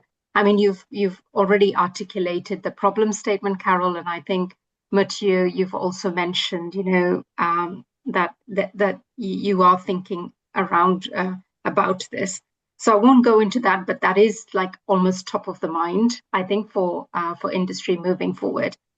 Then I think just in terms of kind of inspections, so we obviously we are very conscious, we want to be inspection ready. And so just clarifying, what are the expectations of the inspectors, FDA inspectors, for patient level data versus aggregated data? That would be excellent from our side. And then, of course, there is, and this is a call out in general to, data holders, data vendors, that we want to be able to work with, all of these different parties. So there are some very transparent processes that are built into place, so we understand, how that data is being built. So then we can address or close the gaps with that may emerge. And then finally, thinking about the feasibility as well. Obviously there is an opportunity to kind of reach out to regulators and align on feasibility plans. So, how can we do that? And bringing in earlier the discussion on source data. During the feasibility, let's also talk about the source data. I think that would be super helpful. Just to point out that MHRA actually have a scientific dialogue pathway that they created where these early discussions can happen. And I know FDA also have similar pathways. And then the final piece is, is there an opportunity to use federated approaches? So we all appreciate there's privacy issues. So could we use federated approaches so FDA can access and inspect the data in the trusted environment that it's resting in. And I'll stop there. Thank you. No, thank you very much. Very quickly. So we have Dr. Kasa Alu and Cheryl Gandiatri from FDA published, I think, last year or the beginning of this year about a hypothetical scenario in the inspection. What does the inspection readiness mean and what do they actually look like? So I'll refer to that publication, and that also discusses what elements probably will be get inspected. And we have the patient level data we discussed, and often the sponsors do not own the data. There's a third party, so there's a way to submit the data to the third party by DMF, and our regulatory consideration guidance talk a little bit about it. And early engagement, we have different avenues. For this lack of time, we're not going into the deeps. For early engagement, we always encourage early engagement. So thank you, Gracie, for bringing that up. Very quickly, 30 seconds. Anyone has any other thoughts on this? Given the interest of time, I want to make a really quick point. So I think going forward, one policy topic I see as a priority is how we create a clear regulatory framework for AI-enabled RWE generation. Now, the question perhaps that we can all think about is what evidence is needed for regulators to trust AI-enabled RWE outputs as fit for regulatory decision making. Now, I want to really, there's a lot we can talk, but I want to make a key point is I don't think the answer is necessarily more guidance. I think the more important question is how the existing FDA expectations should evolve as AI becomes part of the data extraction, endpoint development, and evidence generation. So for the broader community, more shared learning would be super valuable on what worked, what regulator questioned, what evidence helped to build confidence, and what limitations remain unacceptable. I will pause here. Thank you. That's a great point. So within FDA, we actually have a separate division for RWE, now AI and the DHT. So but at some point it comes together, especially on the phenotyping, genotyping, matching. So we need more transparency and the clarity on that. So we take that in a positive note. But to end, what a conversation we have had today, and I mean that. I think what struck me most across all four of our panelists today is the theme that kept surfacing. Even when we weren't explicitly naming it, the rigor is not the enemy of innovation, it's the condition for it. And we talked walked us through what it actually means for data and design to be fit for use. And I think that framing is important because it shifts the question from can we use this data to should we and how do we know? Reliability, relevance, traceability, these unbureaucratic checkboxes, they are the foundation on which a regulatory conclusion can actually stand. And Irene brought that to life in oncology space where the science is moving fast, where targeted therapies are generally changing what's possible, and where the endpoints and engagements model we use have to keep pace. And the opportunity there is real, but so is the responsibility to get it right.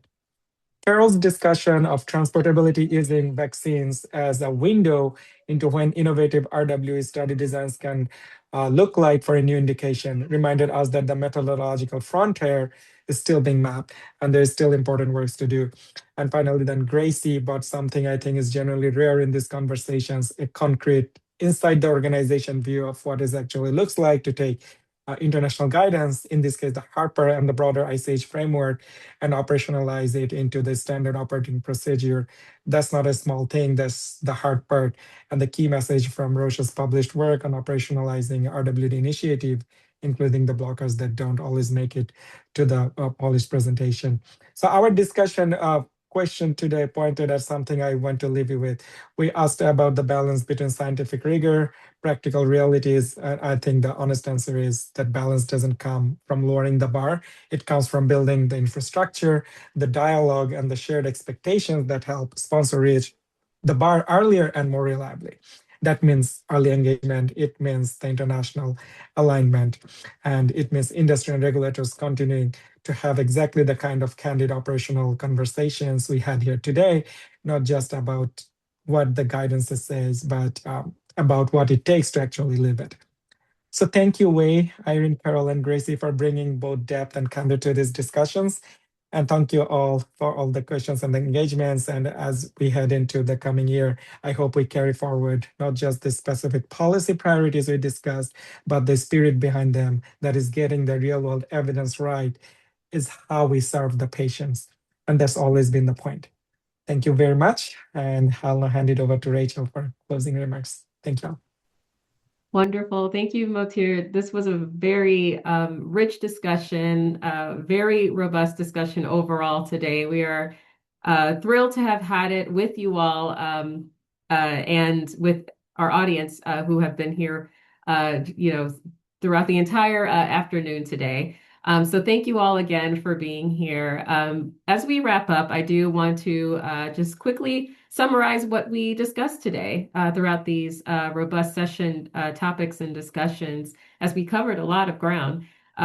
During session 1, we opened up with a fireside chat on U.S. policy developments across CMS, FDA, and specifically looking at CMS's access initiative and the Tempo pilot within the FDA, highlighting opportunities to generate RWE to evaluate the safety, efficacy, and performance of digital health technologies and other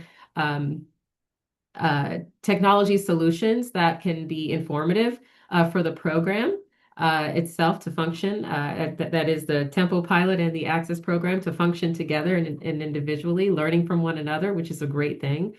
Session 2, we covered how AI intersects to enable RWE-powered research. The panelists highlighted some challenges and opportunities, along this topic, not just talking about the technical considerations, but also some of the legal policy and operational considerations that coexist.